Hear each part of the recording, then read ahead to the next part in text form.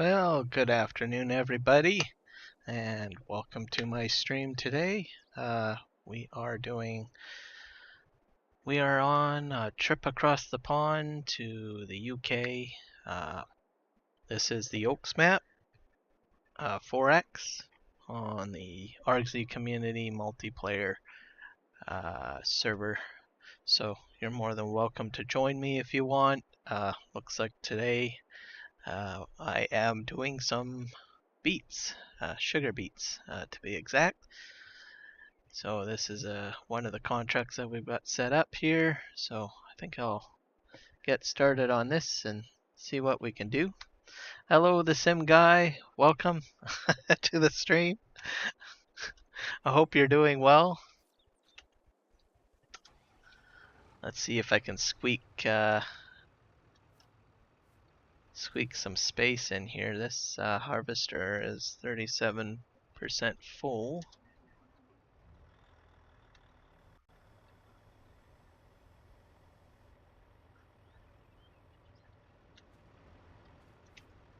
I'm going to, looks like we're still working on a headland. This one is completely full.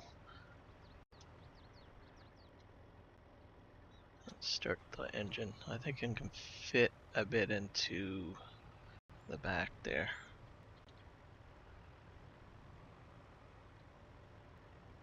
Very tight and interesting here.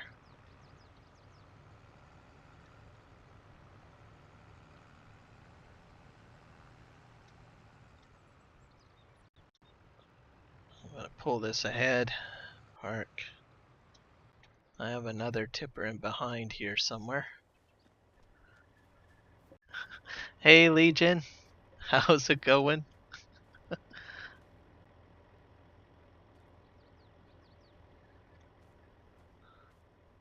Oh, cool. Cool. I got a lot done on that live stream last night. I even got 2 horses in there. So I'm quite happy about that. I'm still trying to figure out the horse helper mod. See how that works. To see what functionality it has. I don't know if it just allows the helper to just ride, or does he clean? Because I had some issues cleaning, so I might have to re-look at that a little bit. But I can do that next week. I think I'm probably going to need to empty these tippers, I think.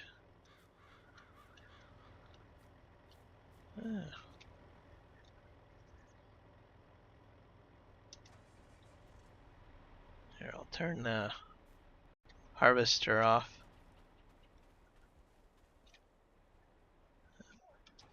I am going to take this down to where it needs to go.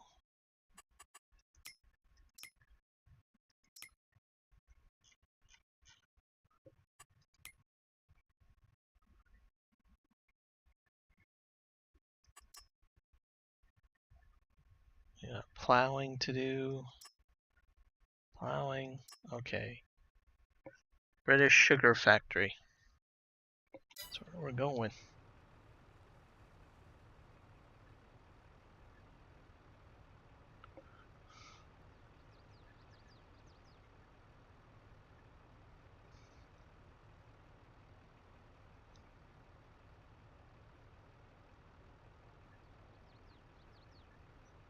Yep, I'm slowly getting better at doing streams.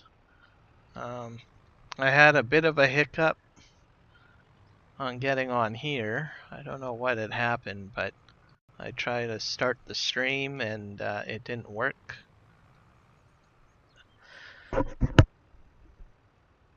Had to, on the fly, create a brand new live broadcast session in YouTube Studios. Thankfully, YouTube Studios seems to save all of your prior live streams, so I just basically selected the the existing stream details. And then I just hope that everybody flocks over here and sees what happens. Ow. Crikey. How the heck am I going to get out of here? Got so many trees here. Here, I think I'm just going to go around the outside here.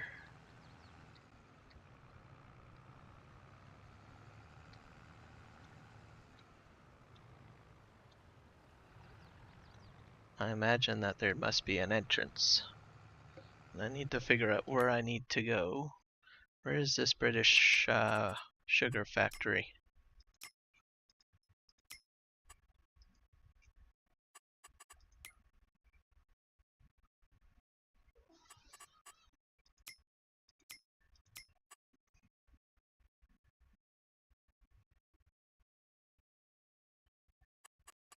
British.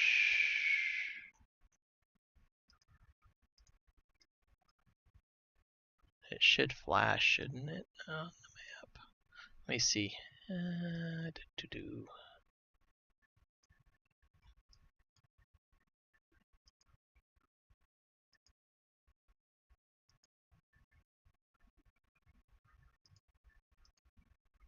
British sugar.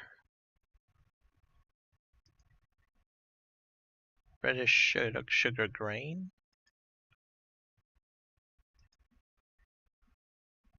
Oh wait, what's this? There we go. British. Oh, everything is British sugar.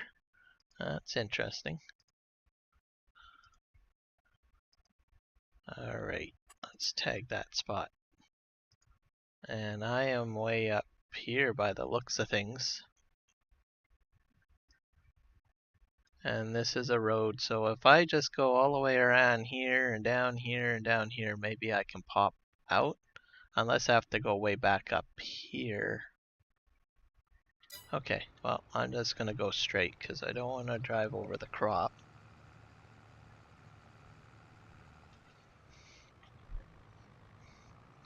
Did you manage to catch my stream on Saturday?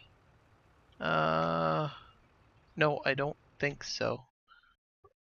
Let's see.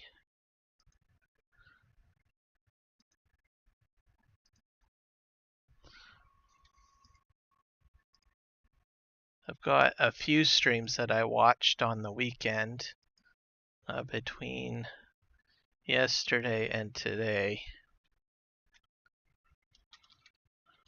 I'm still doing some catch up. The sim guy, let's see.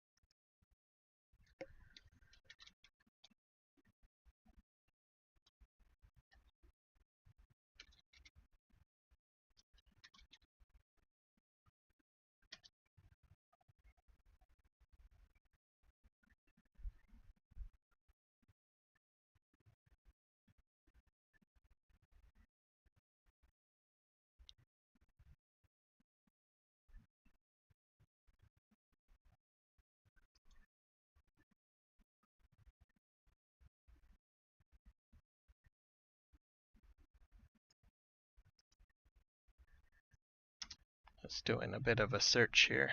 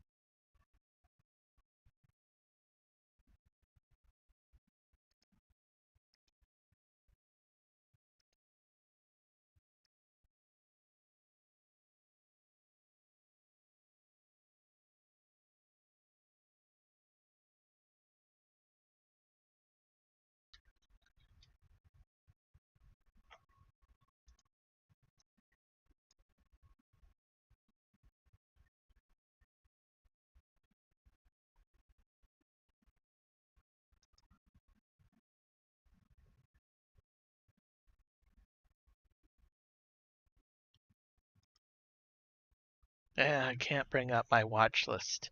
I think it's running a little bit slow. I've got, I think, about 10 videos in my watch list to watch at the moment.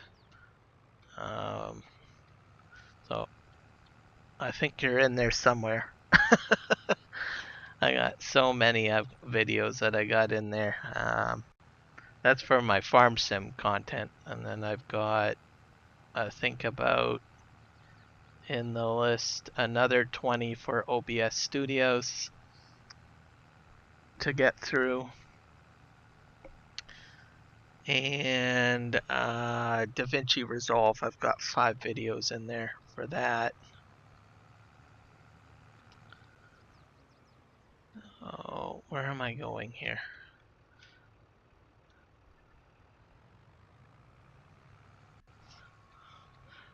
But you're in the list somewhere there, buried. No. Oh, I ran over the crop. Oh well.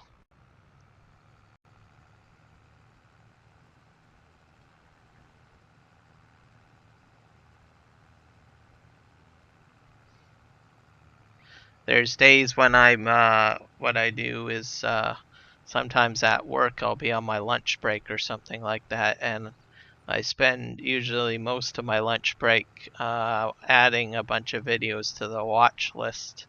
And the watch list gets larger and larger and larger.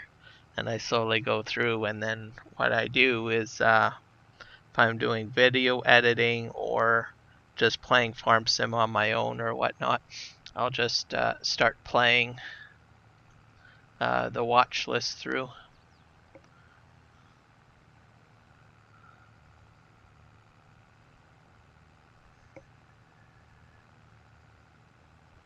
Hello, Mark Thor.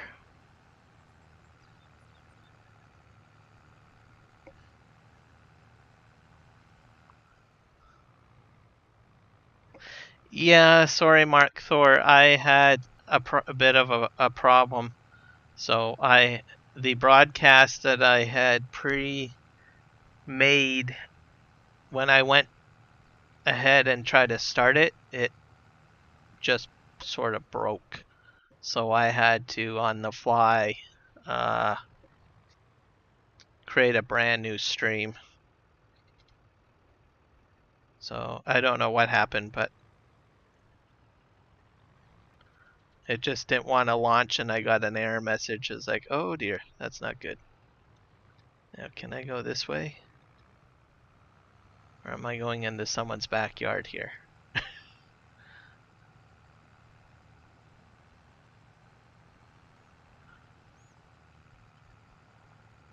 I think I'm gonna go this way. Here we go.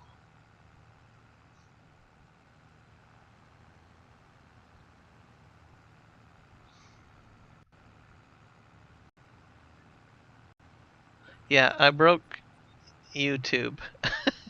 I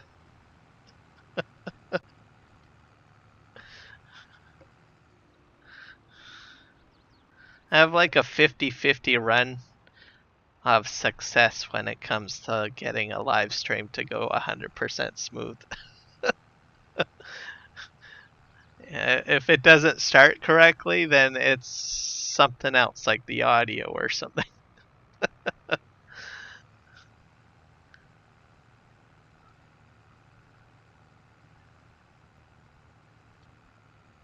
So I actually like this map. I don't play on a lot of UK maps because the roads are a bit small. But this is really nice. Alright, I hope I'm going the correct way. Kind of going in. Now, watch for trains. I might be going the wrong way. And I'm probably driving on the wrong side of the road. I gotta drive on this side. I remember that. Excuse me.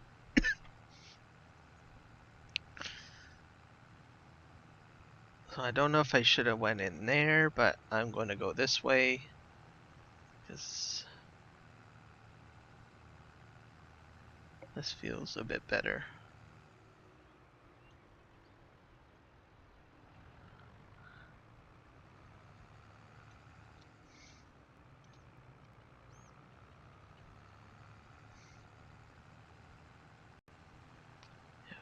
I did play a little bit on Comston Farm when we had the multiplayer server on there. Trying to get a large combine around on those roads was kind of interesting. And it was, I think that was a cross-play server, so we didn't have like any ability to lift up a combine to fix its orientation. No super strength. So that was interesting.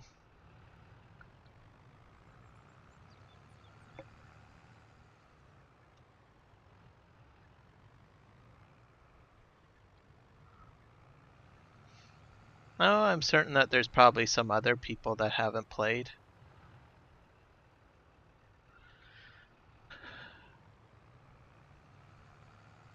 Oh, I'm driving on the wrong side again. Or is this a one-way road?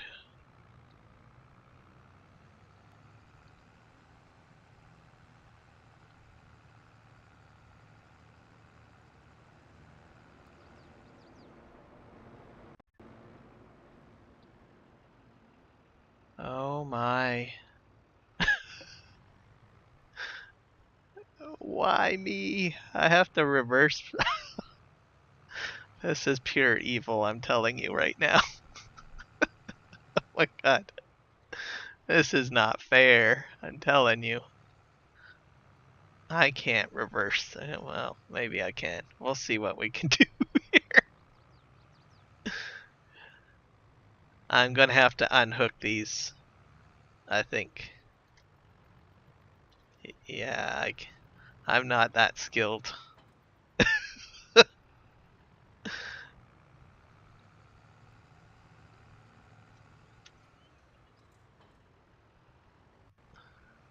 I can probably reverse that one up.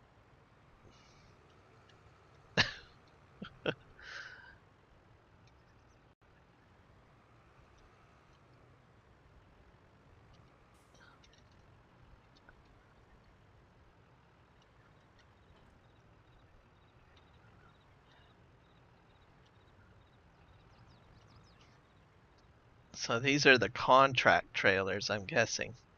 Now let's see how well I do here. I'm bad at dollies as well.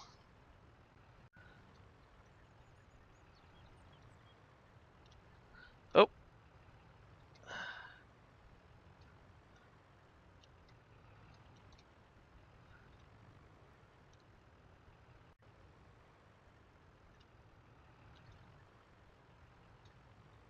Aha!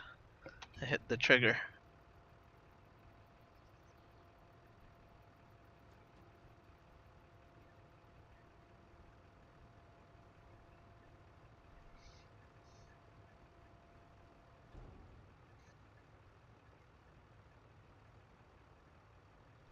Yeah, that would be even worse.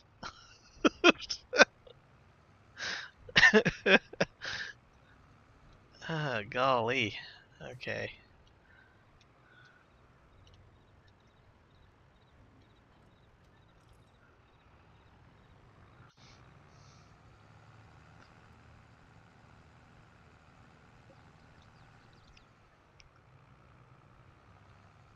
I did watch a video one time on how to do.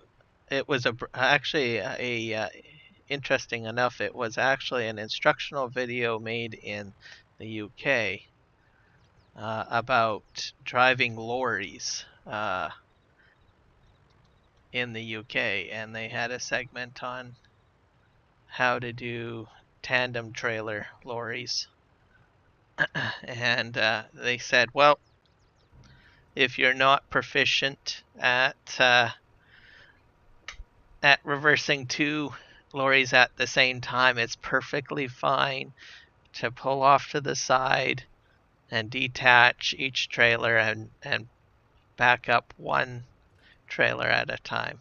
So, sounds like sound advice.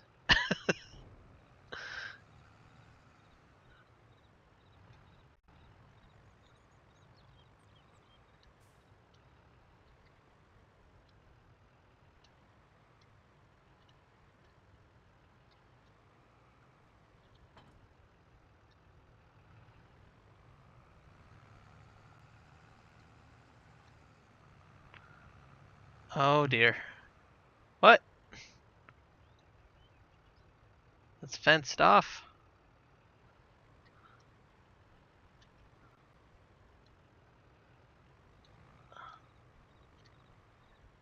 At least I got a JCB, so that makes things a little easier.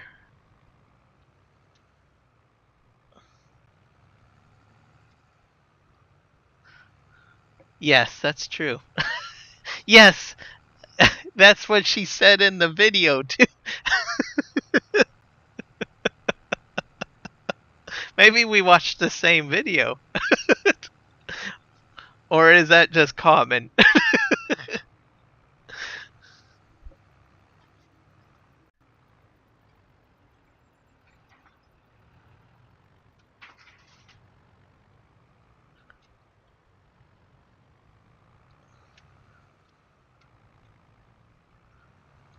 Alright, we're gonna go this way.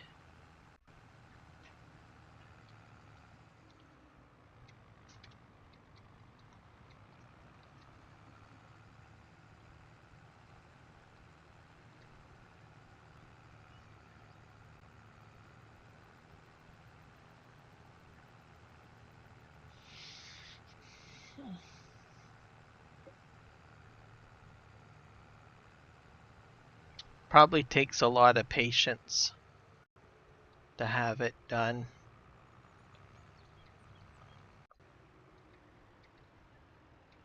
And confidence.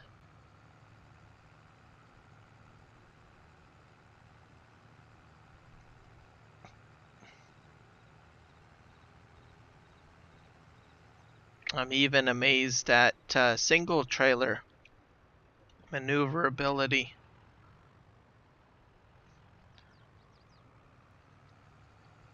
Like maybe there's a very tight entrance to a warehouse that's like on a like a 2-lane street. And I watched this one trucking video where this lady went ahead and backed it into the warehouse, and I was like, oh, she's not going to get it in there. But she did. It was astonishing. I think she was from South America, so she had a bit of a kind of a Spanish kind of accent in the video.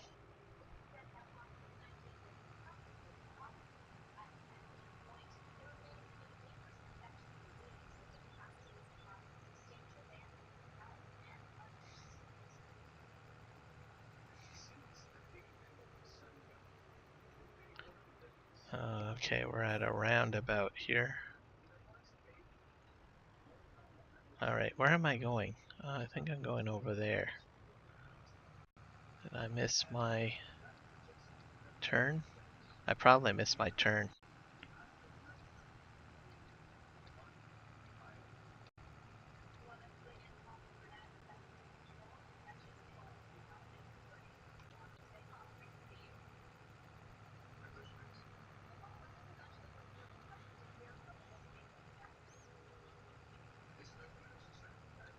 Oh, but here is an entrance. Voila. Bonus.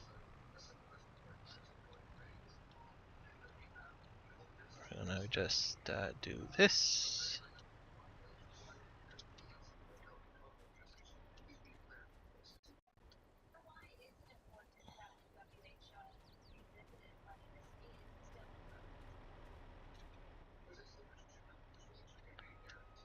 Oh, wrong machine.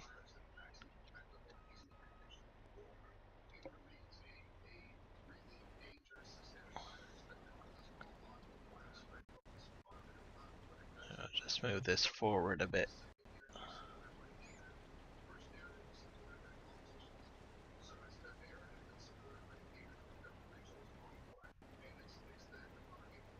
Oh, a little bit of lag spike, I think, here.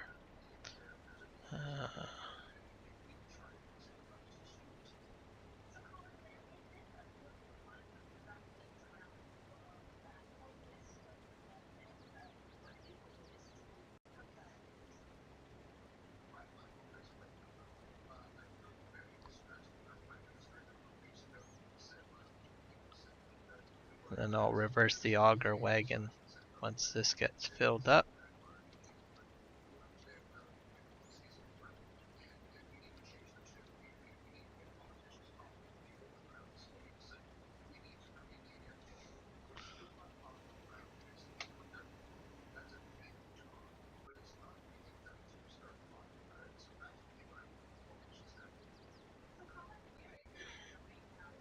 I haven't done sugar beets in quite a while, so this is kind of a nice change.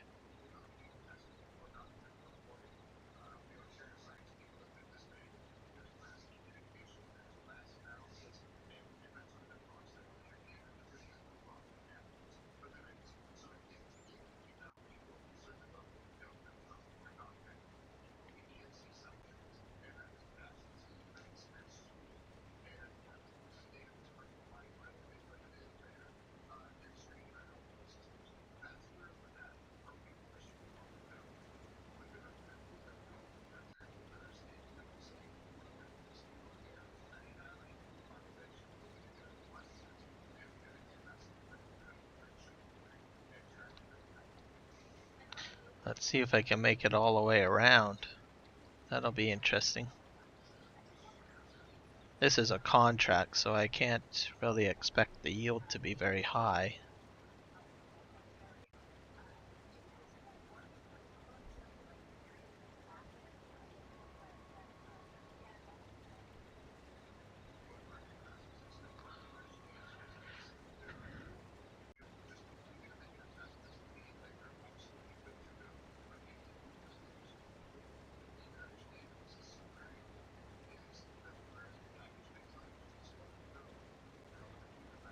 Around we go.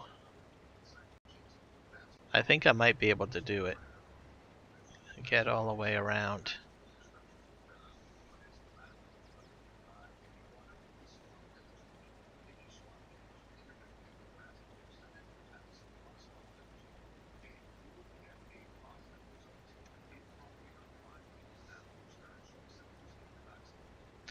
But this beet field will definitely keep me busy for a while.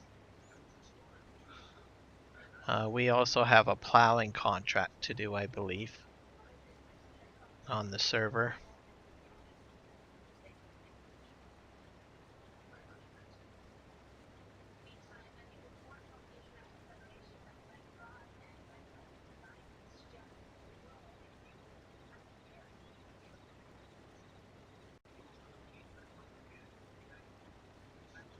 But I could see myself enjoying this UK map.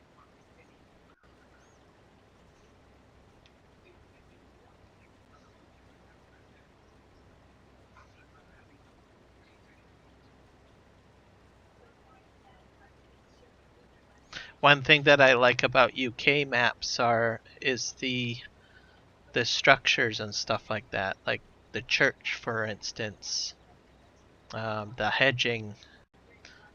Even though I know that in some cases having a lot of hedging around can uh, block your exits and stuff like that, or make it less convenient to exit. But it's nice feel, something to look at, something different to look at. There's also the rock walls. Those are kind of nice.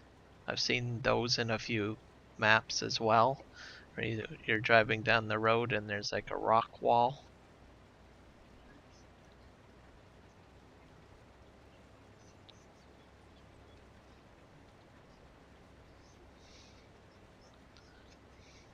The buildings are different too.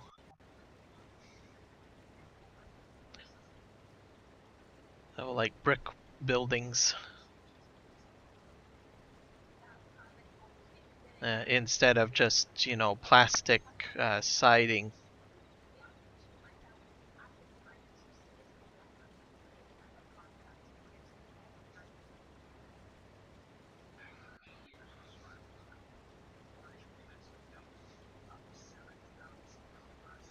And then well-kept backyards and nice tree lines.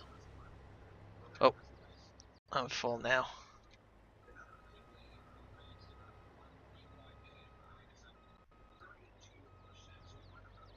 Just park this guy here.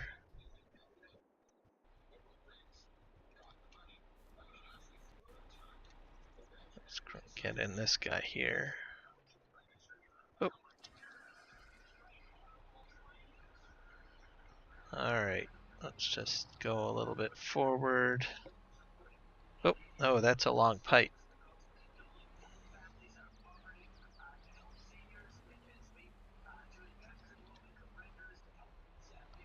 Back this up, back this up, back this up.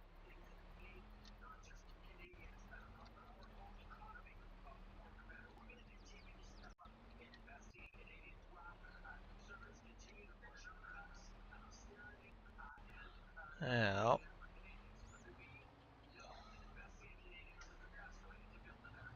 is that going to hit the trailer? Oh, that's fine.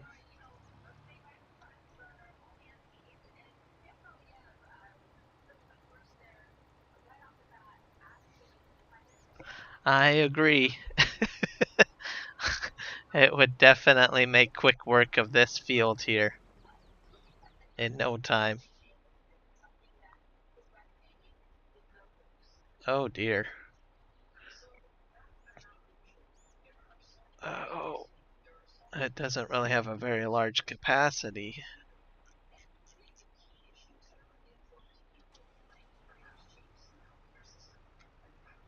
I already filled one tipper.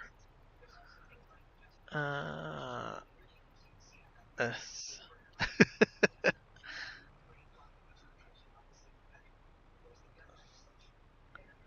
gonna go forward. That other one's gonna fill up in no time too, I bet. Let's see. Oh dang. The pipe's in the way.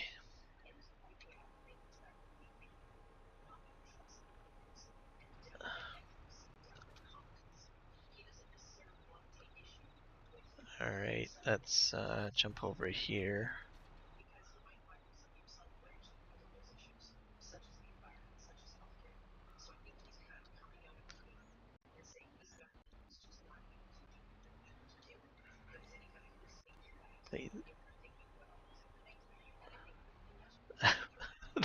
There we go.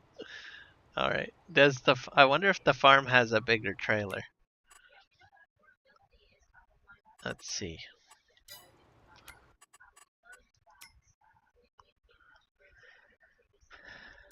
Does this hold let's see, trailers. This does hold sugar beet. It's got 55 millimeters of space. Alright. What else do we got on the farm here? I'm probably better off getting that. Unless it's being used for something else. Let's see.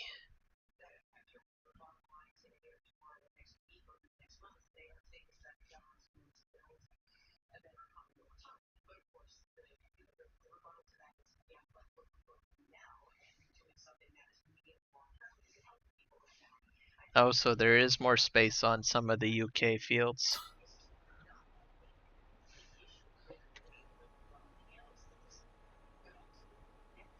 Yeah, I really couldn't see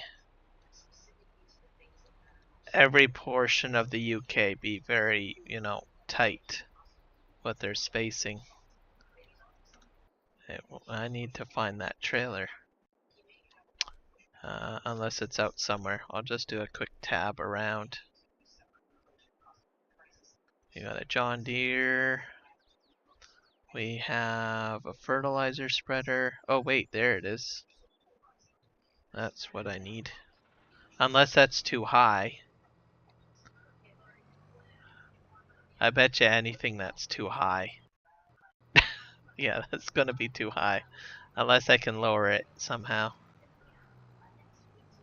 This is not gonna be good. Let's see.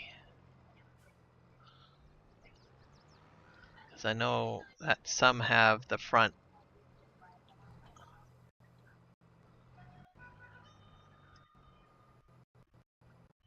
I can lower that down.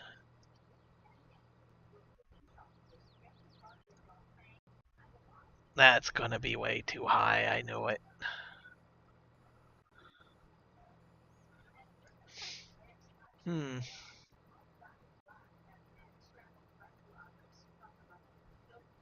I'll just give it a try and see what happens. But I have a feeling it's too high.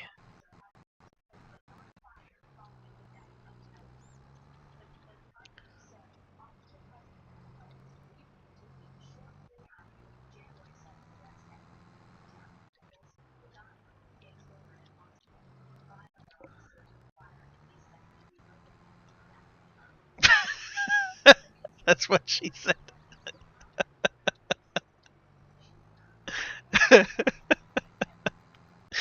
uh,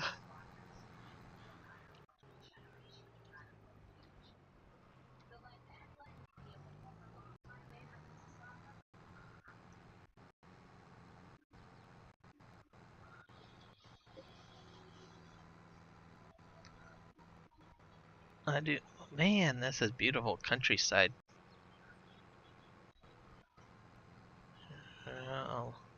Little field in there, and all these different.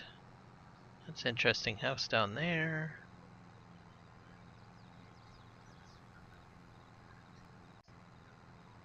All right. See you in 10 minutes, Legion.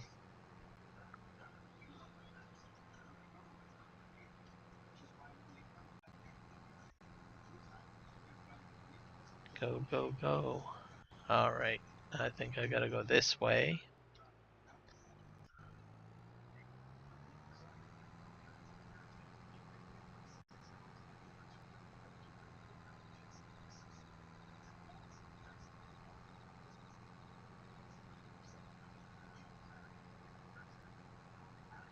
And then I just have to, at the end of this field, I have to turn.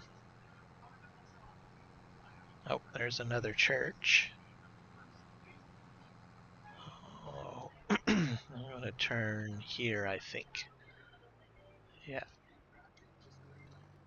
Down the road we go.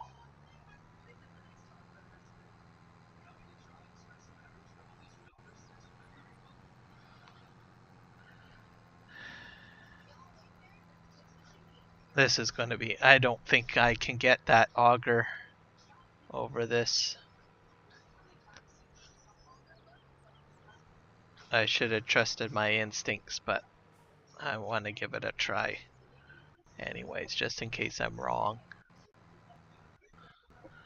Either that or I can figure out a way to somehow tip into this.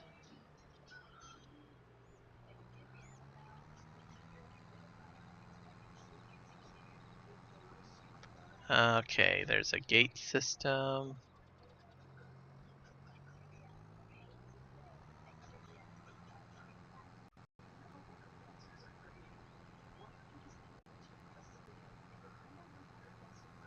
And we're right here.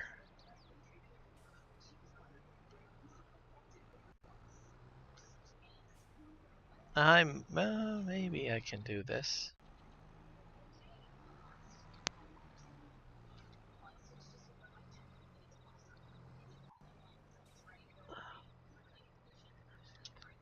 Alright.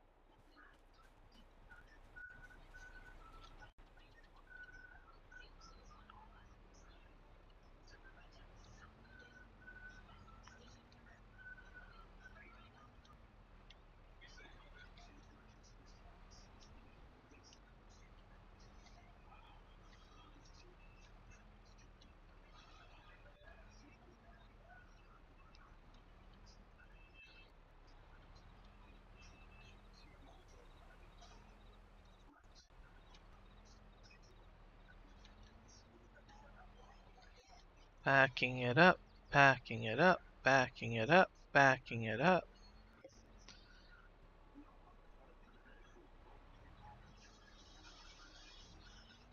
Okay, well, not the best way to do it, but if it works, it works.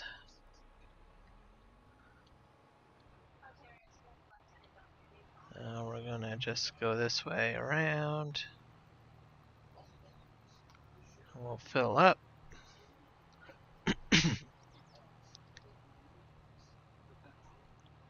Whoa.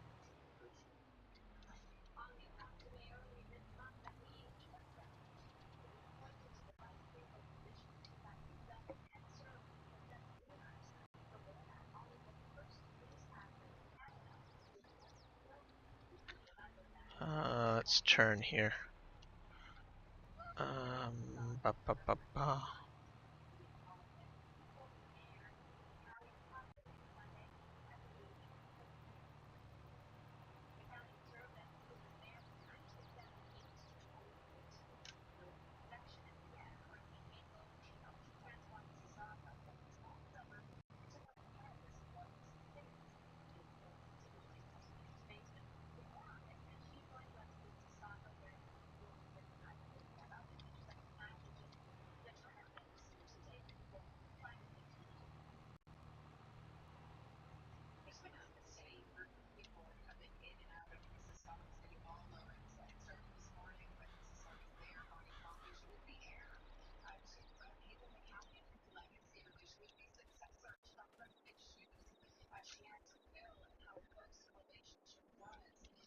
I went on the wrong side. Let's go in here.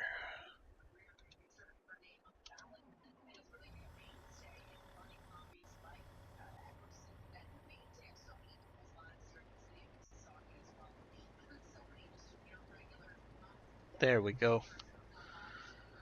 I think this is going better.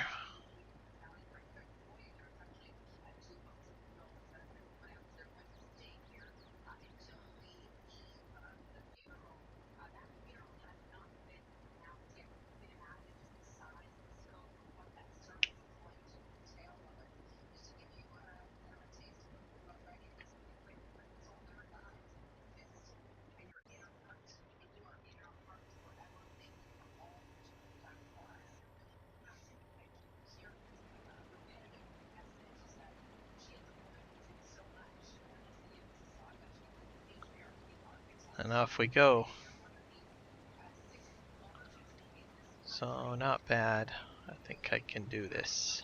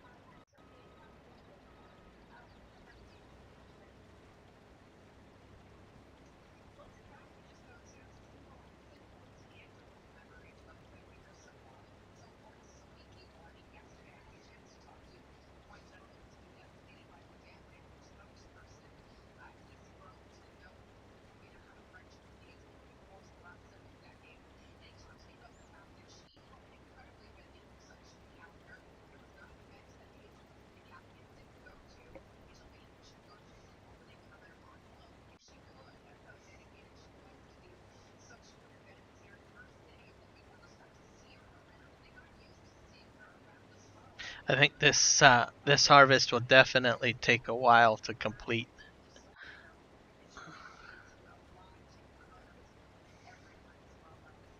That's a lot of sugar beets.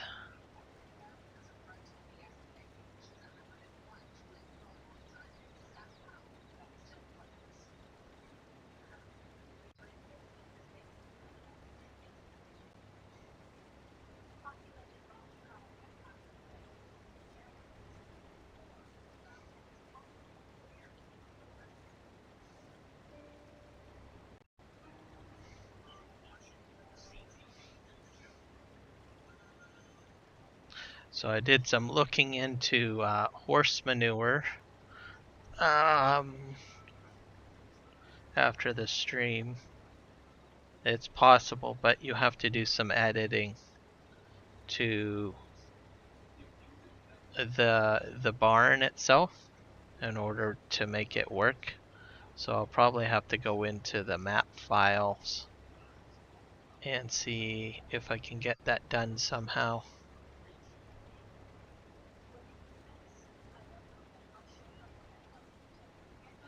And then I'll add it to the building.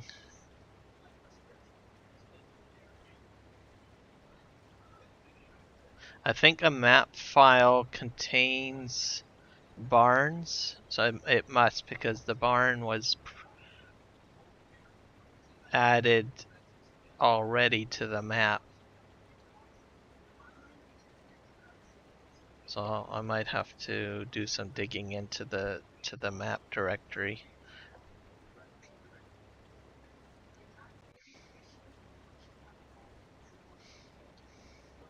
I just don't want to affect my base game settings.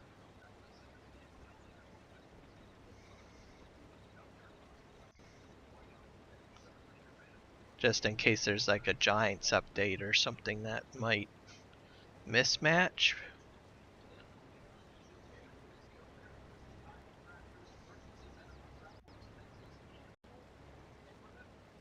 So my hope is that the horse barn is a zipped file inside the Chilliwack map directory. And if that's the case, I can just go in and make a slight addition so that my horses can make manure.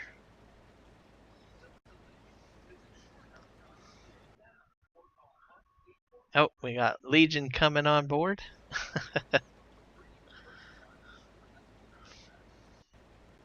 That's going to be helpful. As this is a lot of sugar beets.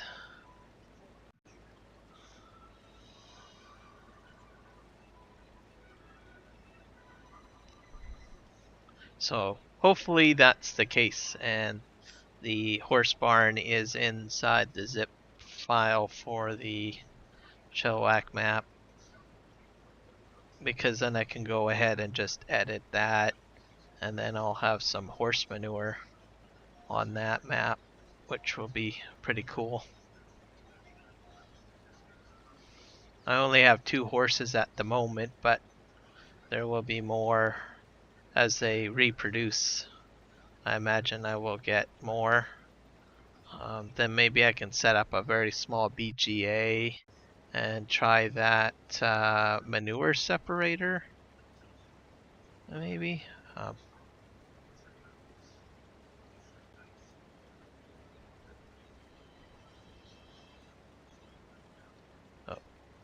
coming up to the edge here. Oh, actually, maybe I should just cut straight.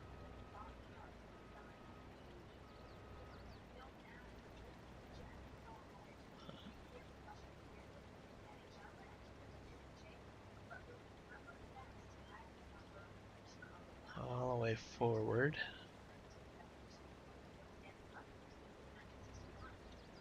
And then I'll reverse.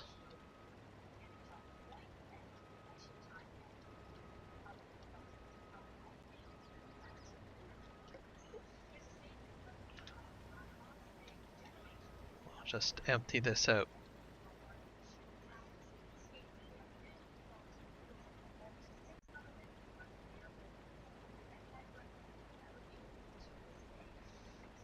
Oh, oh, perfect. Legion's right behind me.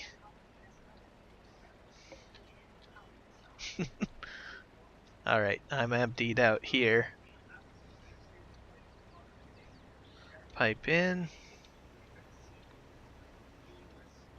This will make quick work of the job. Well, make it go quicker. Having 2 people work this.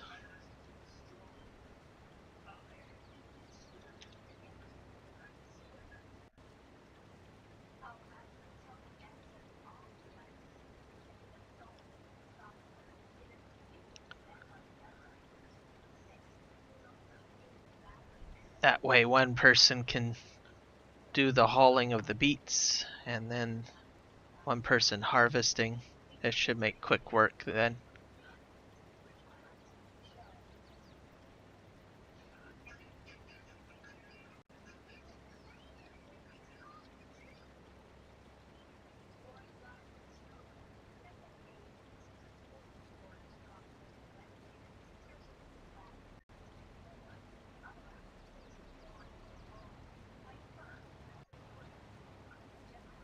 Alright.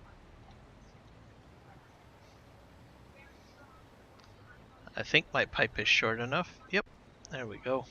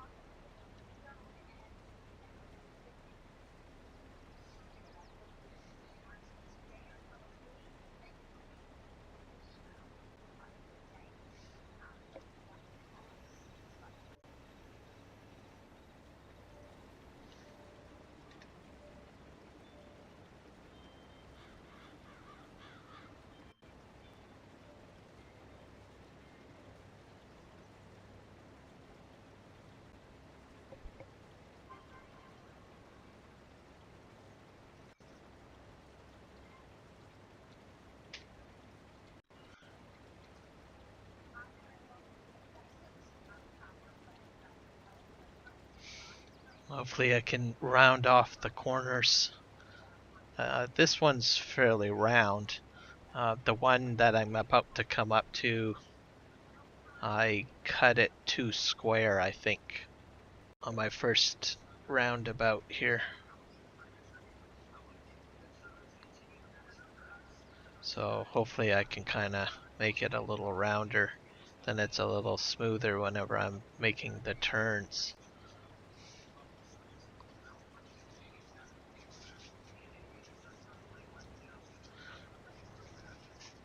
But it's getting wider, the headland, so that's going to be handy. Make it easier for the vehicles get around the field.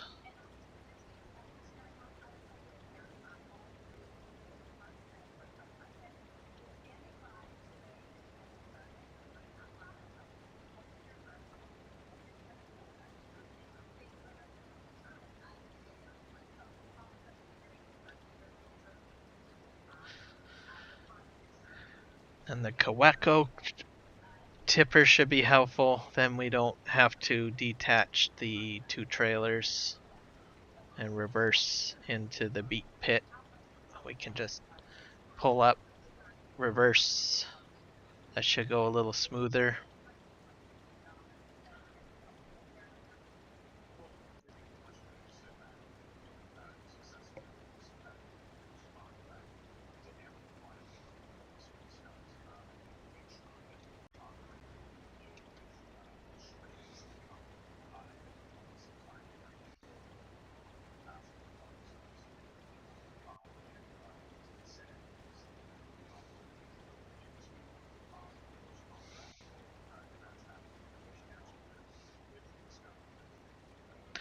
I think this map has relight built into it.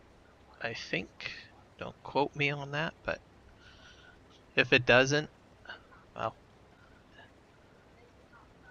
the lighting is great anyways. I like the sunsets and the sunrises. It just makes it look beautiful. The Chilliwack map has it built in, so it's nice whenever it hits like daybreak or sunrise. Okay, cool. Don't leave me stranded.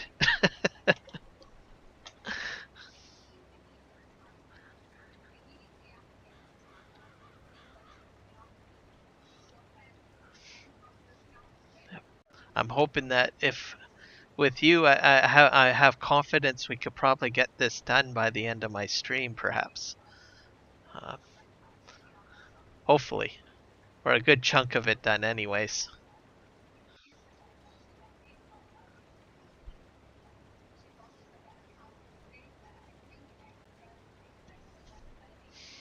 Then we can say, hey, look what we did.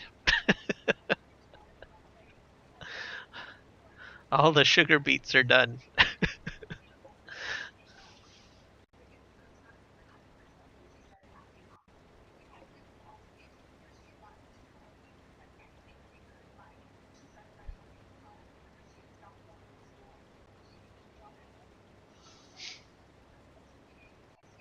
The other thing about multiplayer, I just love the synchronization.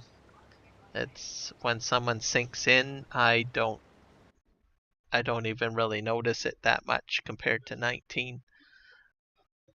You get the odd sync that might be a little longer than usual, but compared to 19, I think you had to wait like almost a minute in some cases in order for people to join.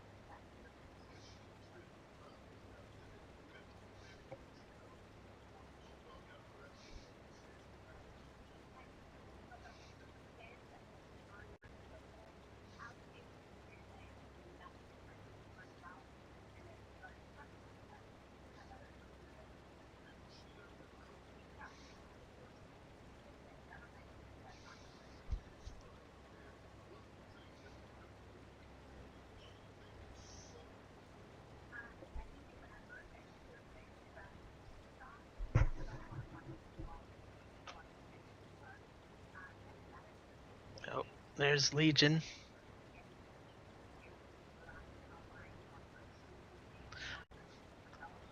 Once he gets there, I'm going to probably pop and see how he goes about unloading. Then we can do a comparison. I'm pretty sure he's going to do way better than I will.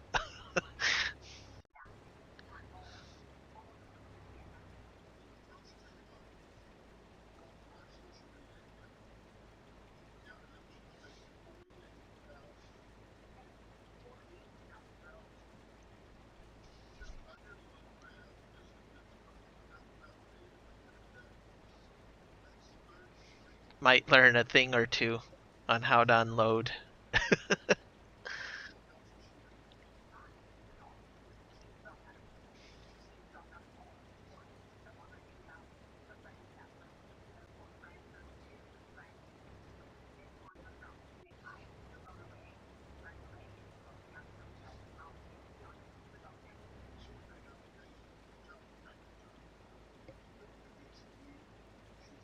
Oh, he's almost there. I'll pop over there.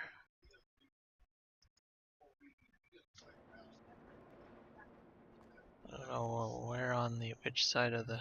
Oh yeah, right over here.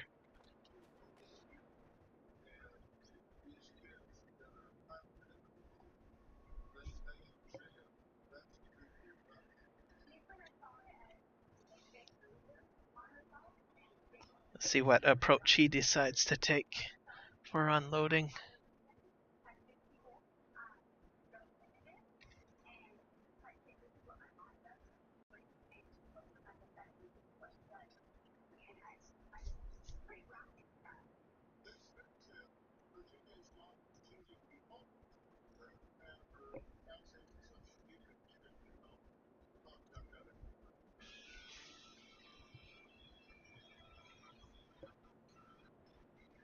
Depending on the trigger, which I didn't really check too much, I suppose you could snake the two trailers in there, sort of. My first reaction was, I don't know about this. I'm just back out and back each trailer in. But looking at it, you might be able to snake the two trailers in, sort of.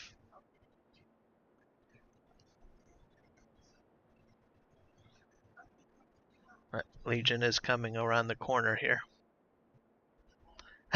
You can't find the sell point. You're on the correct road. There should be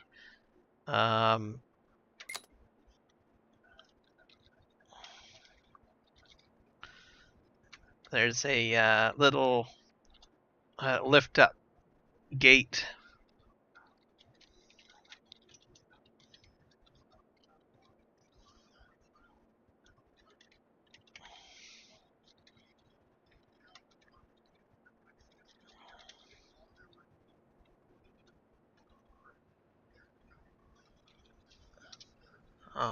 I went the other route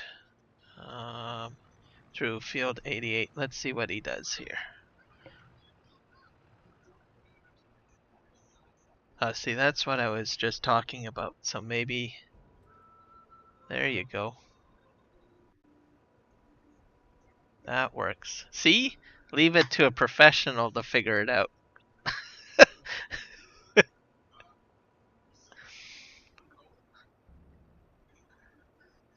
Probably not the best trailer setup, but it's done with the tandems. Now the next one will go in, I think. Yeah, there you go. Good job. He gets a clap.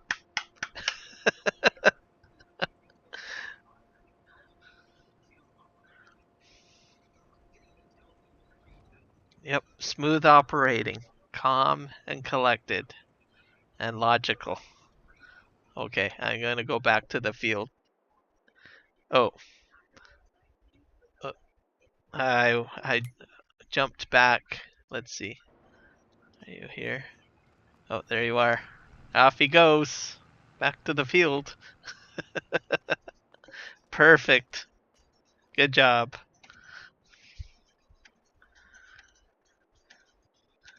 Okay, I'm gonna go back to my combine here. Alright. Or beet harvester.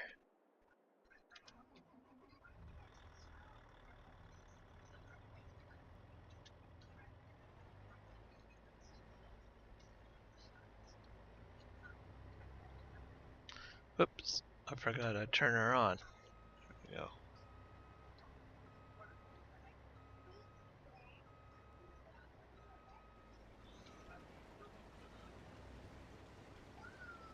Well, now I know how it's done.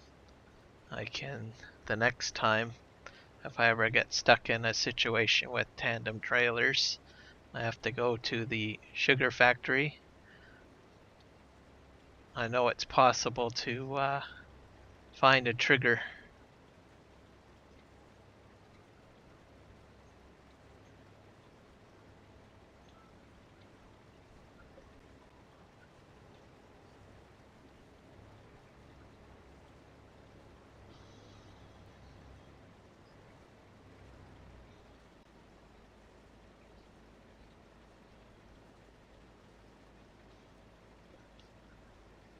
That's one thing that I like about multiplayer sessions, because you can watch other people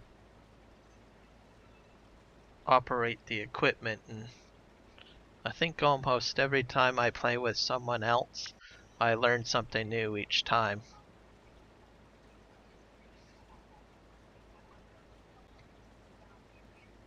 Or figure out a new way of doing something.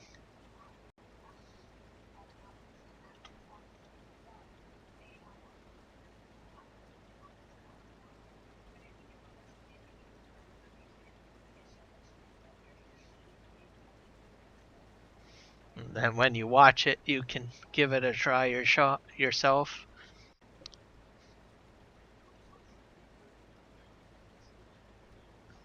Okay, we're coming up to, I'm at about 95%. Am I going to make it to the tipper? Let's see. I think so. I think I can do it. I'm at 96. I might pipe out and let Legion take some of this. Just pull ahead there, Legion, and then I'll come up beside you. Yeah. just along the field. You could use it as like a marker maybe. Okay, should be able to come up. There we go. I'll fill up the rear one first.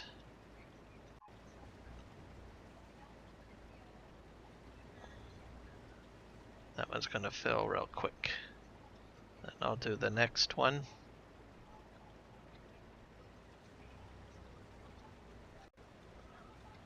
I'm not sure if I... there we go. Oh. There.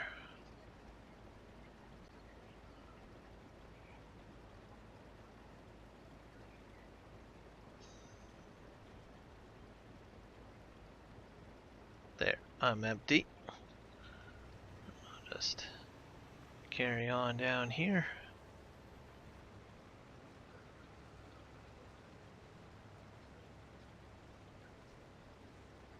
And there's an exit just down here behind this trailer, Legion, if you want an exit out.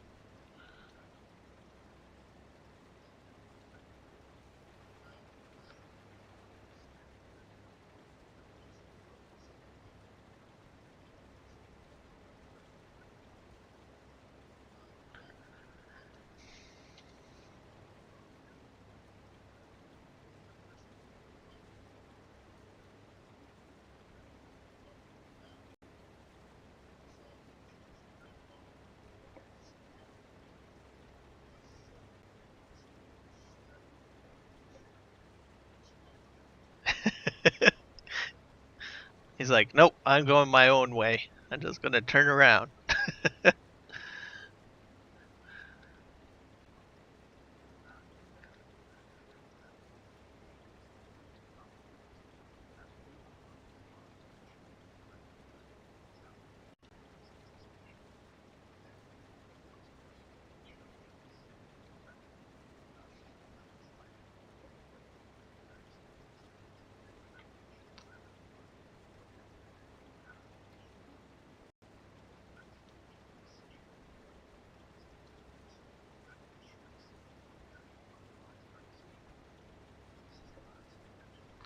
I'm just gonna drive slightly past the agro wagon here, and then I'll reverse and then unload the 16% that I have. I want to try to keep my path straight.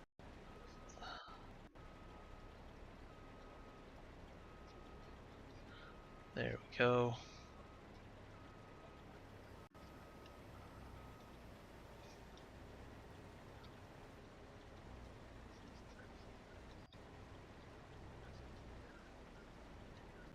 That will fill up nicely.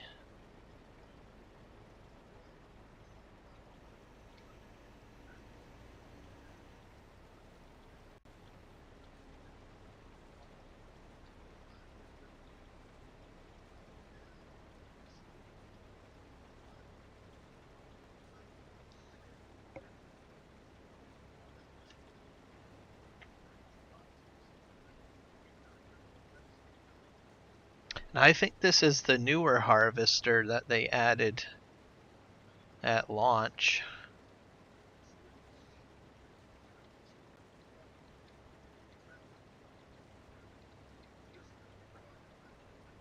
Which I think is a great harvester.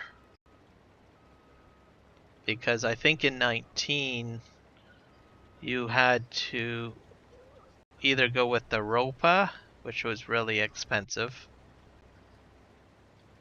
or the cheaper option was to go with, I think, a topper, or there's that,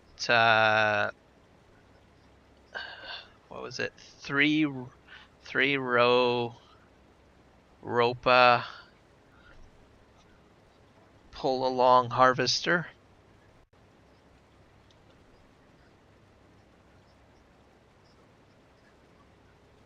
So when they added this in, I think it made a huge difference to make it more enjoyable to do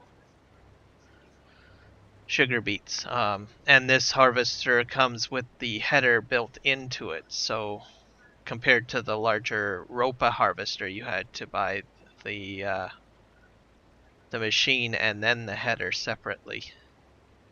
So that's a pretty expensive bill right there. But with this one, you get the vehicle and the header all in one. I think it's a little bit expensive. Like it's not like 50K or anything like that. I think it was around 100 or something. But you could lease it for, a cheap amount. Then do your sugar beet harvest on a small field and have it done fairly quick.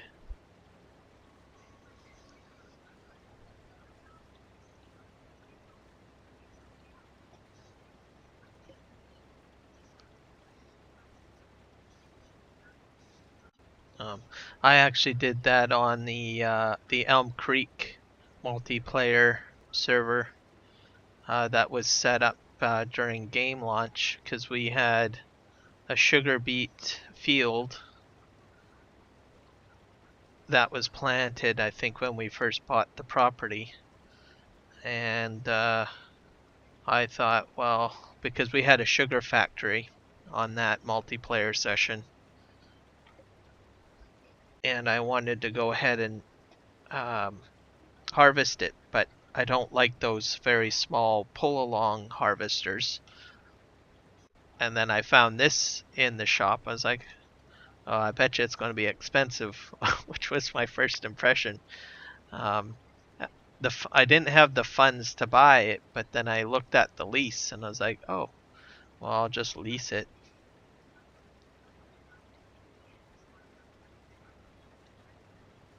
And then I was able to get the sugar beets harvested and put into the sugar factory to make sugar.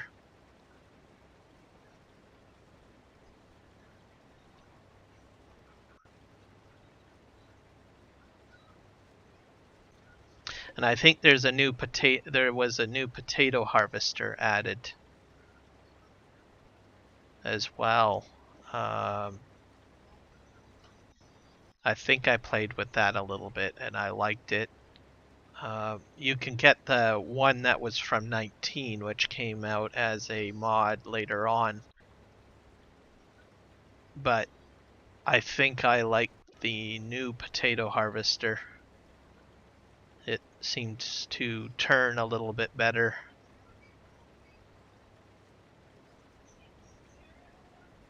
compared to the 19 versioned one.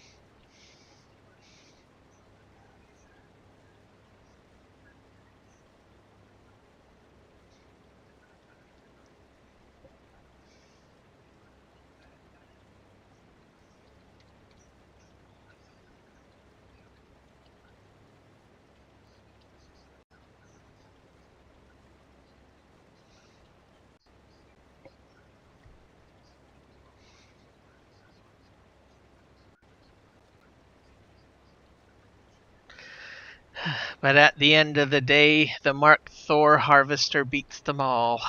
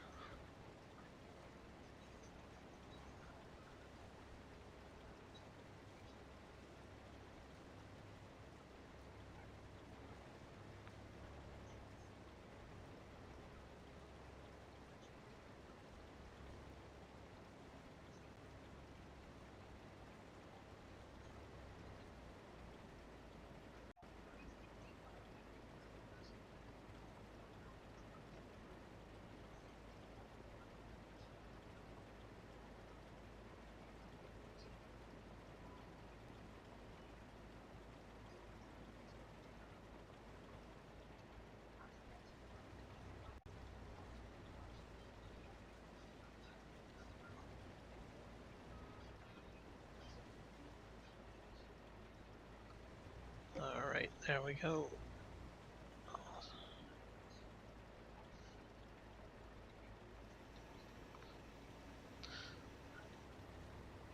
think what I'm going to do is I'll make one more lap around back to this tractor, and then I want to try seeing how well I do at tipping the tandem.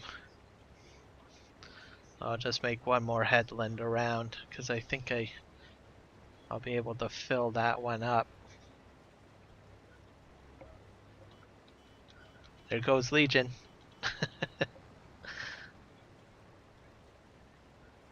So you can leave that one there for me, Legion. I'm going to do one more headland, and then I'm going to unload once I come back to that tractor, and then I'm going to try to do what you did earlier and see how well I fare.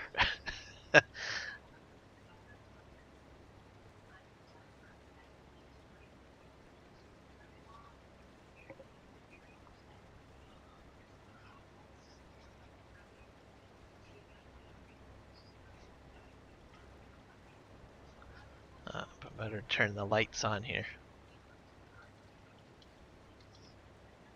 There we go.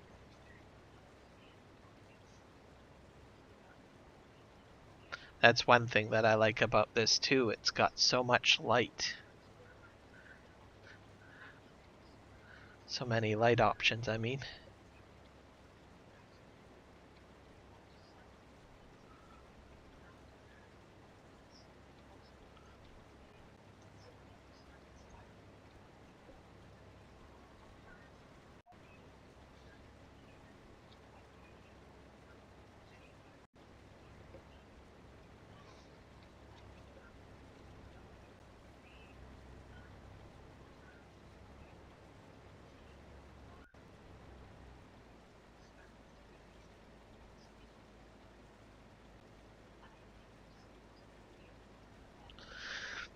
At some point, I'll have to do sugar beets on the Chilliwack map because I think some of the recipes for Maize Plus require sugar beets for pigs and cows, I think. So that should be interesting.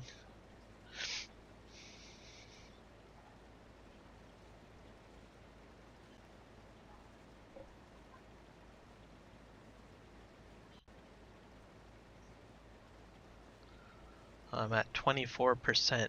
I'm hoping I can make it to that auger wagon down there. I think I can.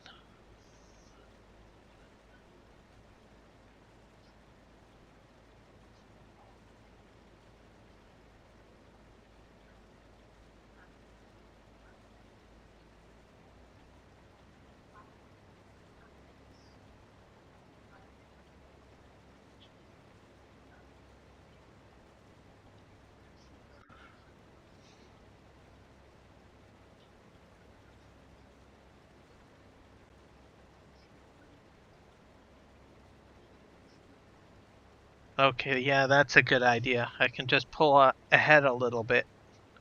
Yeah, I'll do that. That way I don't have a huge hiccup.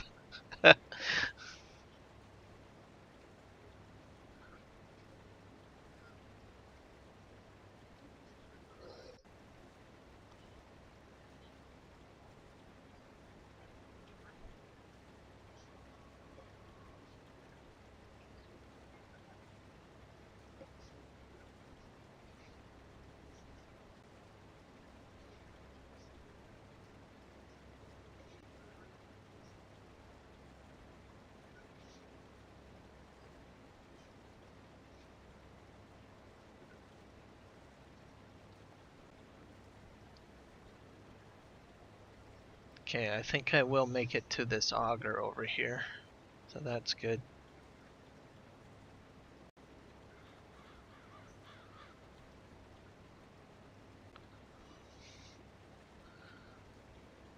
And then I'll start working my way to the JCB, unload, and then I'll try taking my own load down and see how I do.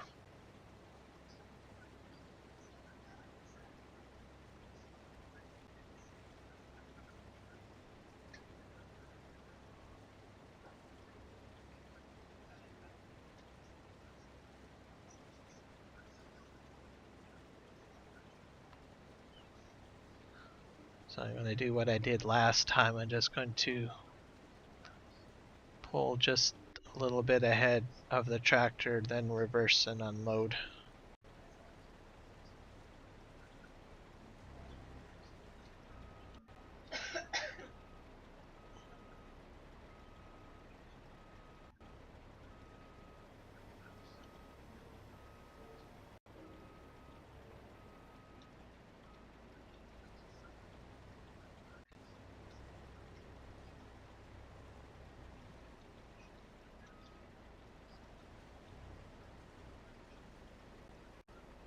This is going to fill up pretty quick, this auger wagon.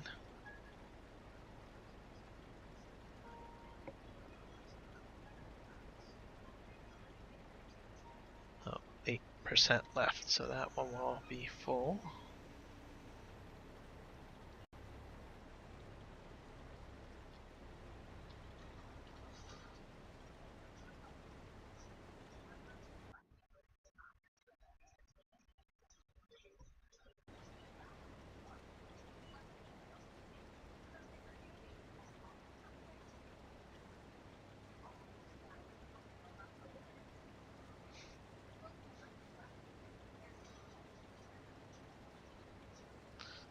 We're going to work our way down to the JCB, and I will fill up the remaining trailer.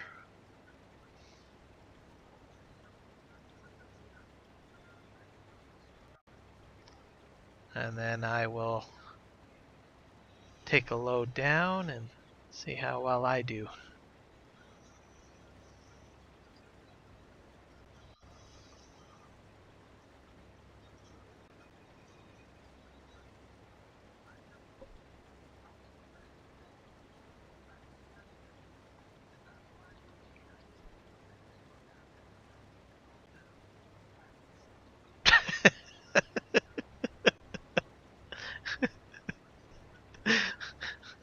Is it in a tree? With me, I seem to enjoy parking vehicles in trees. Like logging trucks, for instance.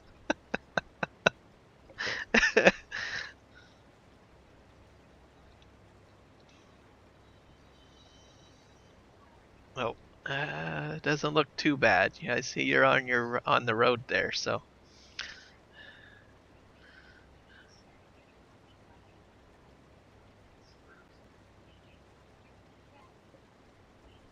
The auger wagon is full on the east side.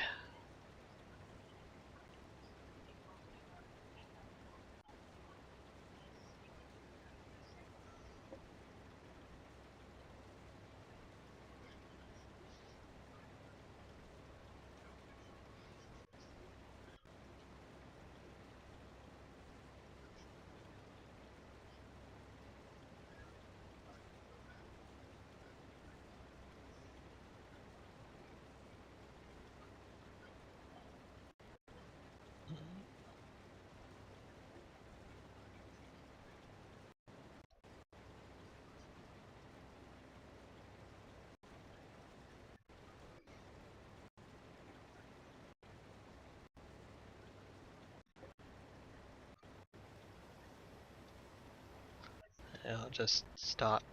I'll let you pull ahead.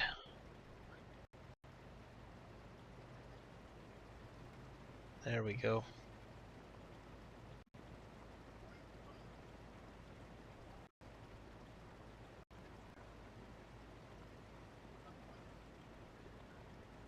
Alright, all good.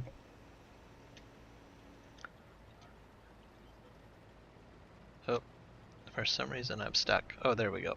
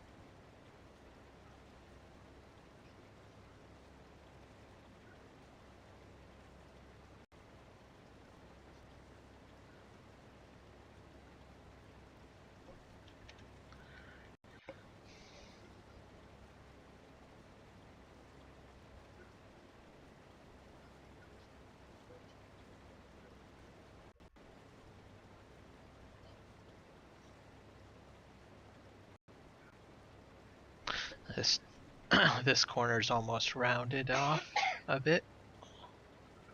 Almost. In a ditch. Oh. Oh. No, I don't think he ended up. I think he was okay. Well, unless he got out of the ditch before I could check.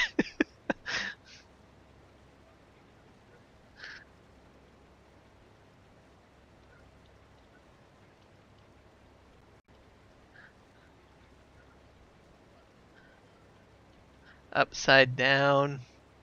If you did it right, yep.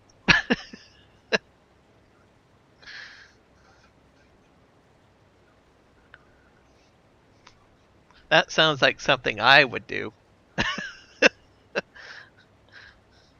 I've done that a lot. End up in a ditch or upside down.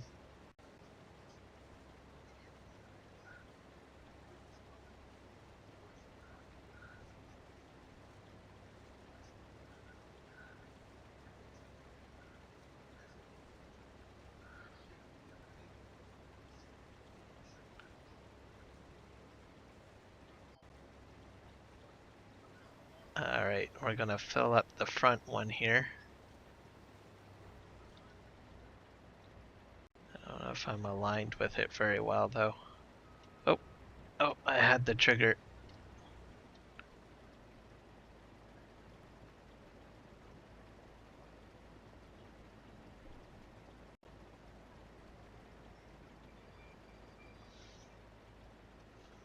Alright, I'm gonna back up, park this, and I'll take the load down.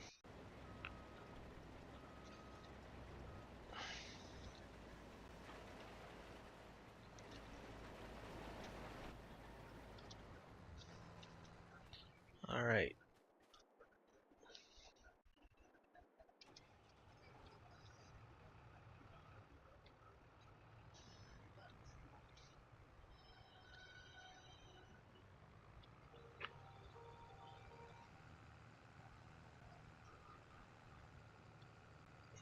There we go. Bit tight, but it's manageable. Turn the lights on. The map up.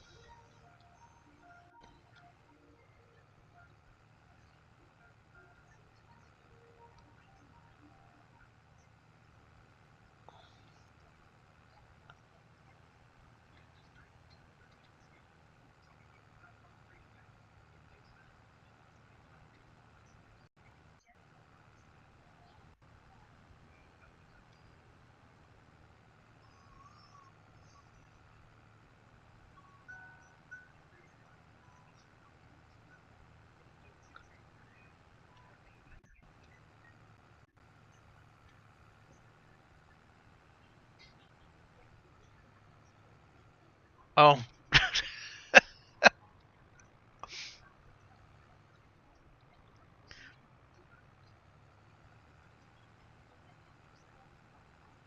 Ah. I'm probably just taking a nice brief rest. Just like a bird. Before it swoops down and unloads its load.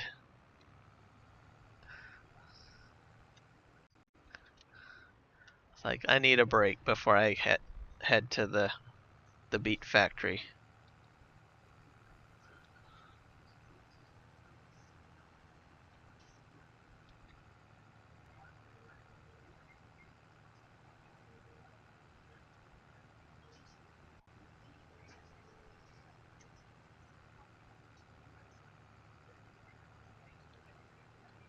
So almost to the entrance here. Have to be careful because it's kind of disguised, I think, in the hedge.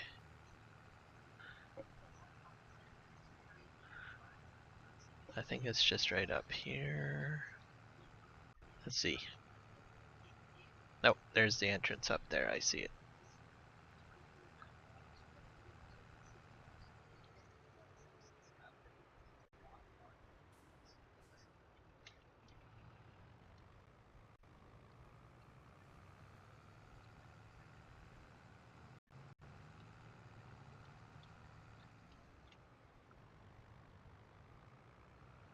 Okay, now all I need to do is just sort of snake this in a little bit.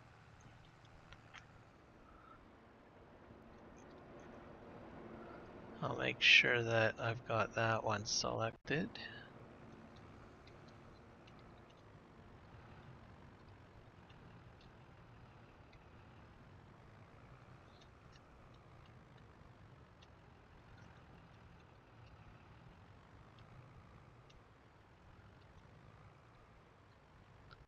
There. Oh! I don't want to make a mess here. Oh.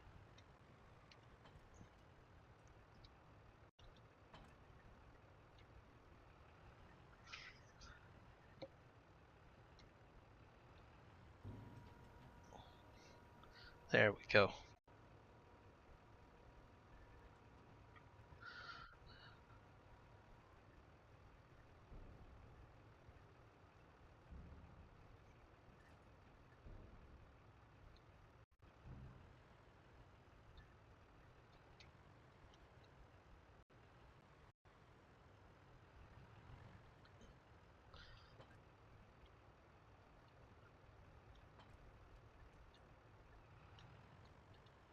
Oh, what's going on here? I'm not exactly on it.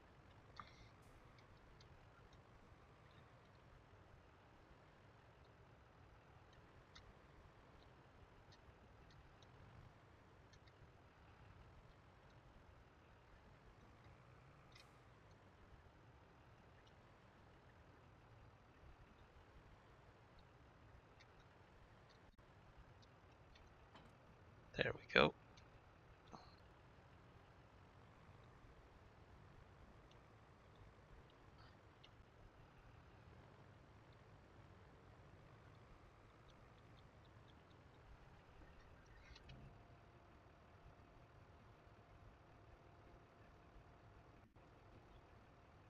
There. Just a slight hiccup with the reconnection, but no big deal.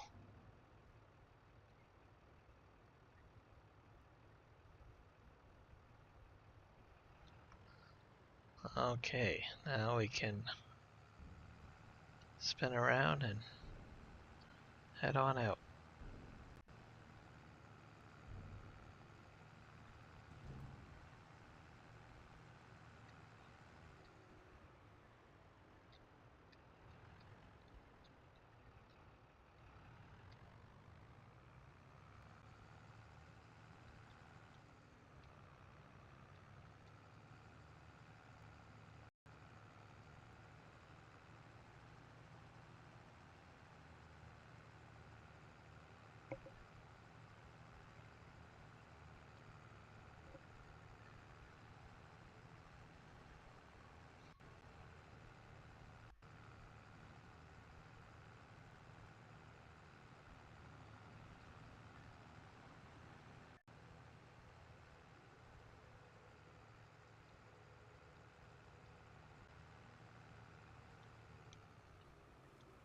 Nope. Oh, a little too quick taking that turn.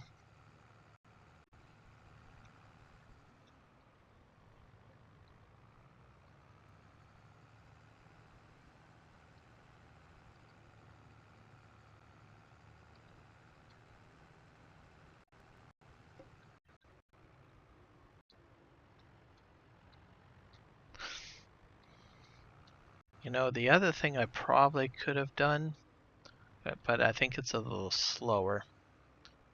Tip through the grain door is always an option too.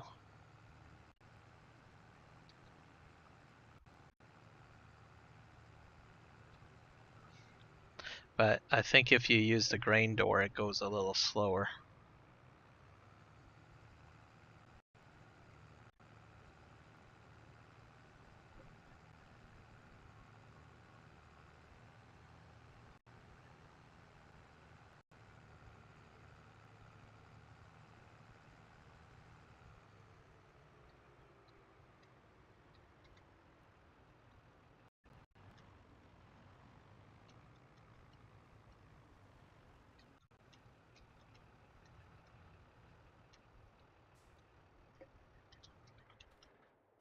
There we go.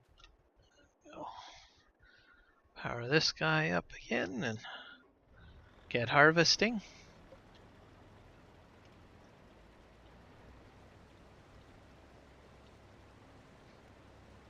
There we go.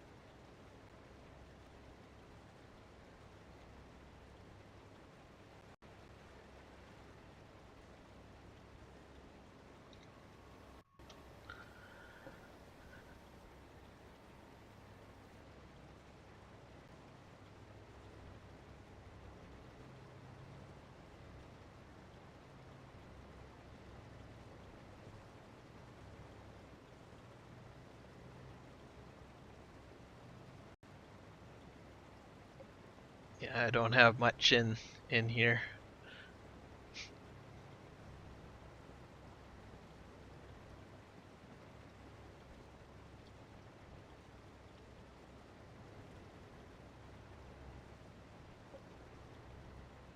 My if it helps, my cruise fastest speed is 10 kph.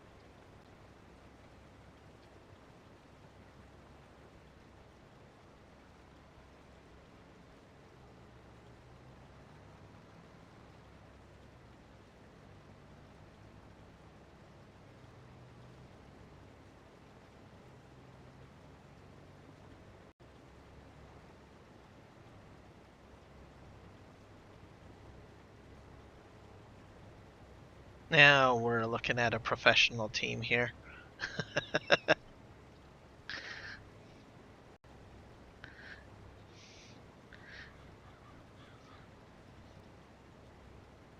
When you're dealing with beats, there's no reason to get all beat up about it. Sorry for the pun.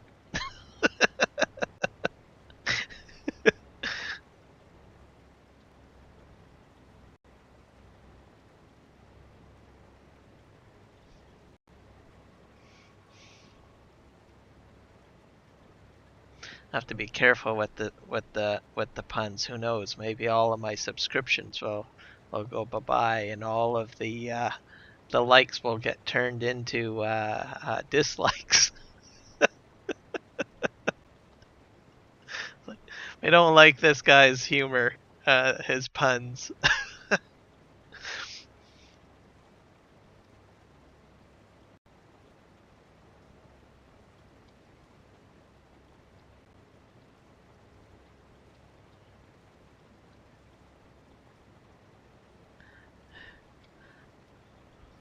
I have to be sorry. I'm Canadian. I have to apologize for everything. It's a Canadian staple right there.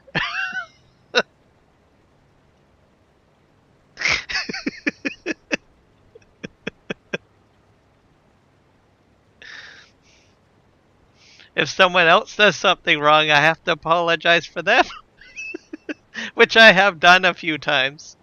The interesting moments that sometimes the corridors at work are a little tight, and I'll apologize for almost anything. Uh, like if there's almost a collision that never happened, there's an apology. The funny thing is, I'll apologize and the other person will apologize because we're both Canadian. Oh, sorry. No, no, no, no. Sorry. No, no, no, no, no. Sorry. No, I mean, I'm sorry. No, no, no, no. It wasn't you. I'm sorry.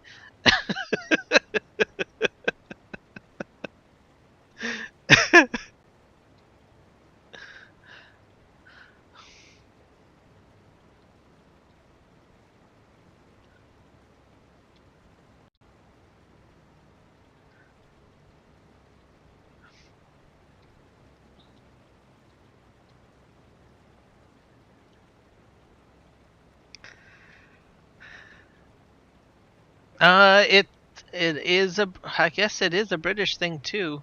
But it's quite a bit in Canada. Um, we get the reputation for it from the Americans, I think, because we're always stereotyped as over apologetic. But I do see it as a UK thing as well. Uh, I think we've inherited it from the UK. I think. Um, I always see Canada as the child of the United States and UK is how I kind of visualize it in my mind. So we have like some of our traditions are American, and then we have a lot of our traditions that are very uh, UK based as well. So we're a bit in between. It does change though when you get to Quebec though, so that would be more uh, French, French, and United States maybe. Actually, and to tell you the truth, I'm thinking that they might be more just France, really. Um,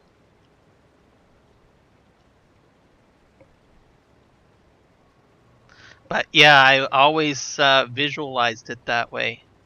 I think because when I was in grade school, we had social studies class, which teaches us basically history and whatnot. And there was some political cartoons in the in the books to teach us about how Canada became what it was. And there was some political cartoons in uh, textbooks that showed that I think it was not George Bush, George Washington is like the dad, and then I think Queen Victoria was the mom, and it was to explain kind of how Canada became what Canada what is now. So, and then there was a kid in the cartoon as well, which represented Canada.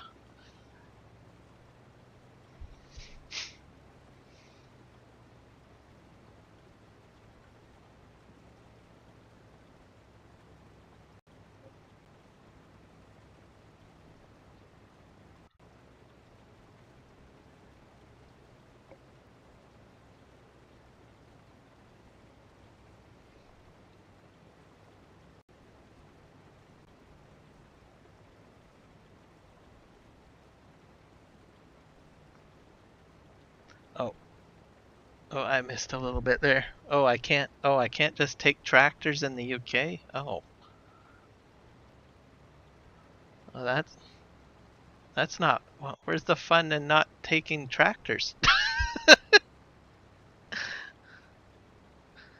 I see what's going on. Well, I apologize. Okay, I'm sorry.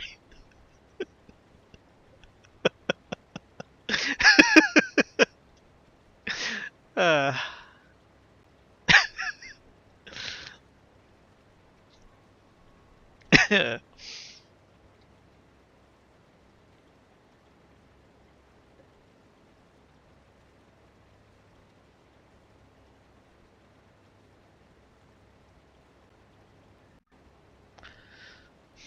now, I think in the UK, at least from what I see, there's a lot of brick housing, and we do have in like what's interesting about Canada is different regions will look different.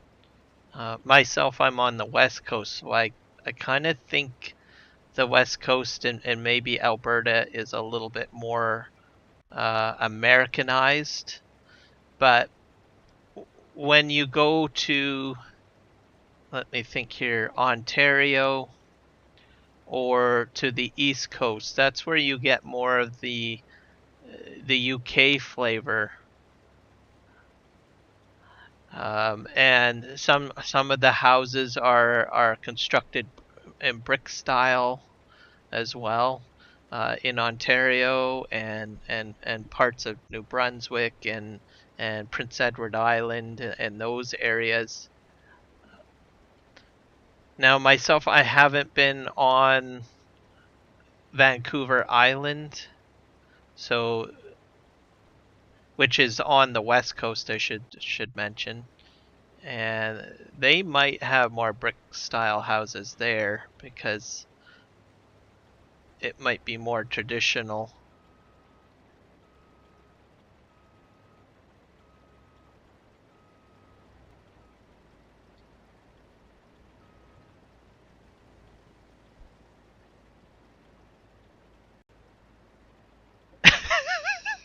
Whee!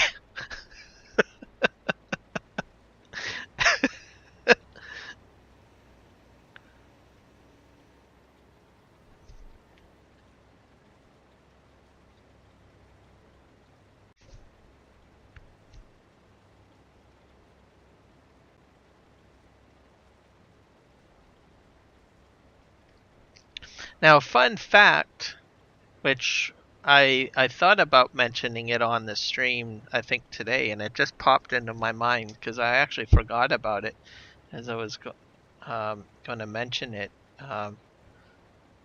Canada actually has borders, well, doesn't border, but part of France is actually over here. On the east coast, there is an island off of PEI that is actually owned by France, and if you sail to it,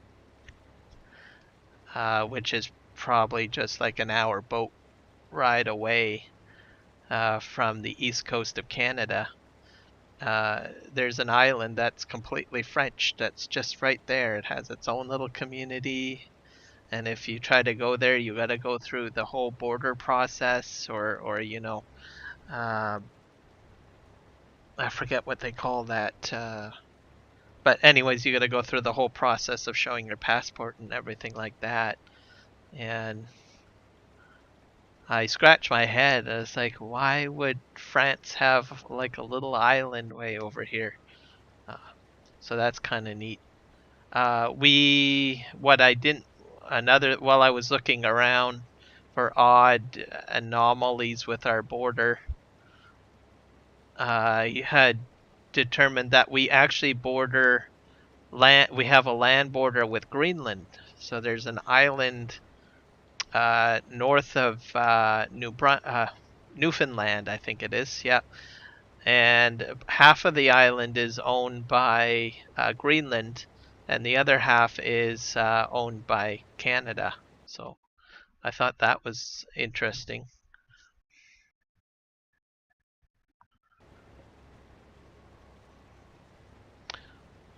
We have a lot of border anomalies with the United States too, just based on how the border was originally um,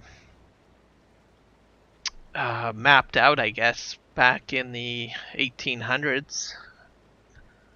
And we have, like, for instance, I think it's called Port Roberts, which is just the tip of Vancouver Island. And that Port Roberts is American. So if they want to go to school or something, they have to cross the border into Canada, take a ferry to the mainland of Canada, then cross the border into Western Washington. There's also a piece of Canada, I think, that is similar, where it's landlocked by the United States. So Canadians have to go into the United States, travel a little bit, then cross the border to get into Canada. And a lot of people say, well, why is that the case, or whatnot? But at the time when I think the border was originally mapped out, uh, the technology just wasn't there to properly make sure that the land was geographically sound or convenient for modern day travel, what we have, like what we have today. But now we look at the map and we're like puzzled. Well, why the heck is it like this?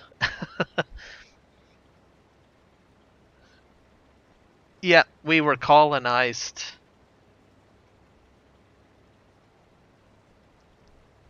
and our country is like, I think, only got its constitution just 200 years ago. So we're still a very young nation. But I guess there's a lot of young nations in the world, anyways. So, but excuse me. But we were all colonized, different colonies. So mainly France, Spain, and Great Britain, and I guess some Dutch colonies too were here. And then we had separate provinces. So Canada was much smaller originally, I think, around the St. Lawrence area, and in Ontario and more on the east coast. And then there was other colonies that were like Saskatchewan, Manitoba, British Columbia, and they all came into the fold a little later.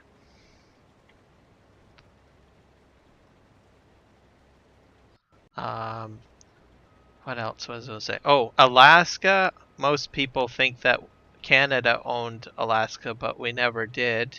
That was actually owned by Russia, and it was sold to the United States.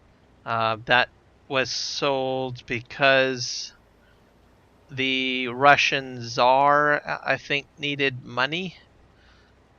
So he went ahead and sold the land to the United States for, I think, a couple of $1 million at that time, which was like, I think, maybe in the 17th century or early 18th century, maybe. I'm going to say probably early 18th century, because I think it was just before the First World War, because I think he needed money and he was going broke at the time or something, if I remember correctly. But yeah, that got sold to the United States. But a lot of Canadians think it was originally part of Canada, but no.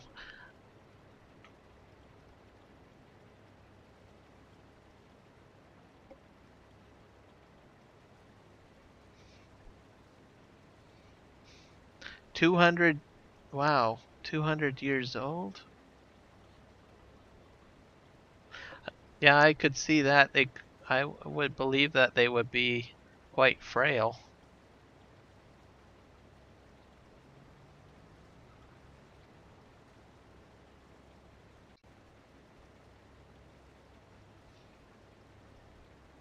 I think it depends on how you live your life, really.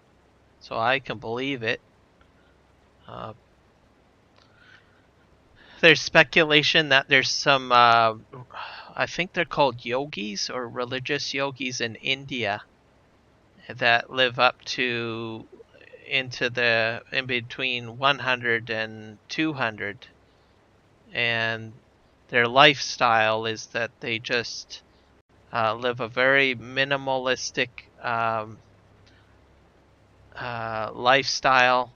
Every day they wake up, they go and they just go somewhere and they just pray all day long and go into a meditative state for the entire day. And then they eat healthy, drink fresh water, and then they repeat that cycle every day. And they just live.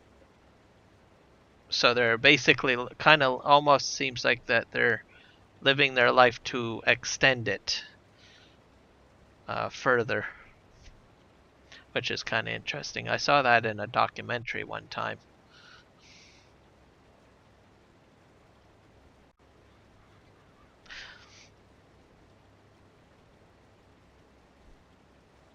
I think though since the meditation comes into play, I don't think you necessarily have to meditate to do that. I think it's just that you don't live a very stressful life.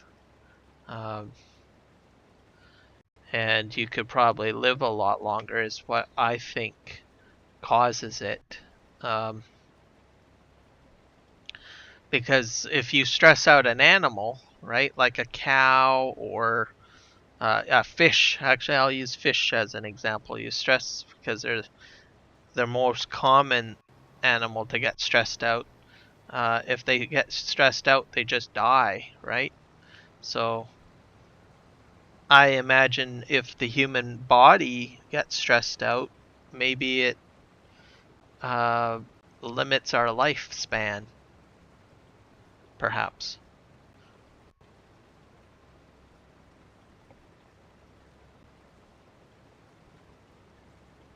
Yeah, that's a good point.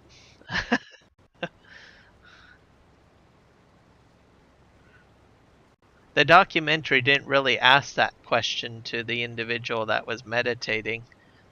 But even myself, I thought, I don't know if I would really want to not do anything and just meditate all the time.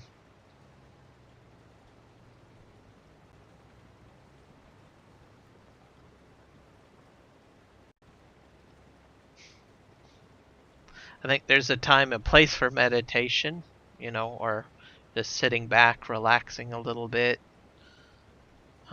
giving your body a bit of a break, but I wouldn't do that all the time.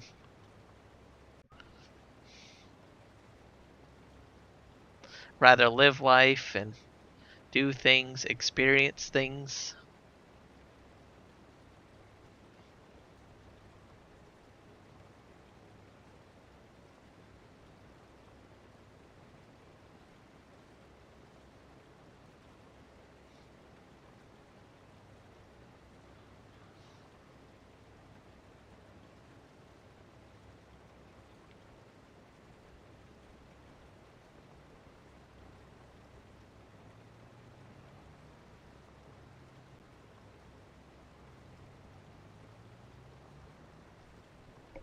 I read an article of a billionaire who is trying to. He is, I think, 30. No, I think he was 45 years of age, and he's trying to make his body as young as a 18-year-old. And part of that process requires him, well, of course, to spend a lot of money. So he sees doctors all the time. He follows a regiment of vitamins that he takes, and he follows a routine sleep schedule. And from the analysis, parts of his body are different ages. So some of his organs are 18, some are in some parts of his body. They estimate that his body is, other parts of the body are like in their 20s and 30s, which I thought was kind of strange. But he goes through a lot of tests with doctors and all of that. And I think, well, I imagine he still lives his life, but if he's following the regiment, it's still a bit limited because he would have to maintain the same diet. So I imagine his food consumption is somewhat limited. And then you have to be poked and prodded all the time from doctors, and you have to take a whole whack of vitamins all the time on a routine. You have to go to sleep at a certain time. Um, probably a little bit more freedom than the yogi example I gave as an mentioned earlier, but I think it's a little bit more invasive. But I think that maybe that billionaire can do other things probably aside from following that regimen.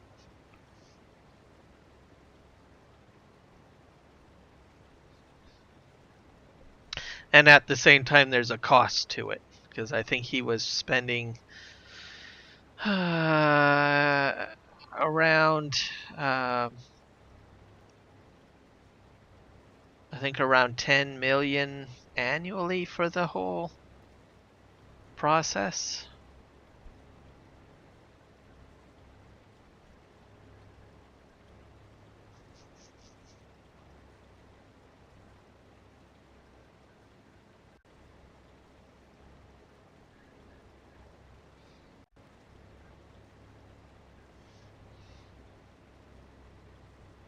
Yeah, there's a lot of people that are quite happy with just living till 80. Myself, I look at that as a good age.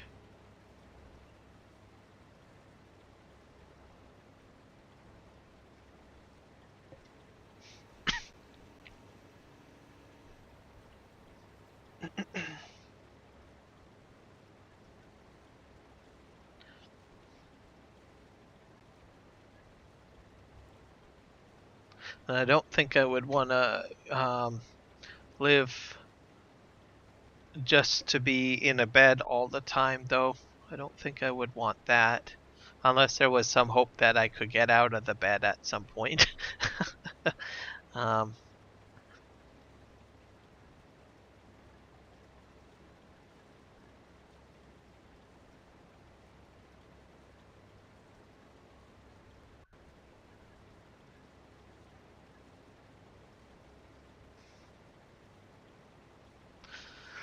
but I suppose it's good for people to look into these studies and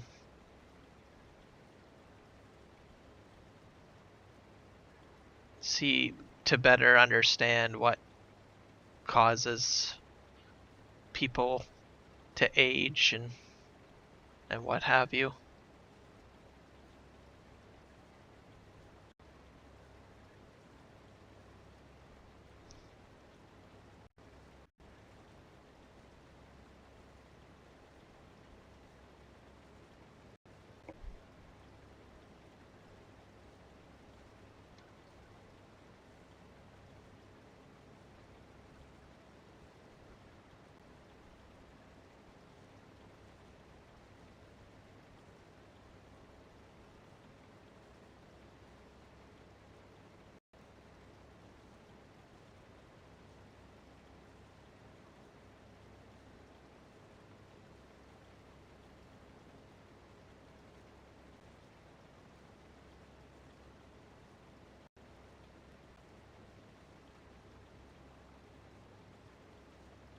Oh, there's that auger wagon.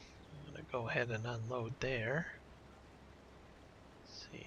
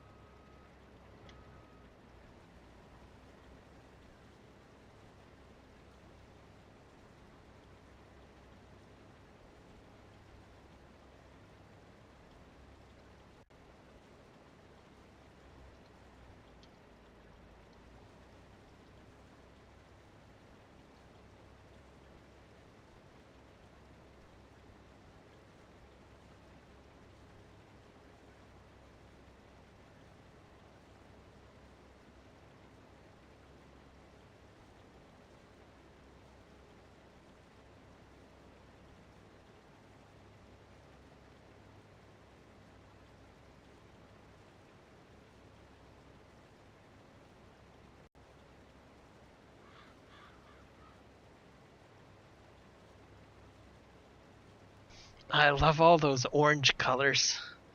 That looks amazing. Yeah, there's definitely gotta be relight on this map.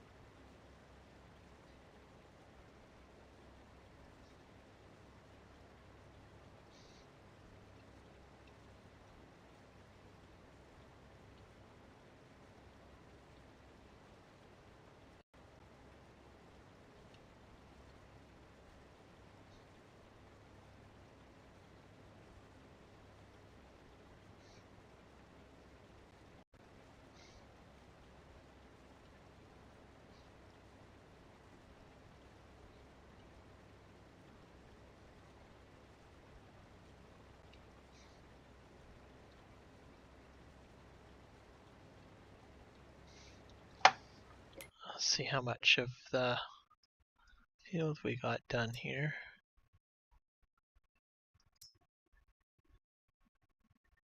Oh, that's not bad.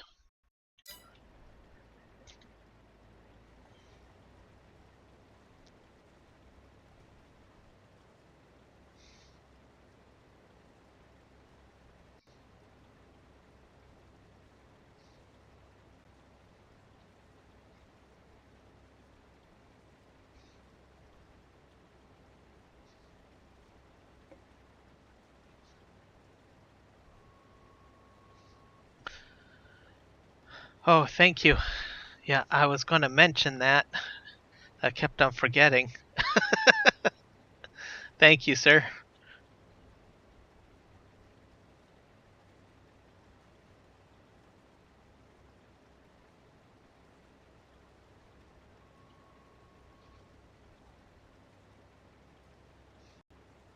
That way, if I finish a contract, I can... Oh, super strength enabled. That's cool. Yeah, that'll be handy.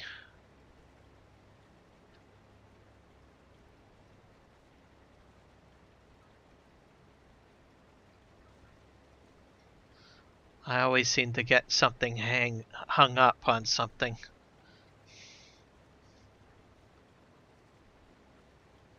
I usually like to use the super strength to get unstuck.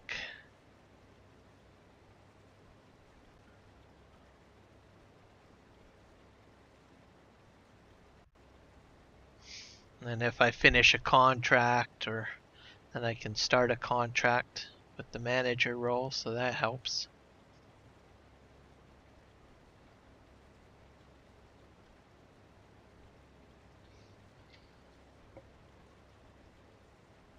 Okay. Extend my pipe.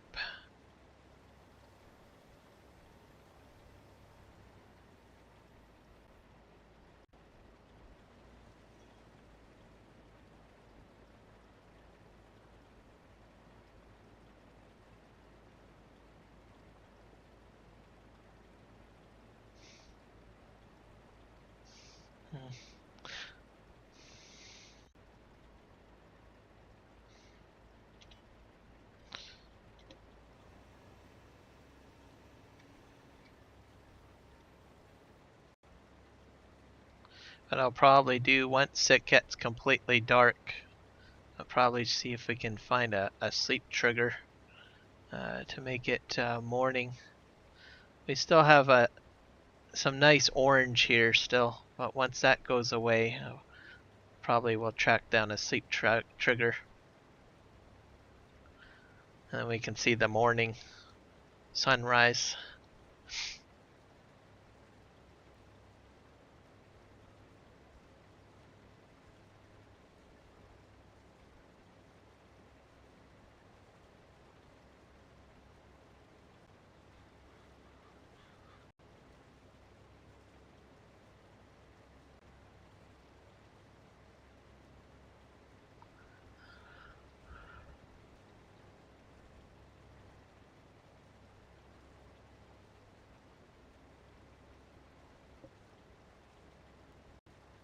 I find that the sunsets and sunrises are probably the most beautiful part of Relight.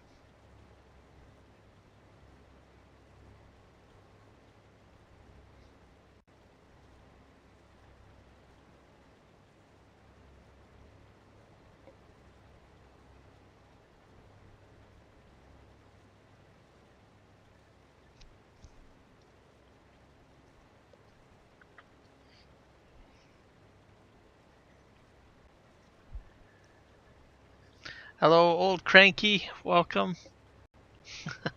How are you doing?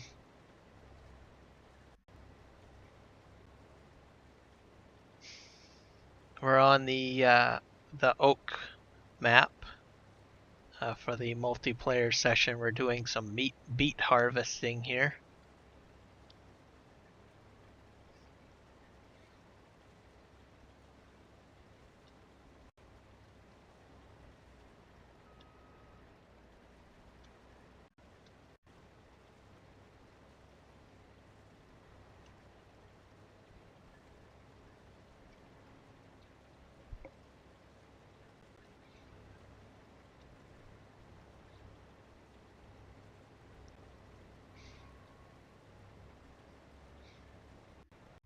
That's good to hear.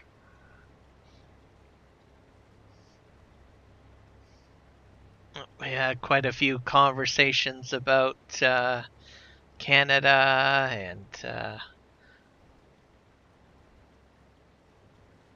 Great Britain. Well, how Canada was formed. Discussions about long life and all sorts of things. Why Canadians say sorry. Well, actually, I don't think we really answered that question, but just talked about it a bit as well.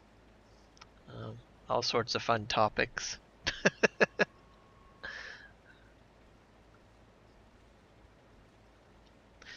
And we did a demonstration. Well, Legion did a demonstration on how to empty a tandem set of trailers. Because we have a sugar factory that we're unloading these beets at, and it looks almost like a bunker. So a closed clamp bunker a little bit with a grate in the middle. And I tried early in the stream to do the unloading, and I didn't think I could hit the trigger, so I had to disconnect the two trailers and reverse them in to unload. But Legion found a way to snake in there and hit the trigger, so we did some. He demonstrated how to do it, and then I gave it a shot and was successful.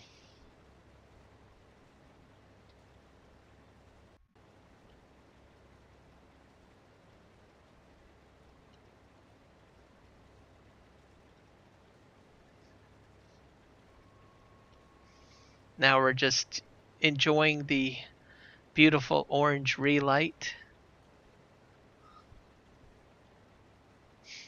Once it gets totally dark, we'll probably do a sleep trigger or see if we can fast forward time to the morning and get maybe some morning relight effects.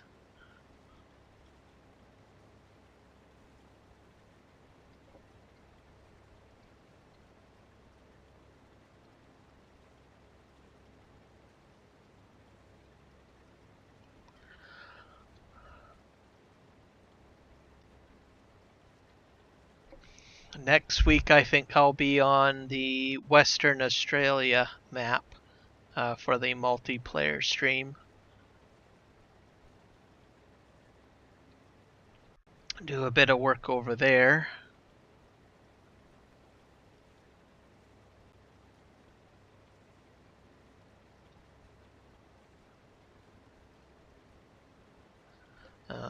I might actually. I think next week I have off too, so I might actually do a little bit longer stream.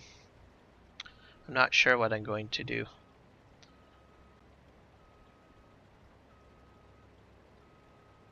I might do more than one server maybe next week. Because I'll have more time to live stream because I won't be working. I might do some live streams. Chilliwack for sure I will be live streaming. But I might do like No Man's Land and a few of my time-lapse video maps as well.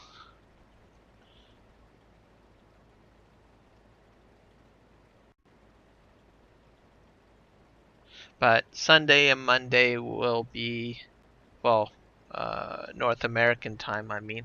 Sunday and Monday I'll still have my regular streams, either one Chilliwack stream, one Chilliwack stream, and then one multiplayer stream on the other day.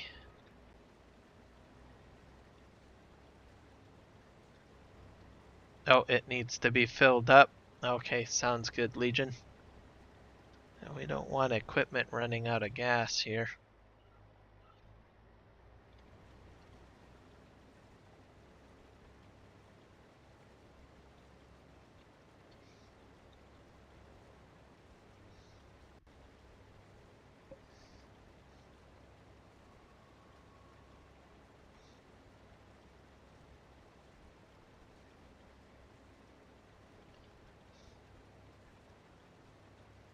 So I think that'll be next week that will happen. So I might have more streams available. My time-lapse videos, I haven't released any because I'm still trying to figure out DaVinci Resolve. So I've switched from Blender over to DaVinci Resolve. So there's a few things that I want to get sorted out. I did one video with DaVinci Resolve for a time lapse.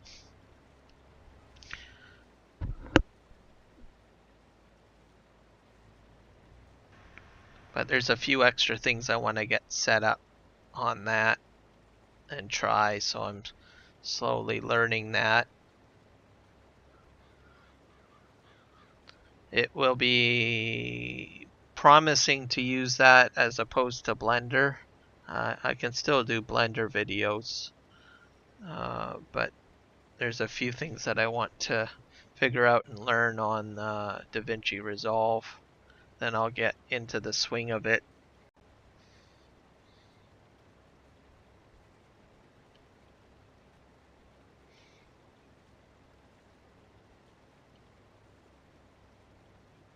Oh, there's Legion.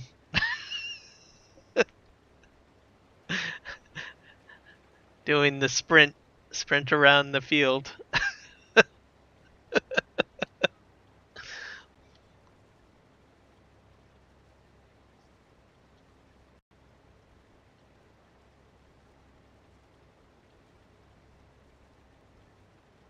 One thing I did make out of DaVinci Resolve is the spinning logo on the stream. So you can see the 3D logo there. I got that going in DaVinci Resolve.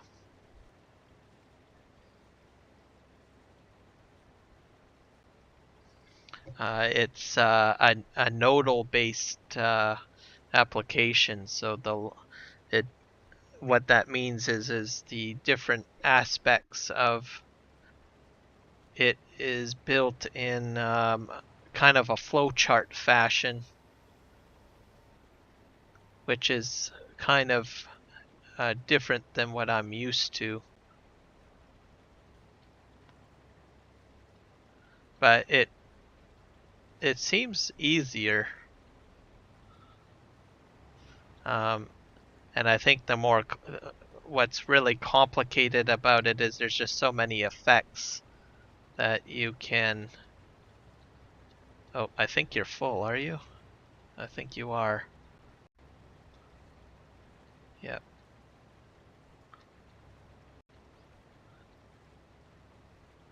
That's okay. I'm at 8%, so you got most of the beats out of me.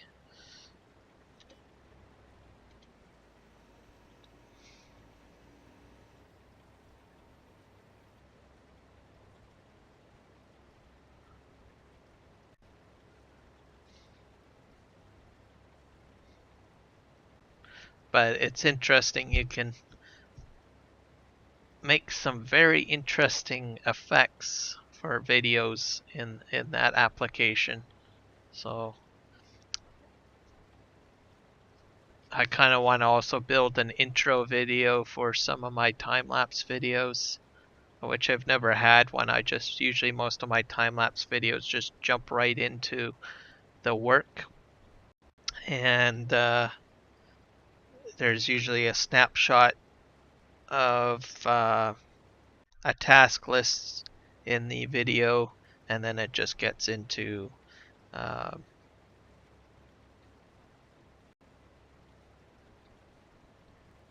to the work at hand, essentially.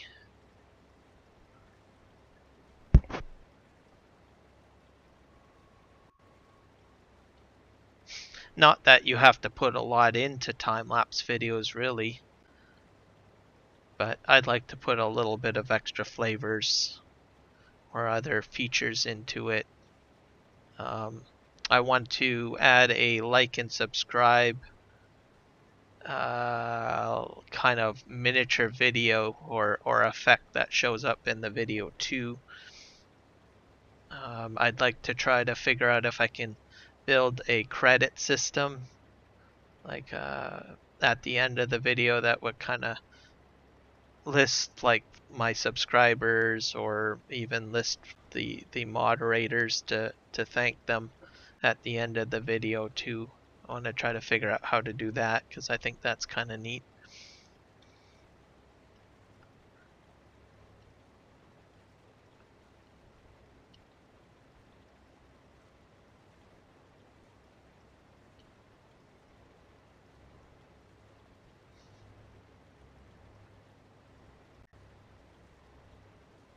So always trying to challenge myself to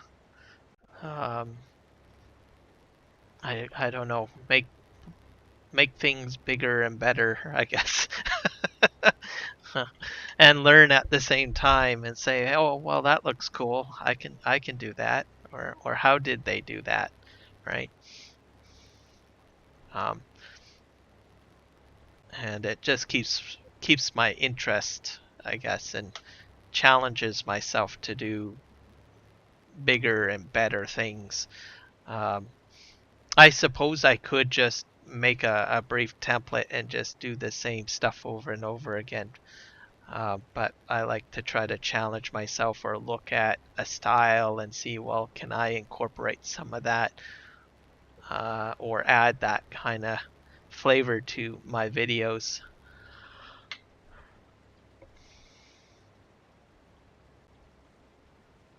Or live streaming.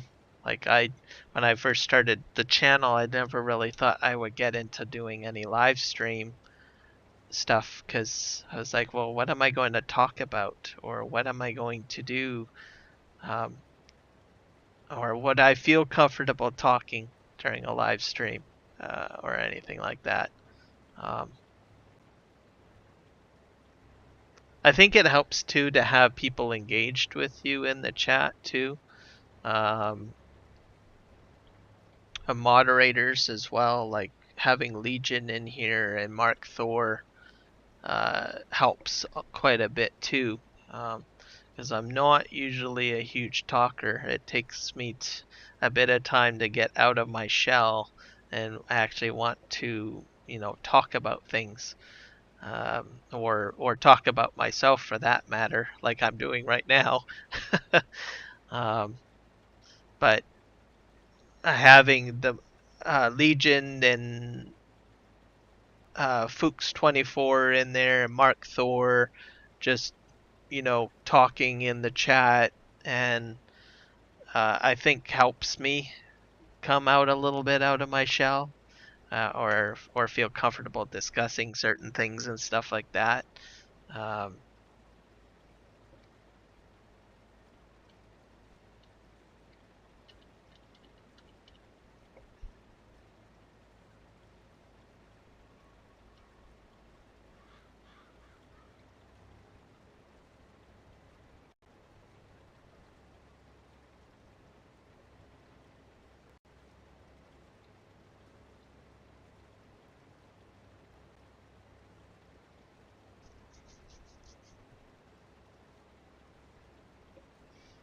But overall, I think running a channel is interesting and challenging. Probably breaks maybe some of my fears, I guess, too. Because once you start putting something into practice and where you're maybe talking or engaging with people a bit more, it just slowly becomes a part of who you are as you practice it and develop it and what have you.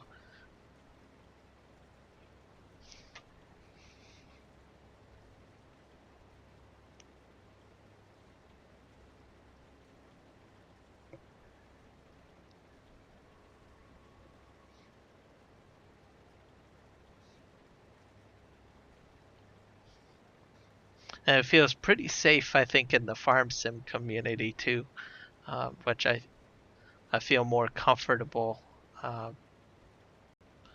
being more engaging with an audience. I don't feel that I would be overly criticized by anyone in the Farm Sim community compared to maybe some of the other games that I have played in the past.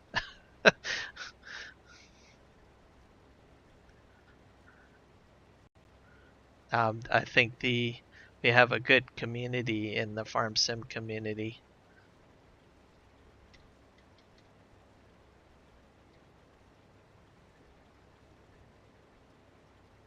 People are in here to have a good time and learn, and there's a lot of compassion uh, in this community and a lot of support for people that you know want to try new things or learn things. I think if I was doing a different game or something like that, like maybe Apex Legend or some of those other shooting games or whatnot, I probably would get discouraged fairly quickly from trying to do videos or live streams or anything like that.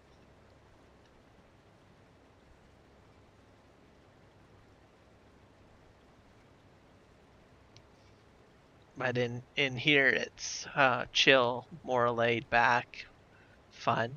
It's people are in here to learn things, and you can't get bored with Farming Simulator at all. Uh, there's always something that new around the horizon, something new to try, a new piece of equipment, a new mod to try out,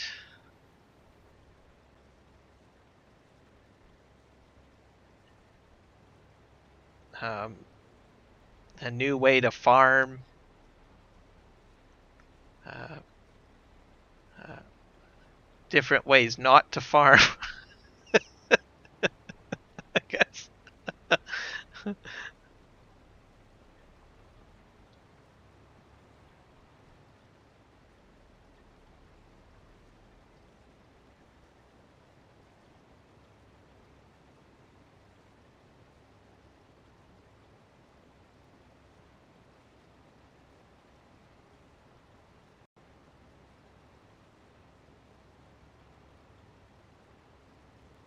One thing I can say, talking a lot actually makes this process go a lot quicker too. I didn't like I've gone around. I've been talking a lot, quite a bit in I think the last 30 minutes or so, and I never even realized how many beats I filled up into this auger wagon that Legion's got here. I was like, what? I can't believe I filled that up.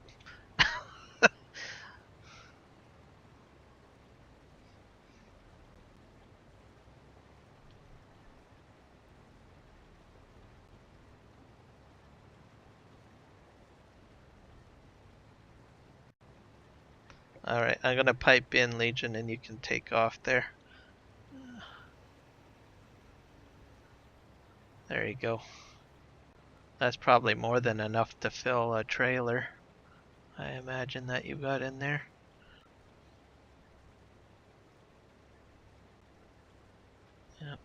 if anyone is lurking in the stream, I'm just going to mention it because I don't think I did mention it. I probably should mention it. This is an open server, so if anyone wants to join in, by all means. That's the point of the stream, to make people aware that there are multiplayer servers out there. If you're interested in joining, by all means, just shout in the chat. Streambot has been posting the Discord channel for the Argsy Gaming Community a few times in here. We've got quite a few moderators in here that can post the Discord channel as well. It's in the description for the video as well, so if you want to join later on, this is a 24/7 server. If this is not the style of map that you like or prefer, that's okay. We got a few others. There's Western Australia, Chinook, and a few folks are, I think, playing on that map as we speak. I haven't checked Discord, but I know that they were on there doing their thing.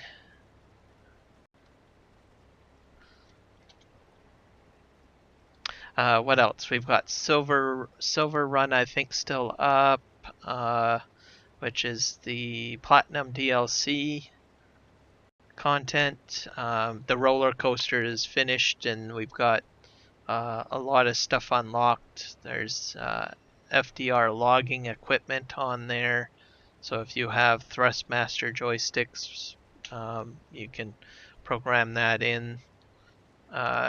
We got other equipment in there. We got a sheep farm. Trying to think what else I'm missing here on Silver Run. There's a few other things on there, so you can do farming on there. We got Maize Plus on.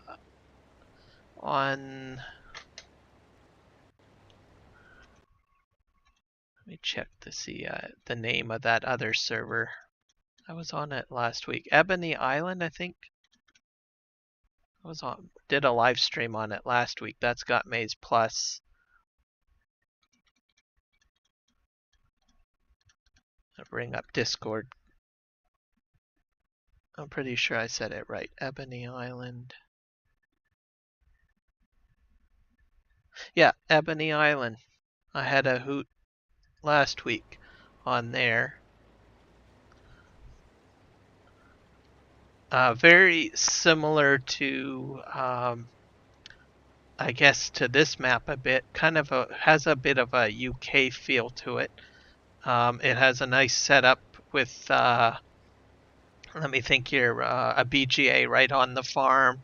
There's a dairy cow farm, a dairy incorporated cattle. There's sheep. I had a lot of fun last week doing some. I wanted to try to figure out how to do sheep for Maize Plus, so everything was set up, and did some experimenting and cutting of grass fields on there. So you can jump on there. That's a 24/7 server as well. And I think I covered it all. And then, of course, this server, the Oaks, which is 4X. They're all PC. Yeah, they're all PC. Because they all got scripted mods on there. So no console based gameplay on there. Just join the Discord if you have questions. Anytime. There's always someone in there. It's a huge community in there. So you just go in, and if you're not quite sure how to get set up, you just go into one of the chats, join the Discord, say, hey, I'm new, I'm not sure what I'm doing. I need some help getting set up with the servers, and someone in there will help out. All of the moderators you have in here, including some of the folks that are commenting in the chat, like Old Cranky, the Sim Guy, all of them are all part of the community as well, and there's always someone in there. It's huge. So Argsy started the community. He's a YouTuber, so you check out his channel and subscribe. He does a lot of stuff for the community. A lot of the top farming simulator content creators are in there, like the Farm Sim guy, Farmer Cop. So there's a lot of overlap. So you get in there and you'll learn a lot. And if you're shy or you feel like you're going to be overwhelmed or anything, and you're like brand new, maybe you just bought the game this week, and you've never played Farm Sim at all, and you're like thinking, oh my god, what am I getting into? Don't worry, just jump in there. Nobody is rude or cruel or mean or anything like that. Uh, Everybody is in there to help people out to learn the game. And I've learned a lot. I joined during the tail end of 19, and I wasn't too sure what I was getting into with Farming Simulator 19, and I just got addicted to it. And I moved into 22. At the tail end of 19, I was like, oh, I feel like I'm at the end of the road here, and I'm, you know, not going to fit in. But here I am. I'm live streaming. I'm part of a cool community. I've made a lot of cool friends. So I don't know, it's cool. That's all I could say. I could probably talk about it all, about all sorts of stuff. It's the best adventure I've ever been on for a game.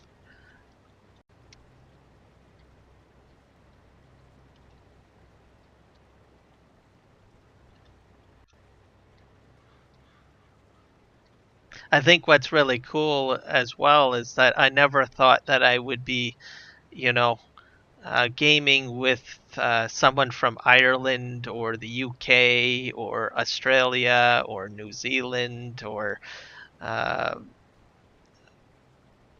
other, I don't know, even Brazil, I guess. It's like, wow. I just jump into the multiplayer server and there's all sorts of people all over the place. I thought, well, it's like, well, will I ever play with these people, right? But there are instances in the day where there is some overlap that does happen. Um, so then you just got people just signing in at different points during their day, and you do find overlap with people. And as you're doing a task too, well, where you're just farming along, right?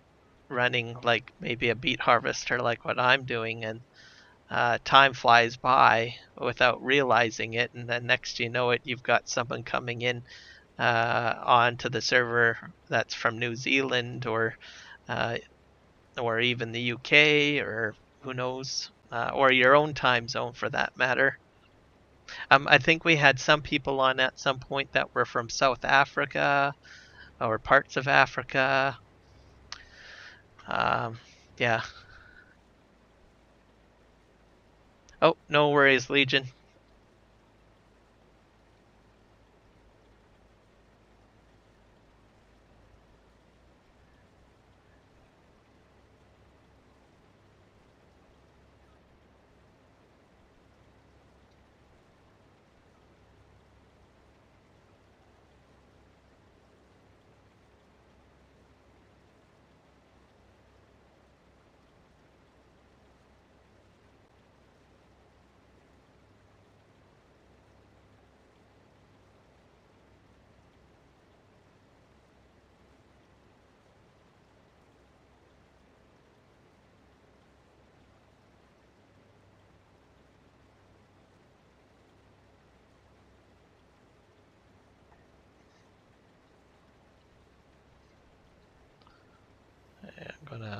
unload here, I think.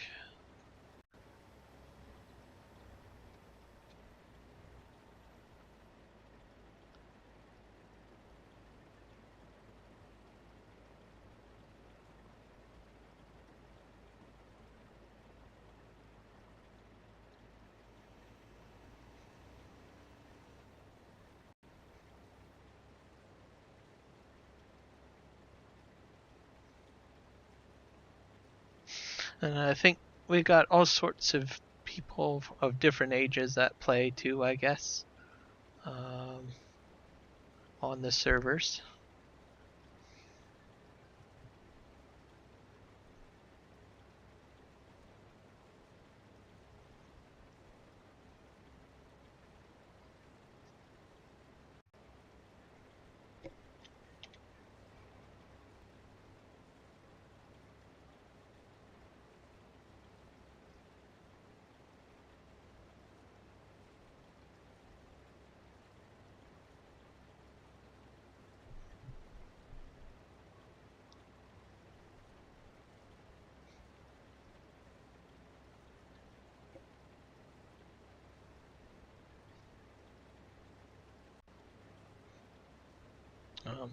If you've never tried Farm Sim before, and maybe you come from like maybe League of Legends or World of Warcraft, or I don't know, there's quite a few. Maybe you've got a VR headset and you're maybe doing Echo Arena or something like that.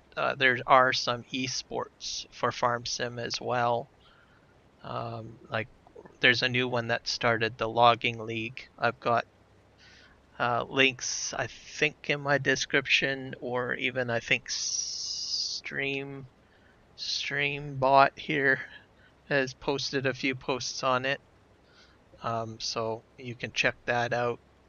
There's some pretty cool prizes for the Logging League. Thrustmaster controllers, I use them myself. So you could set up a team and compete.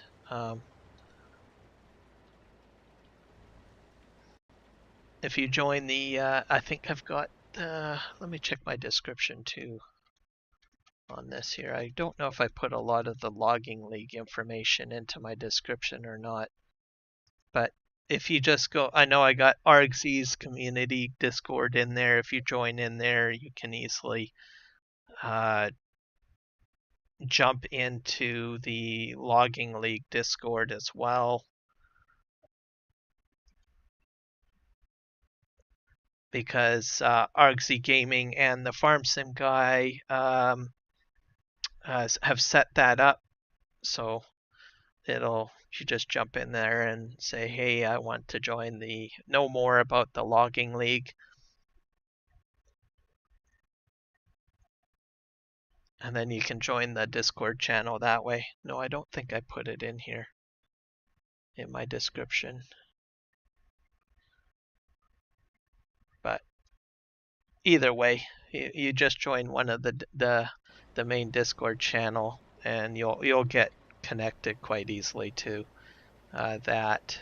And then if you go to the Farm Sim guy or Argsy Gaming YouTube channel, you can check out the live stream broadcasts of the event there.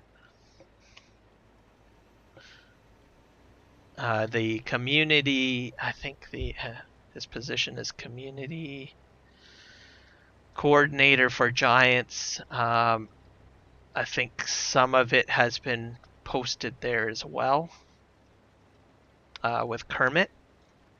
Oh.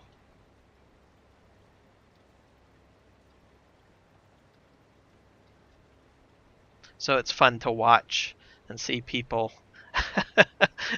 try to rush to get logs to the destination, or even load up trailers. Oh, and fuel up. I think I have to get a little closer, don't I?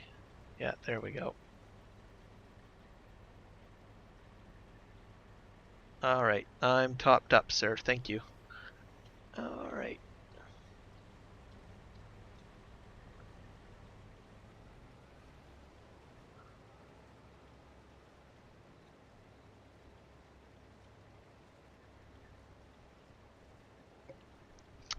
Thrustmaster joysticks I enjoy quite a bit. They feel very durable, but I'm not an expert on them. Well, on joysticks in general, so I can't really compare to other controllers out there because I haven't tried any other ones. But I do enjoy them. They feel very durable to me and easy to set up and configure. I have the SciTech panel.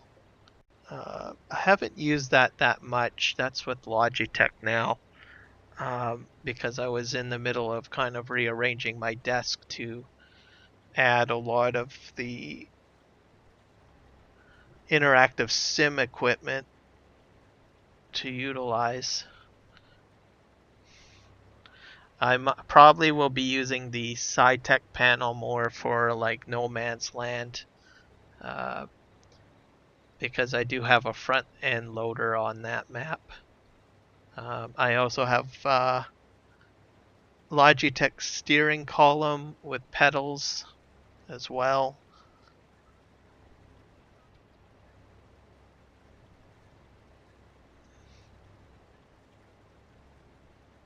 Oh, needed a drink.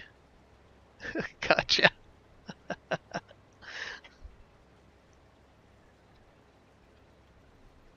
Actually, you know what? That reminds me, I should take a sip. My throat is getting a little dry from all the talking.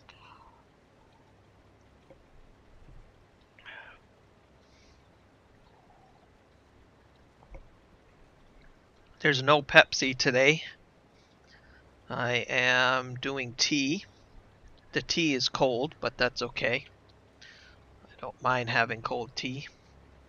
Peppermint flavored.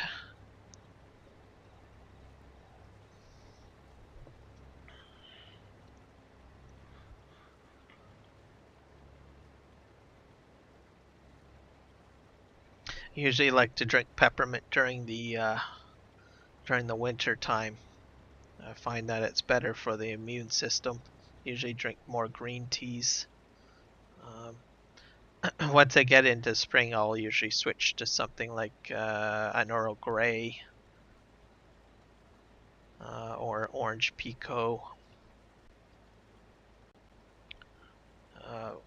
When I get into summer, I'll sometimes go with some of the more spicier teas, like a chai type tea, which has some spices in it, like chili flakes and cinnamon and a few other spices in there.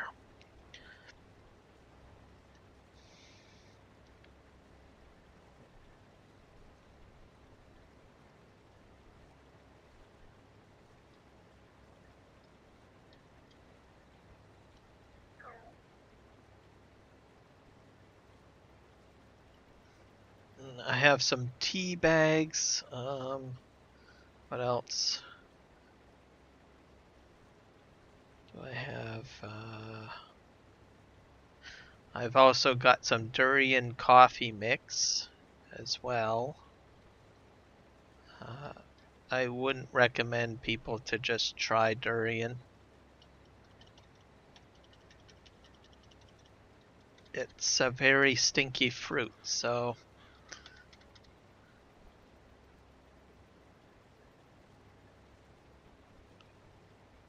Yorkshire tea. I've seen that, but I've never tried it. I should probably see if I can get some.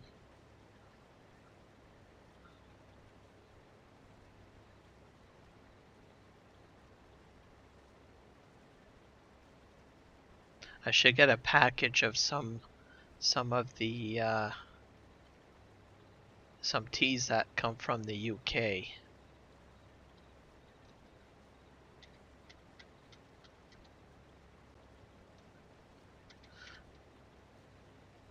Because to be honest, I haven't really tried a lot of the different tea brands, and it's not really difficult to get. So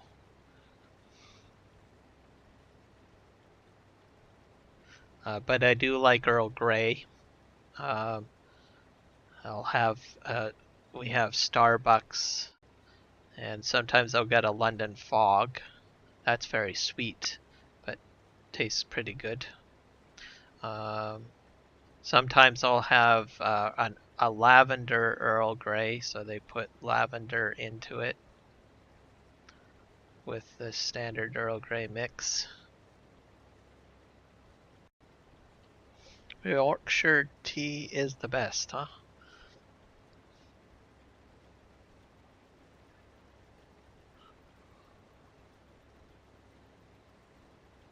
Lion's tea I've heard of. Haven't tried it. Never heard of Barry's tea, so that's a new name for me. Yorkshire, I have heard of the name of that.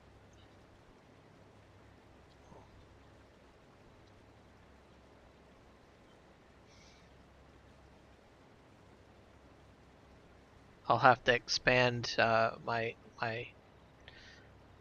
different types of teas.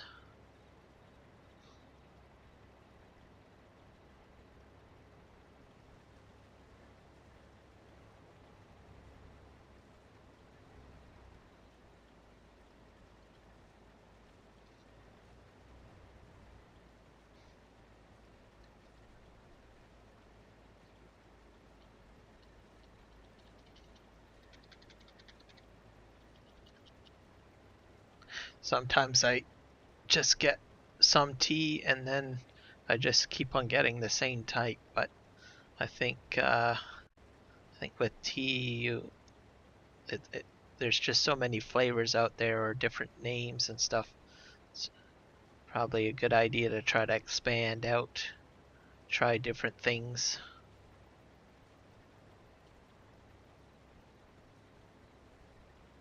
I'll probably need to get some smaller containers because I have a tendency to get loose tea and then I'll buy a lot of it and then it lasts a long time and then I forget to consider getting other flavors.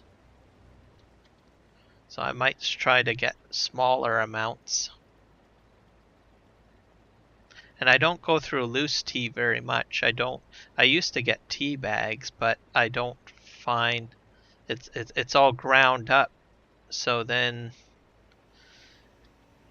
you only get like 1 cup from a tea bag, it feels sometimes. So I don't go with store shelved tea bags anymore after I've tried loose. And just with such a small amount of loose tea, you can get several cups, which I thought was interesting. I think it depends on the tea too, I suppose. Like if it's a very strong tea, then you could probably get more cups of tea from it.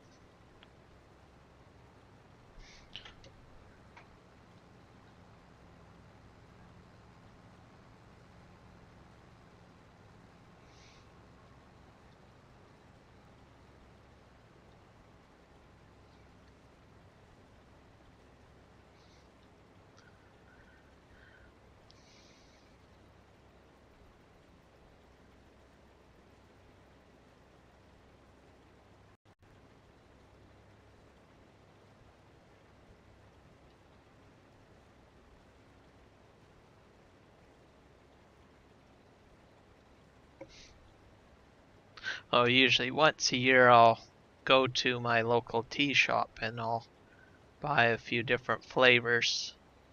And then that will last me for about a year usually.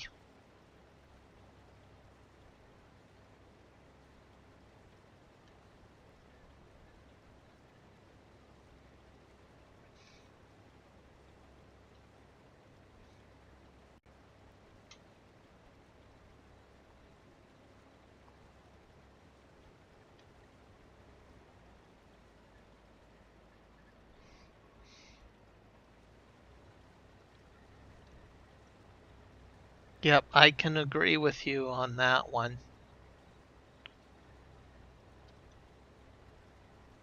So, most of the water where we are is all of it is all mountain sourced fresh water, but I know in some different places in Canada and in the United States, sometimes they have to overchlorinate it, or it comes from a water tower, so the quality may not be as good. Uh,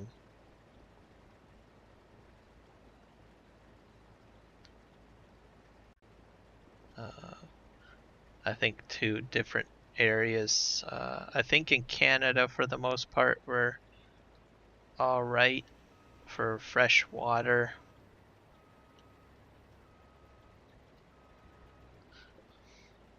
And the treatment of the water doesn't have to be that drastic.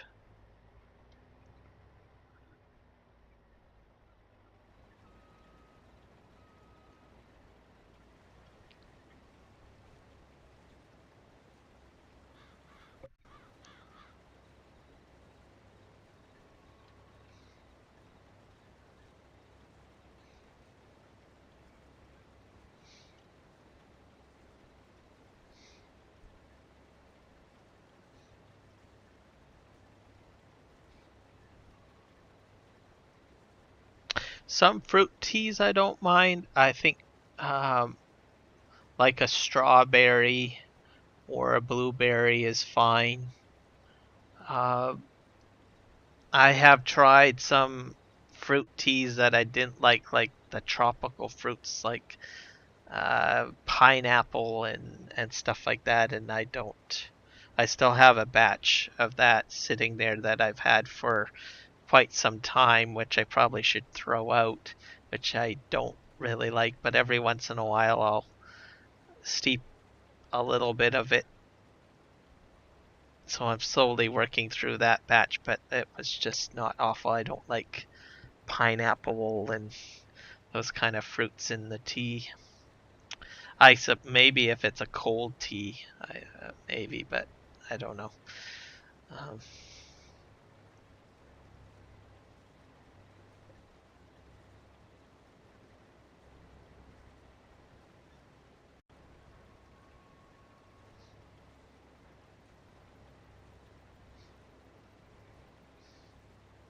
I do enjoy jasmine tea though. That's not too bad.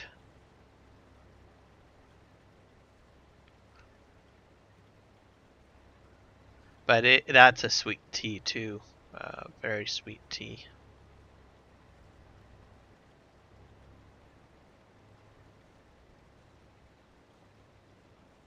Most of my teas I just drink without any sugar or milk in it. Some I won't say never though. Sometimes I do. I do prefer honey if I do use a sweetener.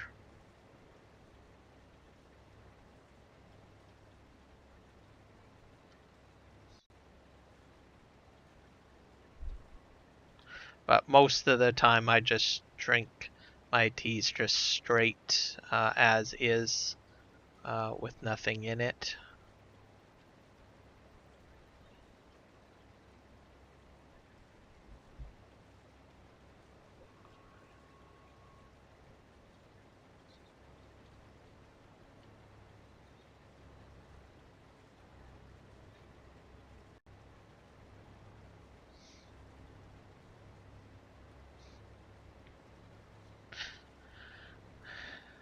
Some people here find it odd not to put anything in it. Uh, they kind of question me, "Are you sure you don't want sweetener in it?" I was like, "No, I'm okay. I'm fine." And then they give me a little bit of an odd look.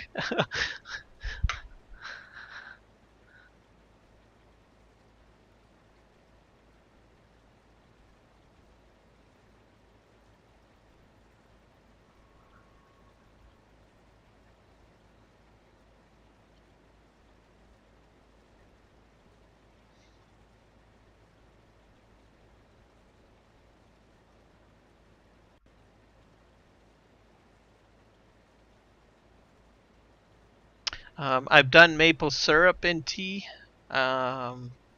Sometimes it's not too bad. I do put maple syrup in coffee as a sweetener for coffee from time to time. Cinnamon in coffee. I do that too from time to time. I prefer brown sugar over white sugar.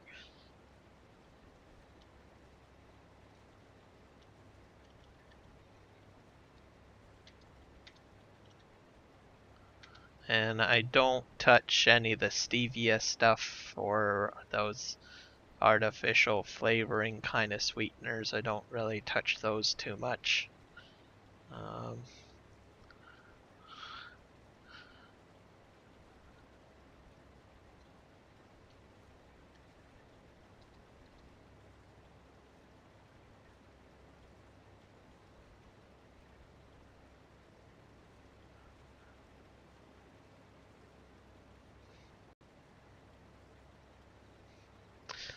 I think it's getting a little too I don't know, chocolate milk sky is not really that appealing to me. I'm gonna see if I can find the sleep trigger. I don't know where that is. I think there's a sleep trigger here somewhere.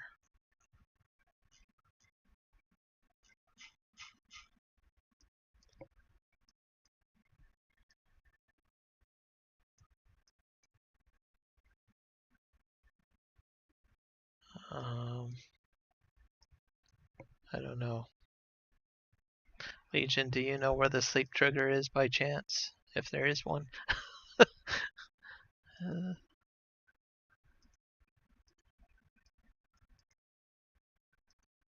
don't even know if we have a sleep trigger.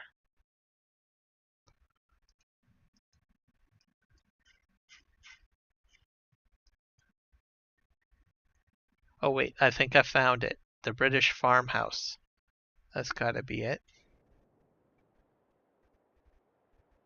Oh, it's really dark here. What's this here?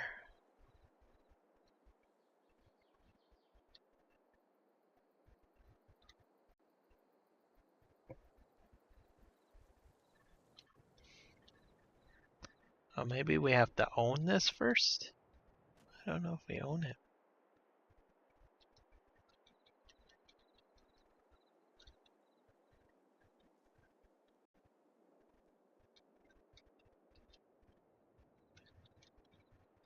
It's very spooky. I don't think we own this. No, we don't. Hmm. That is... Yeah, because we're way over here, I think.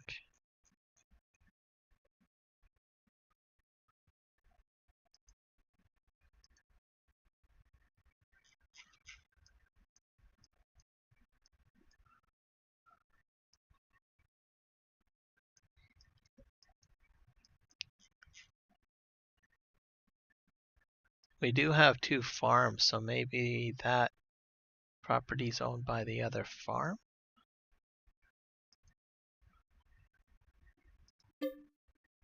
Ah, yes, please. Thank you. There we go. Thank you, Legion. Folks, you just seen what happens to Kirim in the middle of the dark, scrambling around looking for something. There we go.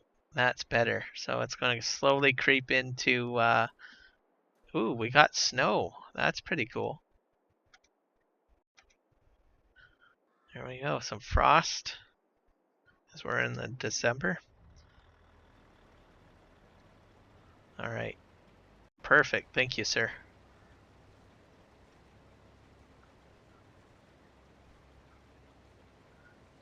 And it's going to snow by the looks of it later on today, so we might actually see some snow based on the map. So this is very cool. So we'll have a nice sunrise, we'll have some frosty beets, and we may have the potential for some snow falling.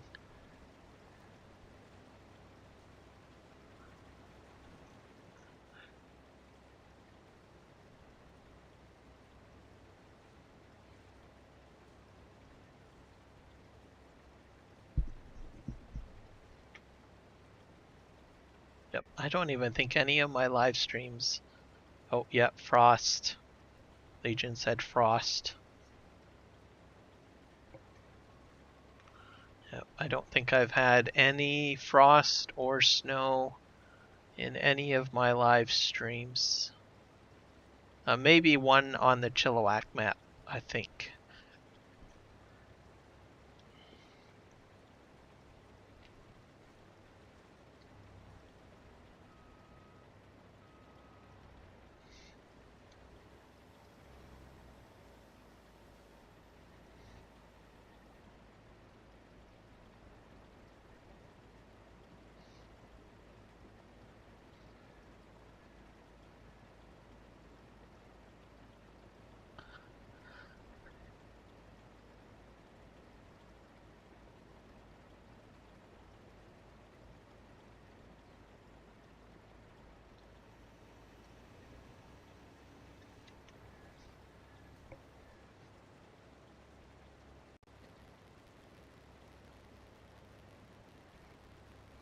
I think I did one time.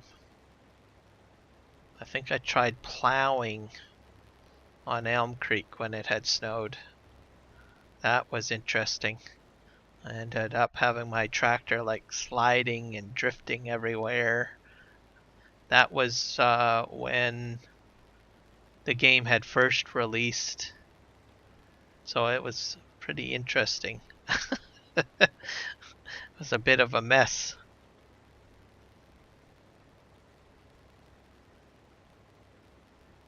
I'm still surprised that they didn't put like plowing contracts in or something like that, because I think a lot of folks had hoped that there might be something that you could do with the snow.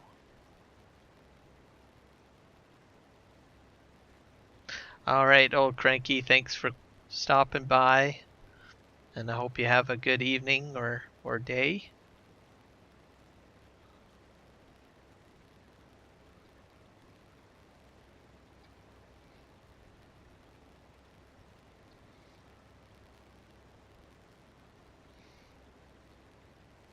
And I think next week I'll be on Western Australia for sure for the multiplayer server fun stream. So I'll be over there trying to do some of the contracts or field work over there.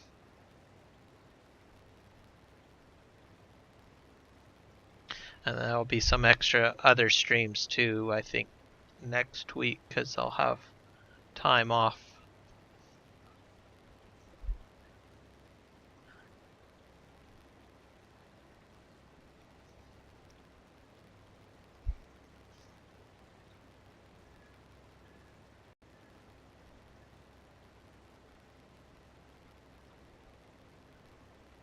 All right, thanks Legion for the help. We did a great job here, I think, getting a good portion of the beats done.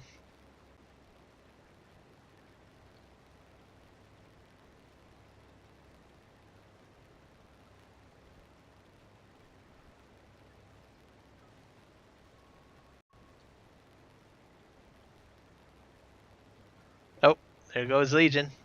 Everybody say goodbye to him. Bye.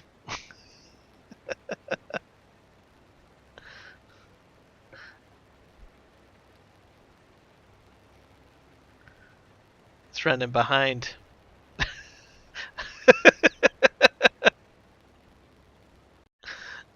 As fast as the Flash.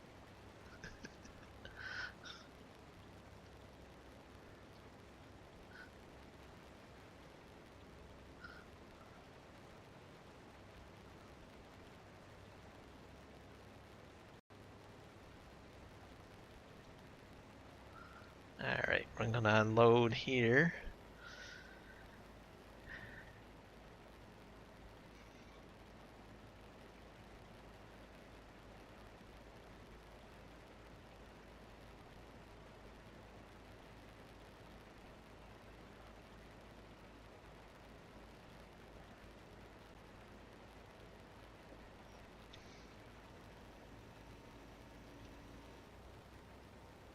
So I'm probably going to be doing at least another half hour on the stream today. It's creeping up to supper time, so it's like 4:30 right now. And I'm starting to get a little hungry, so I'll probably stop the stream at around 5 and then call it at that time. See ya, Legion.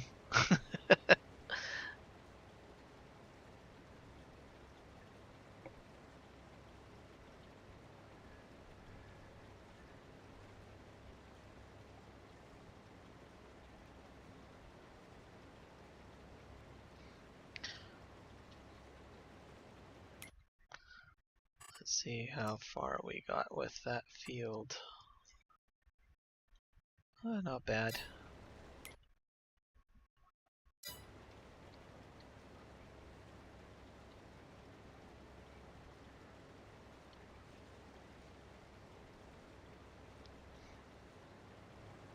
And this stream will probably be about 4 hours long when it's done.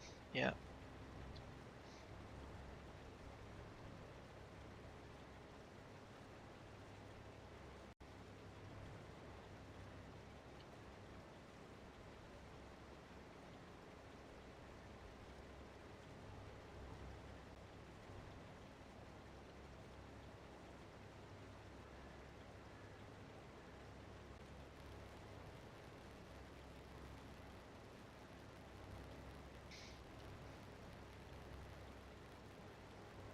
And Argsy will probably be streaming on Western Australia either on Tuesday, which might be either tomorrow or the next day. So to see the progression with the Western Australia map there. So we have a bit of a challenge going on that map. So we're trying to get 10 million liters of each product in the silo.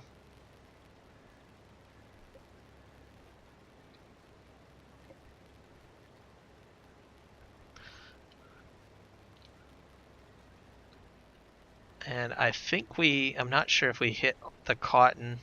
I know we hit straw. We'll probably hit that like probably maybe 20 times the goal for that.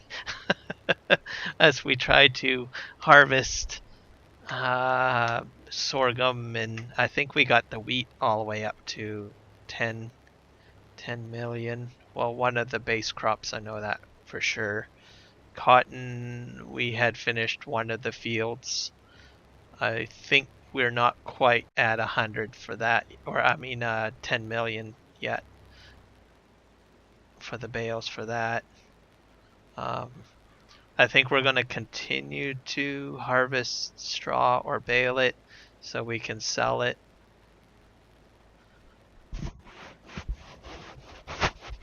For more money to upgrade the equipment, because I think we'll probably need to buy probably beet harvester. I think we're doing beets.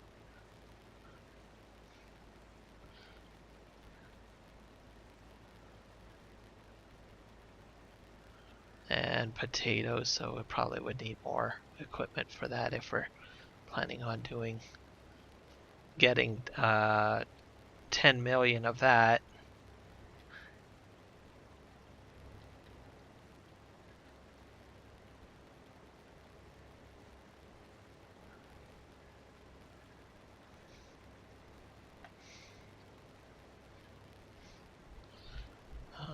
Because I think those are the most difficult crops. Potatoes. What else? Cotton and beets.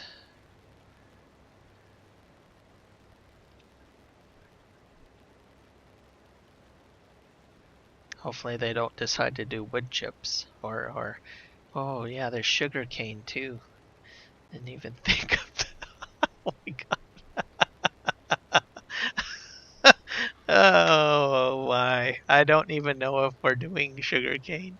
I think we have to, don't we? That's a fill type we have to make. Oh, well, if we do the sugar cane, I hope we've got the Jacktoe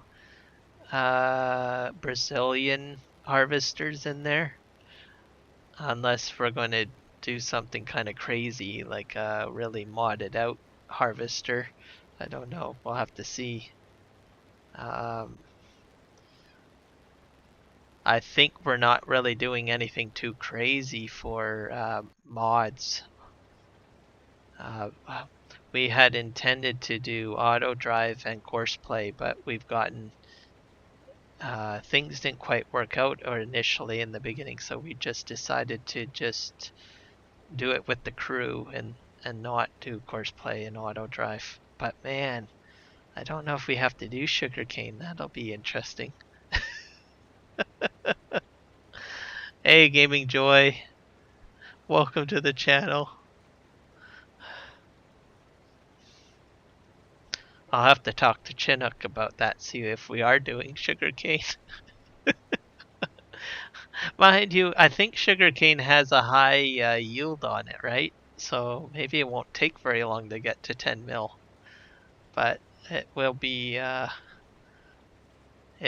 definitely a hair pulling experience, I think, because I know most people don't like sugarcane. So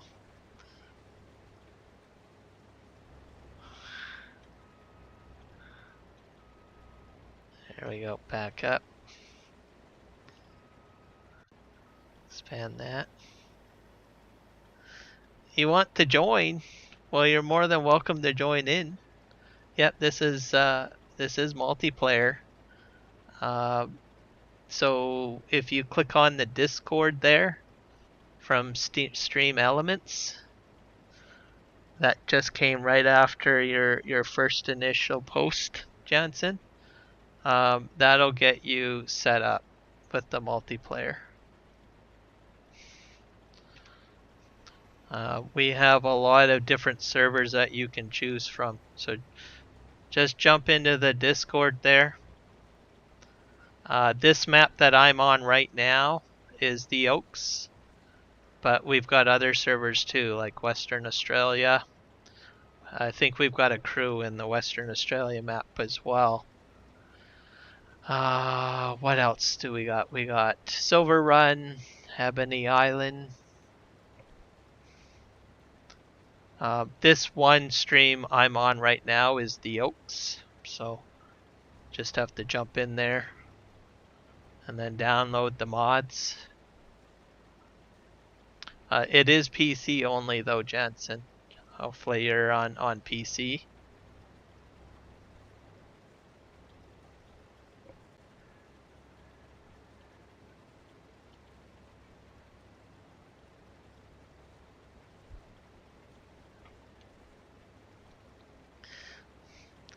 But your help will be greatly appreciated.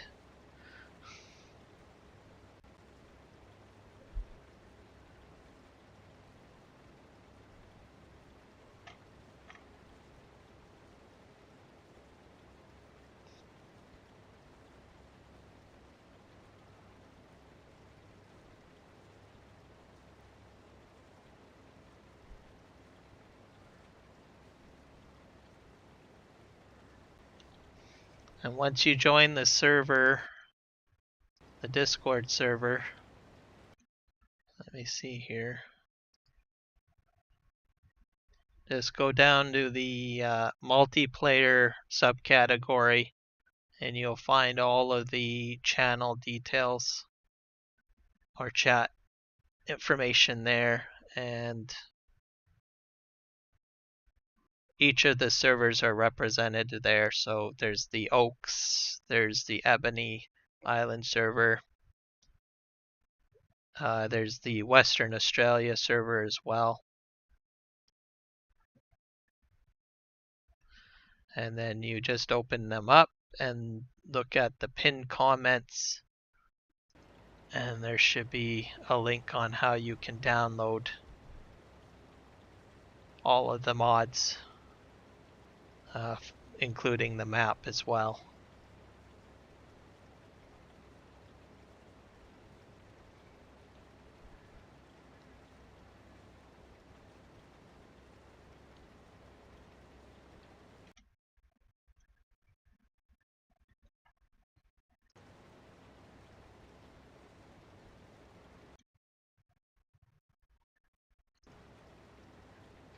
So I try to live stream on a multiplayer session at least once a week, and I rotate between the different servers. Next week I will be live streaming on the Western Australia one, and this is the Argsy Gaming Community. Argsy does 2 live streams a week, one on Chilliwack as well, and he also live streams. That's not a live stream though. That's a Let's Play live stream, or it's not multiplayer, I should say. The Western Australia one, which he'll probably be doing tomorrow or on Wednesday, will be with the crew, and that'll be a multiplayer session, New Zealand time.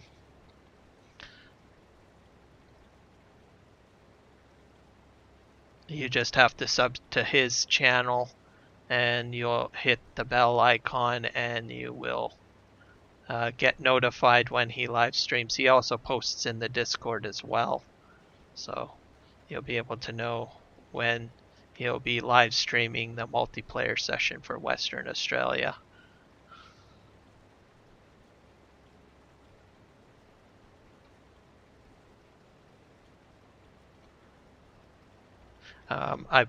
Next week I will probably be joining that stream. It's a little bit late at night. I did one, I think, last week, but I was pretty tired after the stream, because my time frame doesn't really match very well with the New Zealand time frame. He does about 2 hours of the live stream, and it's like about, by the time we're finished, it's like about 2:30 a.m. for me, and then it's a weekday. But I do have next week off, so I will be hoping to join the crew when he live streams that. And then when I live stream, I generally live stream during the day, North American time, West Coast. And I do 2 streams usually a week,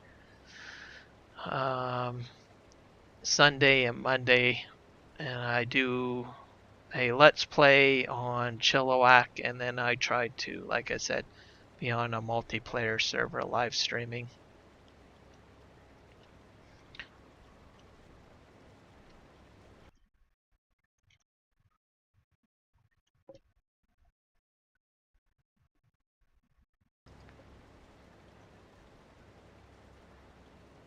You're not PC, Jensen? Are you console?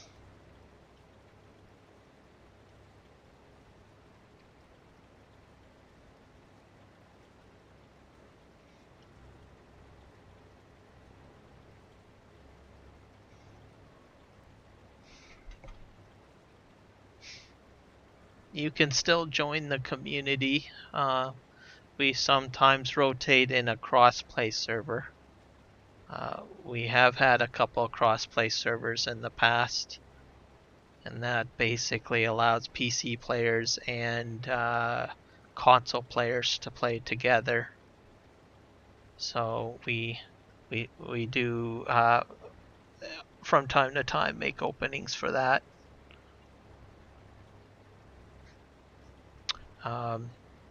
And I'm certain that there's plenty of other communities too that might have a cross-play player option open for you somewhere.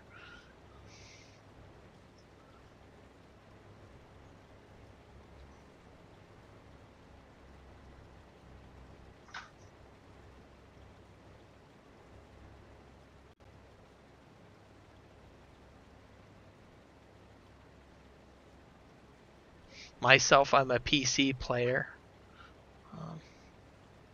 I might look into that to see if there's what other communities that do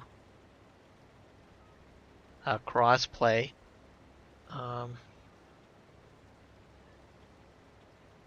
Anyone else in the chat might know of a community that does console multiplayer?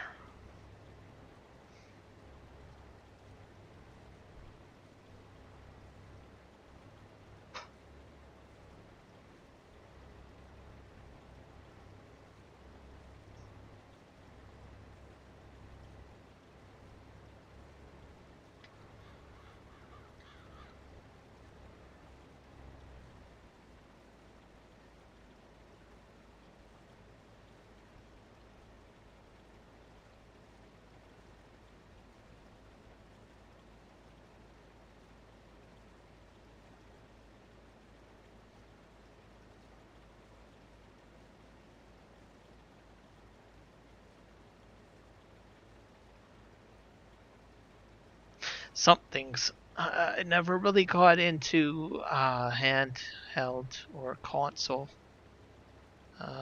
playing because I like to use mods. But something that I am intrigued to try, or and I'm not sure if I'll do it quite yet, but maybe in a future edition of Farming Simulator 22 is get something called the Steam Deck. So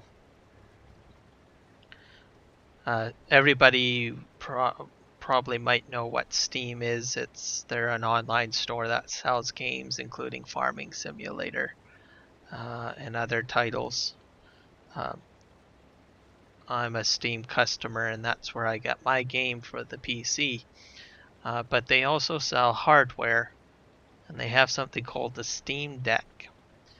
And what it is it's basically a handheld device that is slightly larger than a Nintendo Switch. And they go for about, I think, around I think the best model is around $800 Canadian. And what it is it's a miniaturized handheld PC. And it's designed very similarly to the Steam or to the Nintendo Switch. But the exception is that it is a PC. So you can install different titles, and I think Farming Simulator 22 can be installed on that. But basically, it's any game from the Steam library that you can install on it.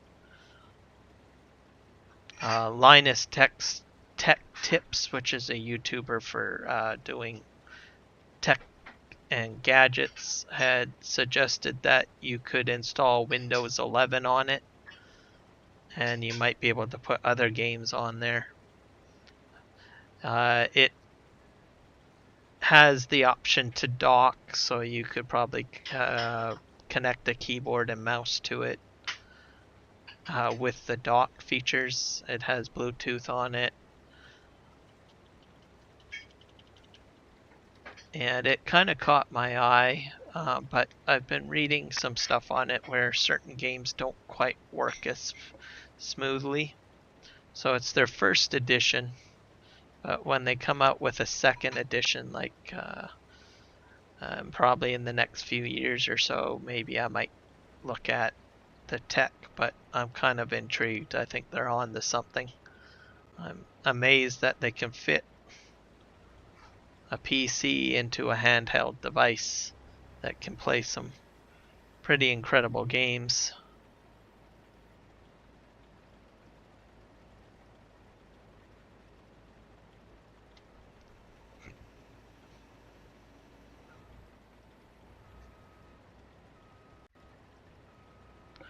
Mighty Mike is crossplay?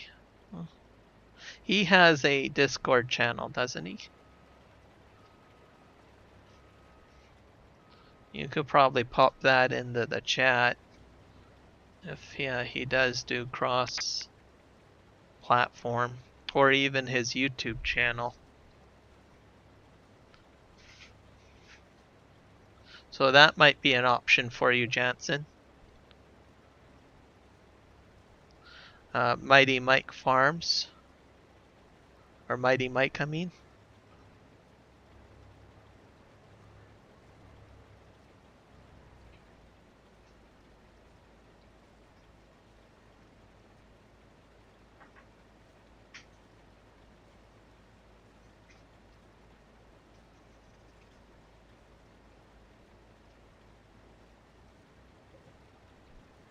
I've watched his YouTube videos, so he's well known in the community too as a content creator. There you go. There's a Discord channel link for you. You can jump in there and see if he can set you up with multiplayer for crossplay.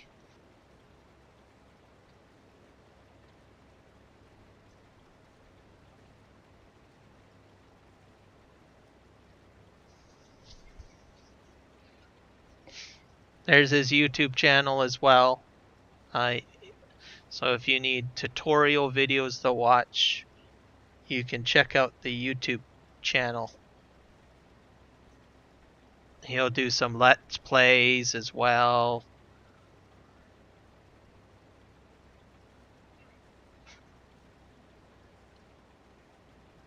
So could learn a lot from there.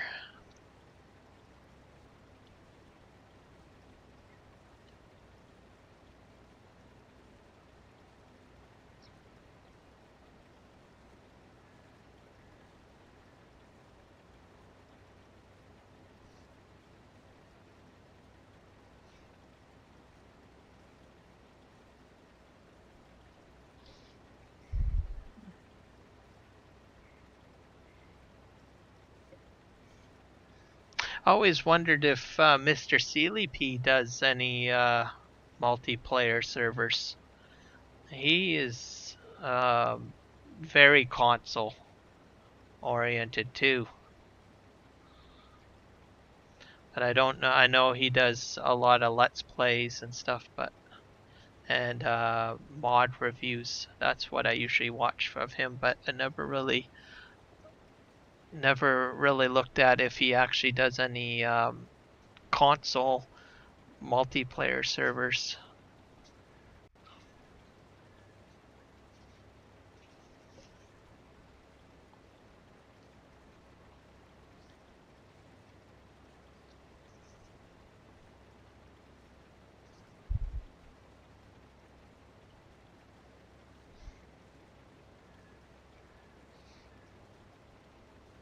If he ended, is he switching maps?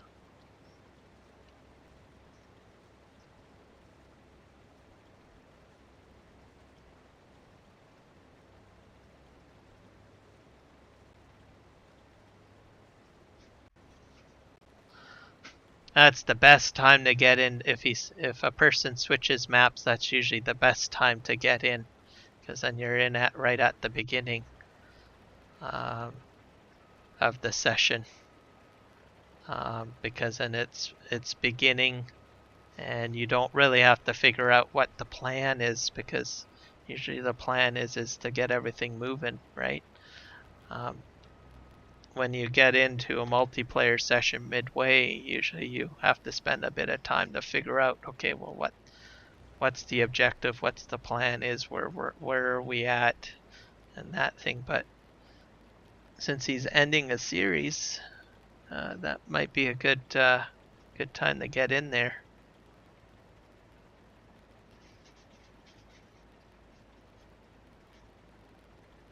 Oh, there you go. So Mighty Mike might be the best way to go, Jansen. starting a new map. So then once you get in there, you're just right at the start. So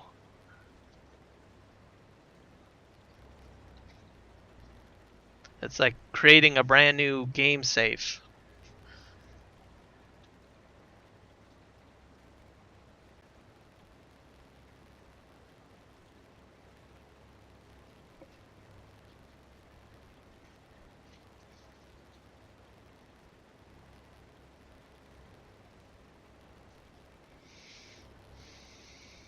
See, there's another option there. Westby.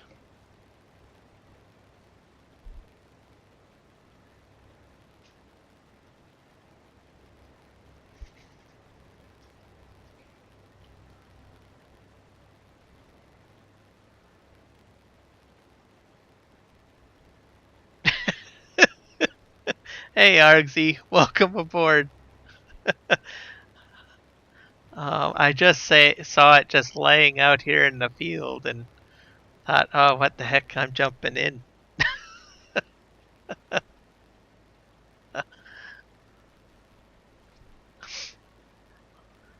Trying to, or just cracking away here, trying to get this field done.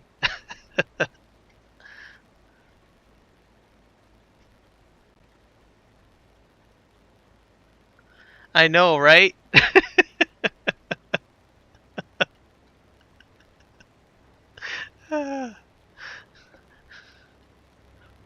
Just you'll have to chase me down at 10 what do you call it, 10 kilometers per hour down these very small roads.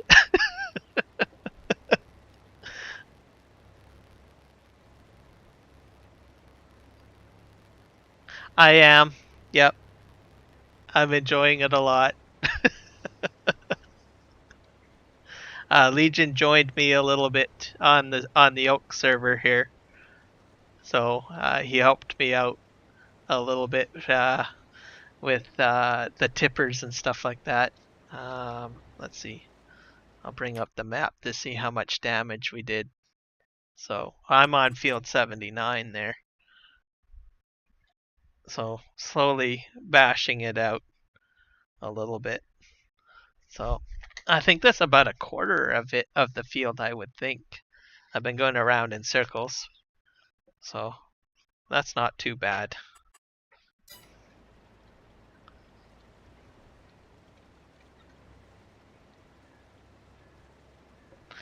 And the other streams I've enjoyed too, I was on Ebony Island last week. So that one's set up with Maze Plus, so I got to do a little bit of Maze Plus experimentation for sheep to learn how to do some feeding and stuff like that. So I did some grass cutting and things like that. So that was good. And then Silver Run was on a few times the week before. So finally getting to bash out some of the Platinum DLC content and everything like that. I had the Platinum DLC for quite a while, but never really got around to really testing it out. So I was able to do a few live streams on there, so that was good. Yeah, for 3 hours.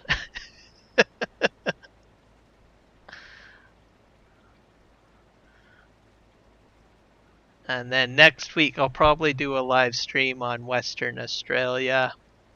And then I have the week off, so I'll be able to join you on your live stream next week. I won't be able to do it this week because I'm still working throughout this week. And I did the live stream, what was it, with you guys a few weeks ago, but I was pretty tired. I probably could have just have done about an hour and that would have been just fine. Because I'm usually fine till up to about 1 a.m. But when I start creeping to about 2 a.m., I get a little cranky. I guess. But next week I have next week off, so I can join you on your live stream then, because I always enjoy those. It's a hoot. It's a lot of fun. Yep.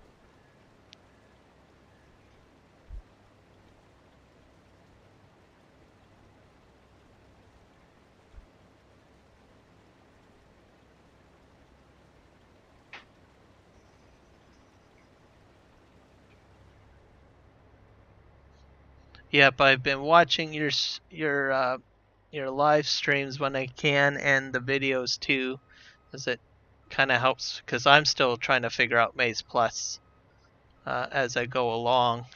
I haven't touched cattle. I'm working on horses, doing that.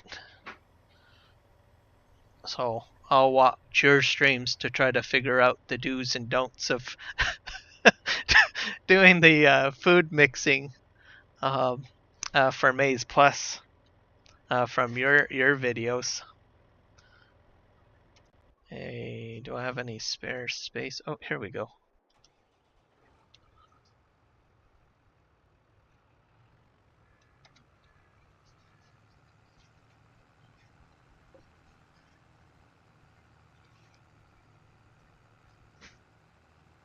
So, folks, if anyone's in here, if you like the Chilliwack streams that I do, check out Argsy Gaming's YouTube channel. I think I've got a link in the description for this live stream. The Discord channel's already there, so you can always jump in and check that out. So if you like the Chilliwack map coverage, you can check out his videos. I think he does live stream too from there. So Let's Plays, just check it out.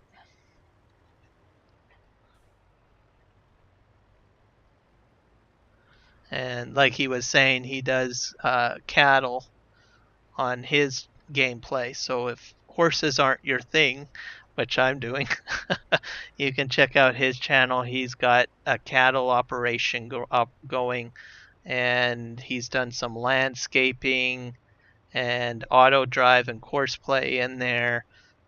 His farm is a little bit more advanced than mine, so if you want to see some of the bigger equipment and some of the other features in there for cattle operations, check out his videos because he's got it all set up there.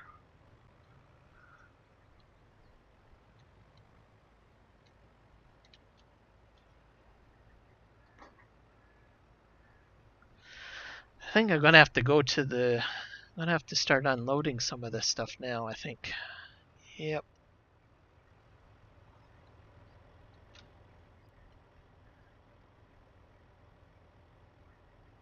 So I think I'm going to I might be going into overtime. I said I was going to get off at 5, but what I'm going to do is just unload all of the trailers, and then I'll end the stream so that when the next person gets on, they'll have empty tippers to work with. I think I'm going the wrong way. I'm going to go this way. Yeah.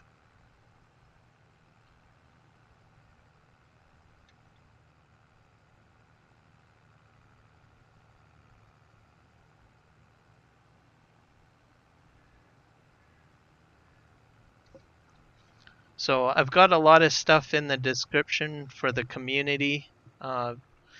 So if you're coming in late into the stream, please check the description, join the Discord channel. There's, like I said, you're just going to have a lot of fun with the multiplayer stream. Even if you don't want to do multiplayer, I think it's just a great idea just to join the community because you're going to meet so many people. There's so much, information at hand from being in the Discord channel. There's a lot of amazing content creators that are linked into that channel. It's just a great way to learn how to do farm sim. There's also the logging league, as I mentioned earlier in the stream, which Argsy Gaming and the Farm Sim guy are running, which is esports. So maybe you want to join into the logging league and uh, join the competition, start a team. Um, you can go solo as well. I think there's a solo option in there. So they've got some great sponsors with Thrustmaster that was announced last week by both of them, both Farm Sim Guy and Argsy Gaming. So you can check that out. So lots of things you can do in Farm Sim. Lots of fun. Oh, I think I missed my turn off. I think I was supposed to exit back here. Talking too much and not paying attention of where I'm going. And we're gonna go this way here.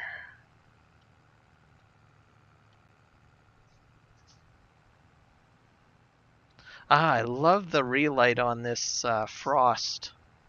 I'm telling you. Just a nice colorful effect.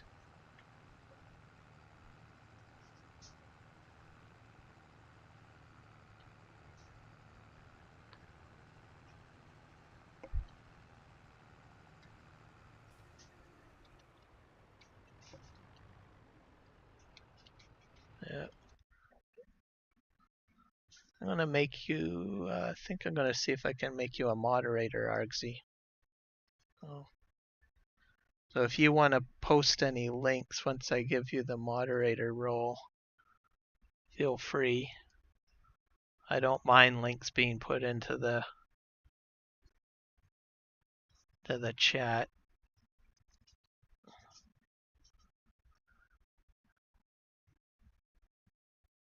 I just gotta get to my live stream here.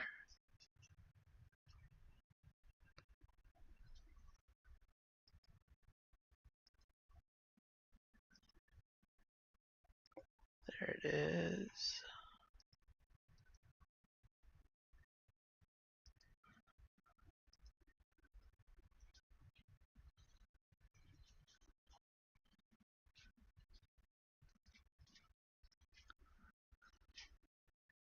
There you go. I give you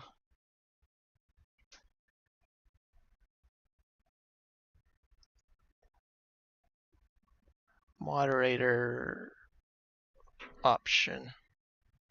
There you go. I think you should be good.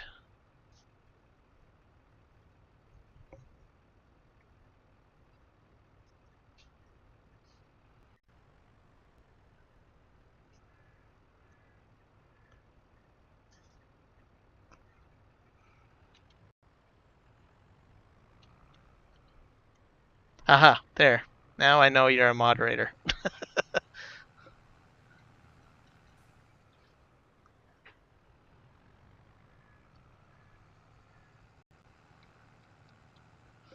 Now I gotta make my way. Oh, I think I'm supposed to go this way. I got turned around a bit.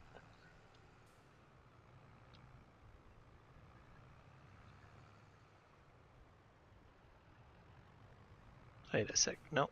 Oh no, I go this way.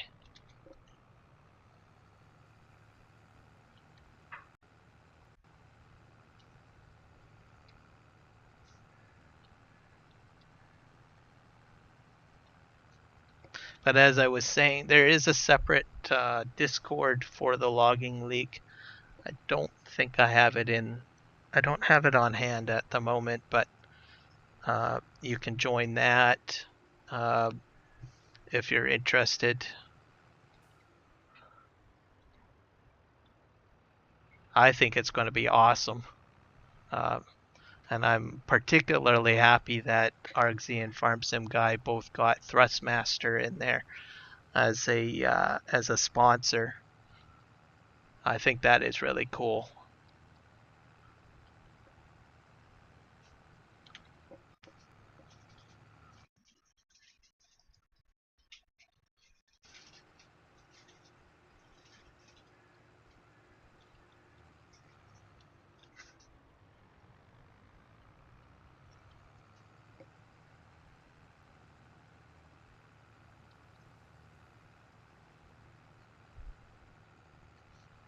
There you go, guys. Argsy posted the Discord channel. So jump in there. Everything you need to know about it will be right there.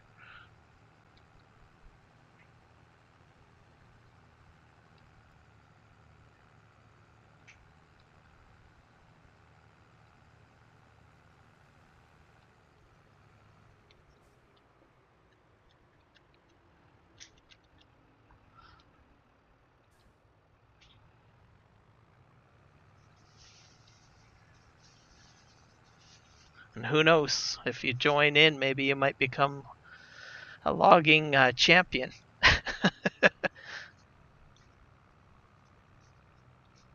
Oh, I got a little bit of lag here. Just a little bit. There we go.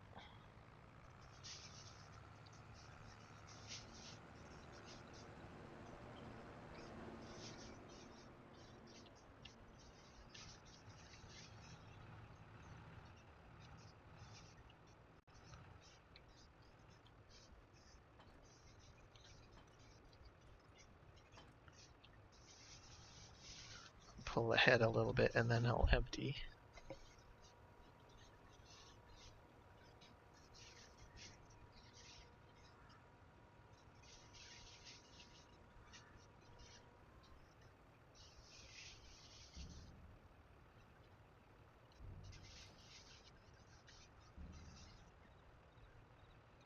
Back up a bit, grab that, and then pull forward.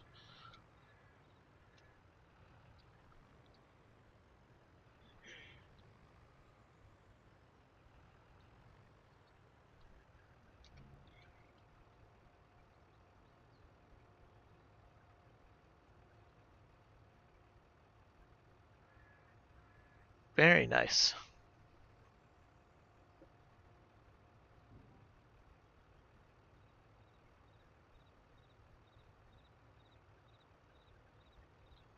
Becoming pro at this now.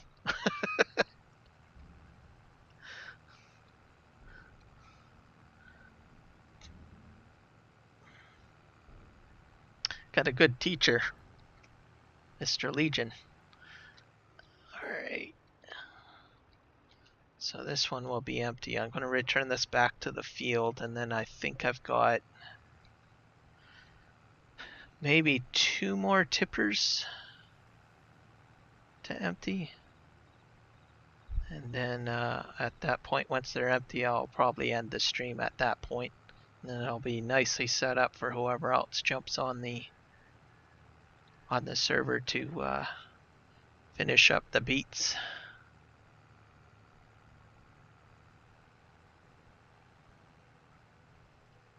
Oh, I'm driving on the wrong side of the road again. I don't think I will ever learn to do that properly. Might be a good thing, because honestly I don't want to get into my real vehicle and start driving on the wrong side of the road.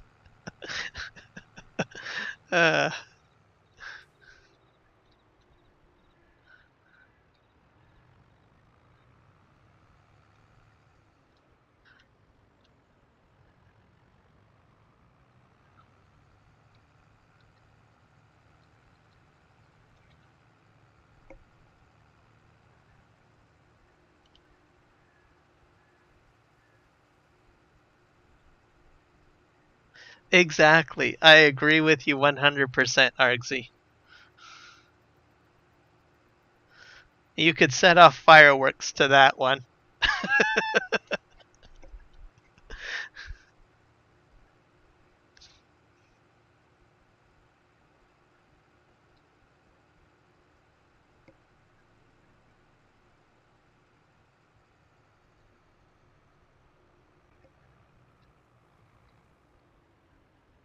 Yep, could have like I don't know how hard it would be hard.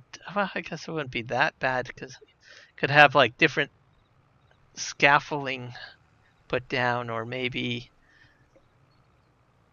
incrementally build something to have kind of a podium on one of the maps as well. If there's like I don't know, first or second or third prize, and then you just have everyone that contributed on different platforms.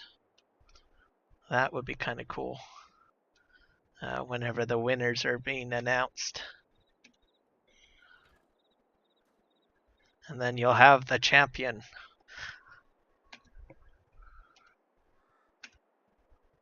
Hey, I gotta take this one down. Okay.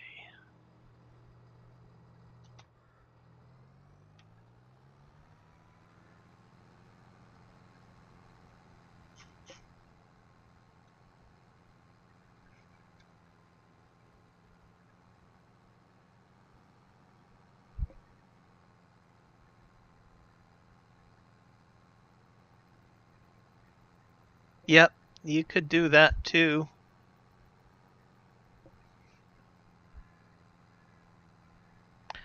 You might be able to use, I don't know how well this might work, but you might be able to cut. You could use, actually, you know what would be a better idea than bales? Is some of those stacks of palleted lumber that you get from the wood mill. You could do that too if you wanted. Because I think you can stand on those, can't you? And they're the large beamed ones might work.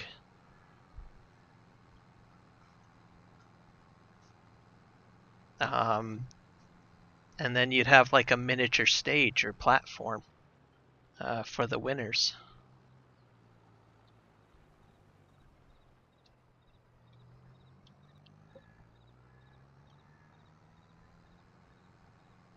Yeah, the new production planks. Yeah, I think that might be a better idea.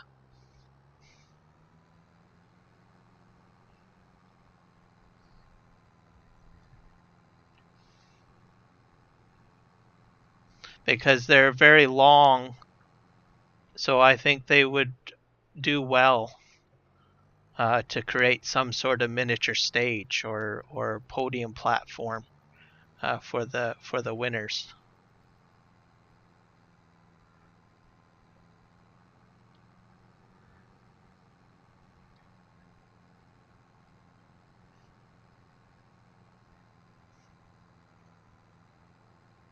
So just a few ideas.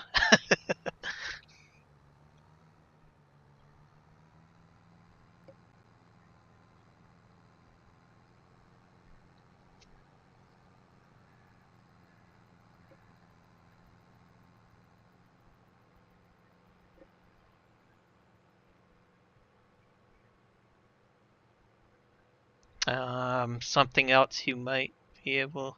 Well, I guess there's no flat decks used, right? I almost thought that maybe you could even use them as steps up onto a flat deck trailer. You could do that too. A few different flat deck trailers.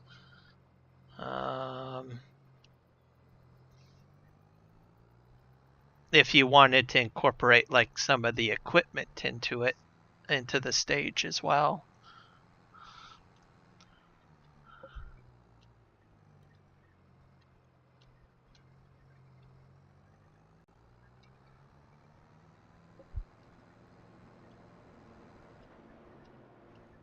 Yep, I totally agree. Hey, FL10, welcome.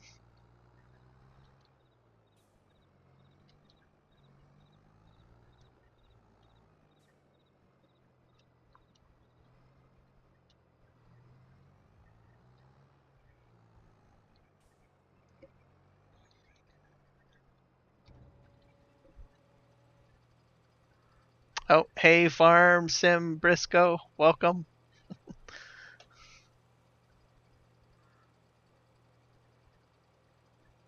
Yep, that would work too, Argsy.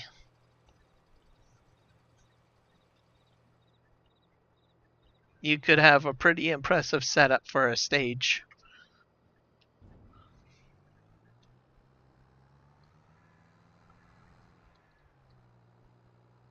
Yep, just use the materials in the game from productions, add a few different pieces of equipment in the background. Oh, you could even use those the containers too as well. That's another option. Mind you, those are a bit high, but you could probably incorporate them in as a stage too if you wanted a higher height.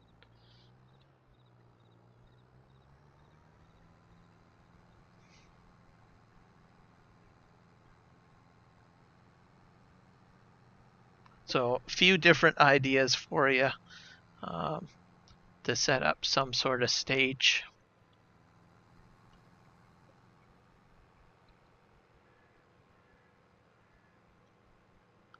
But I think adding anything from the game, or especially the incorporating as much of the equipment in as possible, I think would make a more impressive look and feel to everything.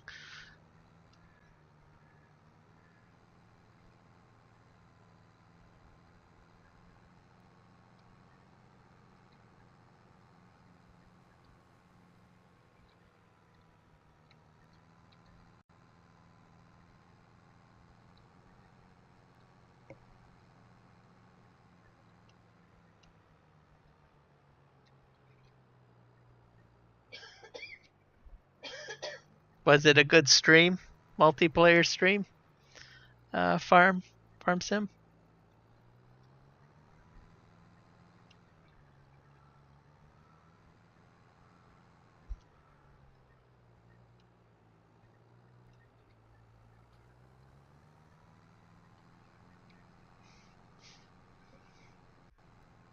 Are you excited, FL10?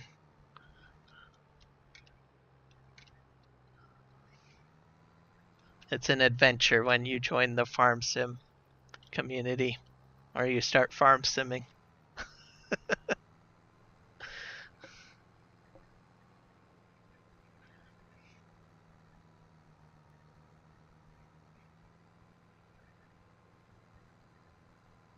I can't recall if you said you were on console or on PC. I think you said you were on PC, FL.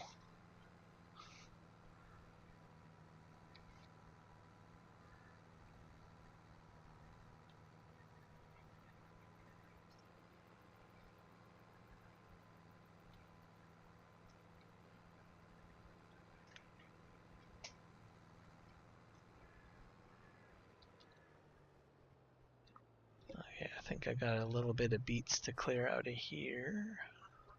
There we go.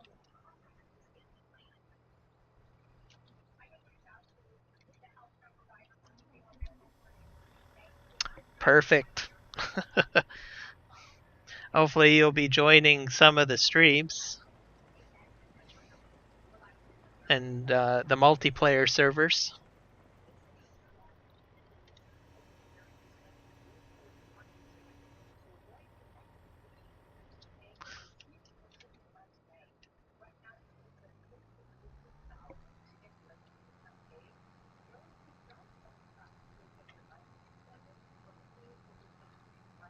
I noticed that you joined the Discord channel, I think last week.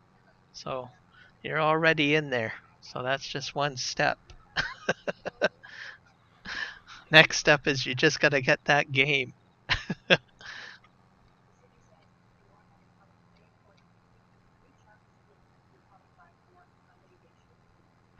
um,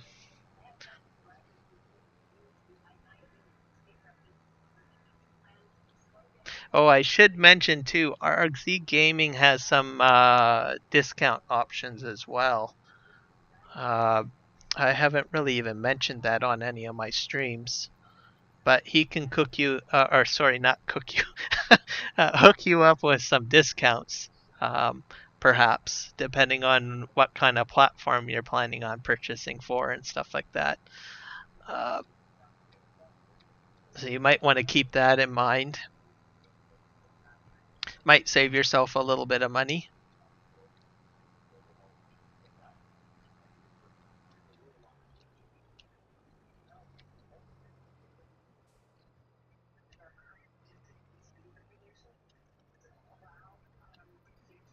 Fair enough. Yep.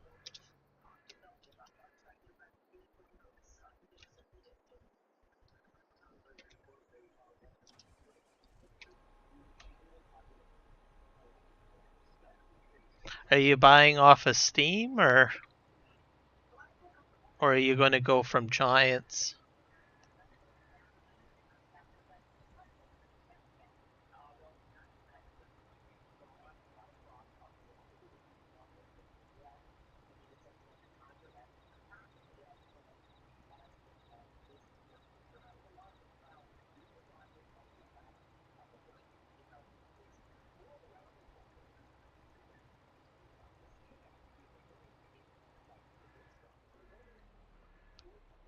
I think I got that filled up now.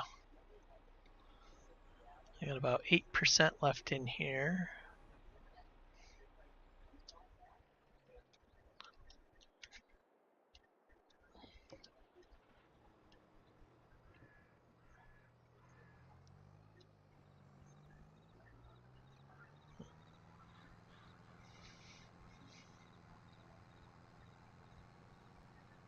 You can stick with Steam, and I believe Argsy has what is it? Games Planet? I forget what the name of it was, but you can make the purchase from there. I think it's Games Planet, and you can get a code which will activate in Steam, and he's partnered with that group or that store. And then once you get the code, you just pop it in to the into Steam, and you can save. I think I saved about almost 10% on the base game purchase by using the code, and that will stack, I think, on any pre-existing sale that might be available on Games Planet.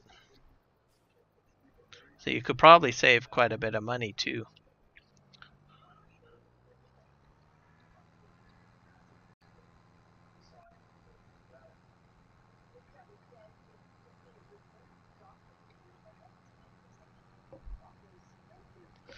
There you go. So Argsy's in the chat there, so he can hook you up.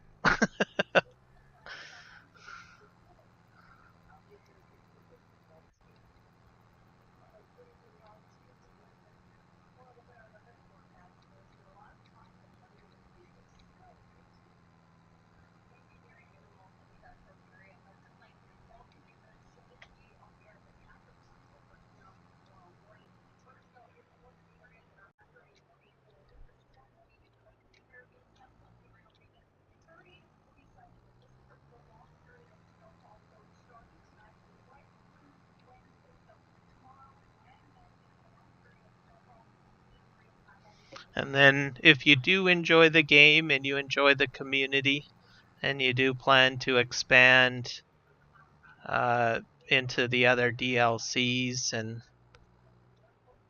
what have you,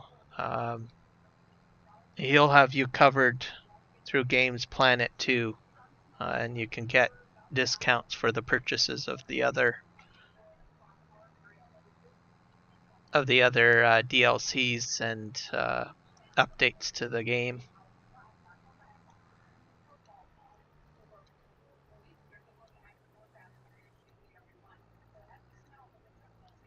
Yeah, that's true too.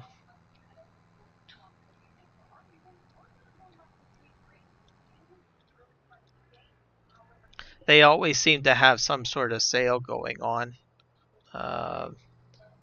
or discounts. So when I make if I'm planning on purchasing anything, I usually check Games Planet to see if it's cheap.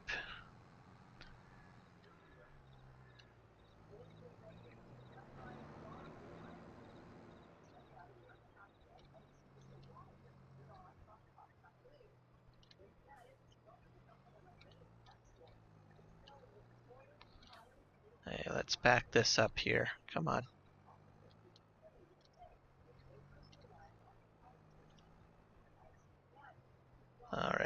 hit I.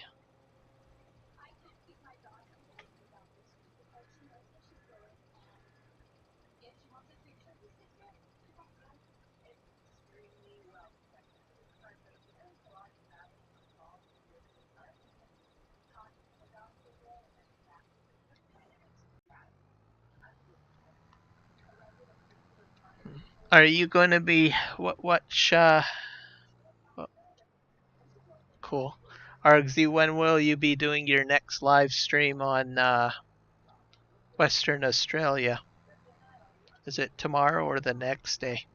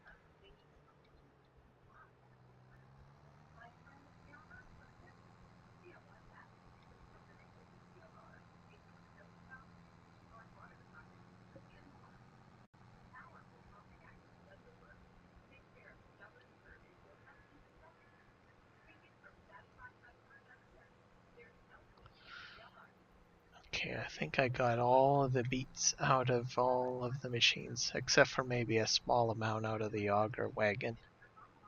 So I think we're all good here, actually.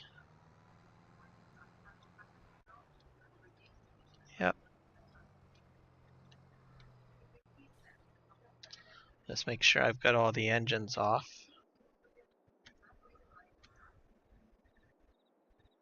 Yep.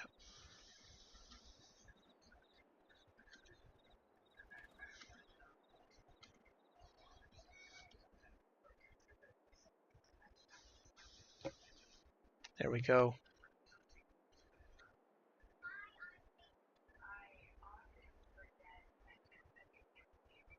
There you go, guys. So if you want to see some more multiplayer server action, especially on Western Australia, Argsy will be doing a live stream, 30 hours. So check that out. It's great. It's fun. You can join in as well. I know I enjoy it every time I'm in there. um, and like I said, they've got a goal to get 10 million liters of all of the products inside the silos. So that's everything from cotton to wheat, sorghum, barley, everything you can think of. 10 million liters. So it's a pretty impressive goal. So check that out. We'll need the help for sure to get all that done. And at this point, I'm going to end the stream. I've been on here, I think, about 4 hours and 25 minutes. So cool on me. And I want to thank everyone that has subscribed and liked the video and everything like that. And I hope anyone that's seen this in the replay will definitely join the community. All of the links are in the description. And hopefully I'll see you out here on the fields. Other than that, have a good evening, day, morning, whatever. And take care and be safe. Peace.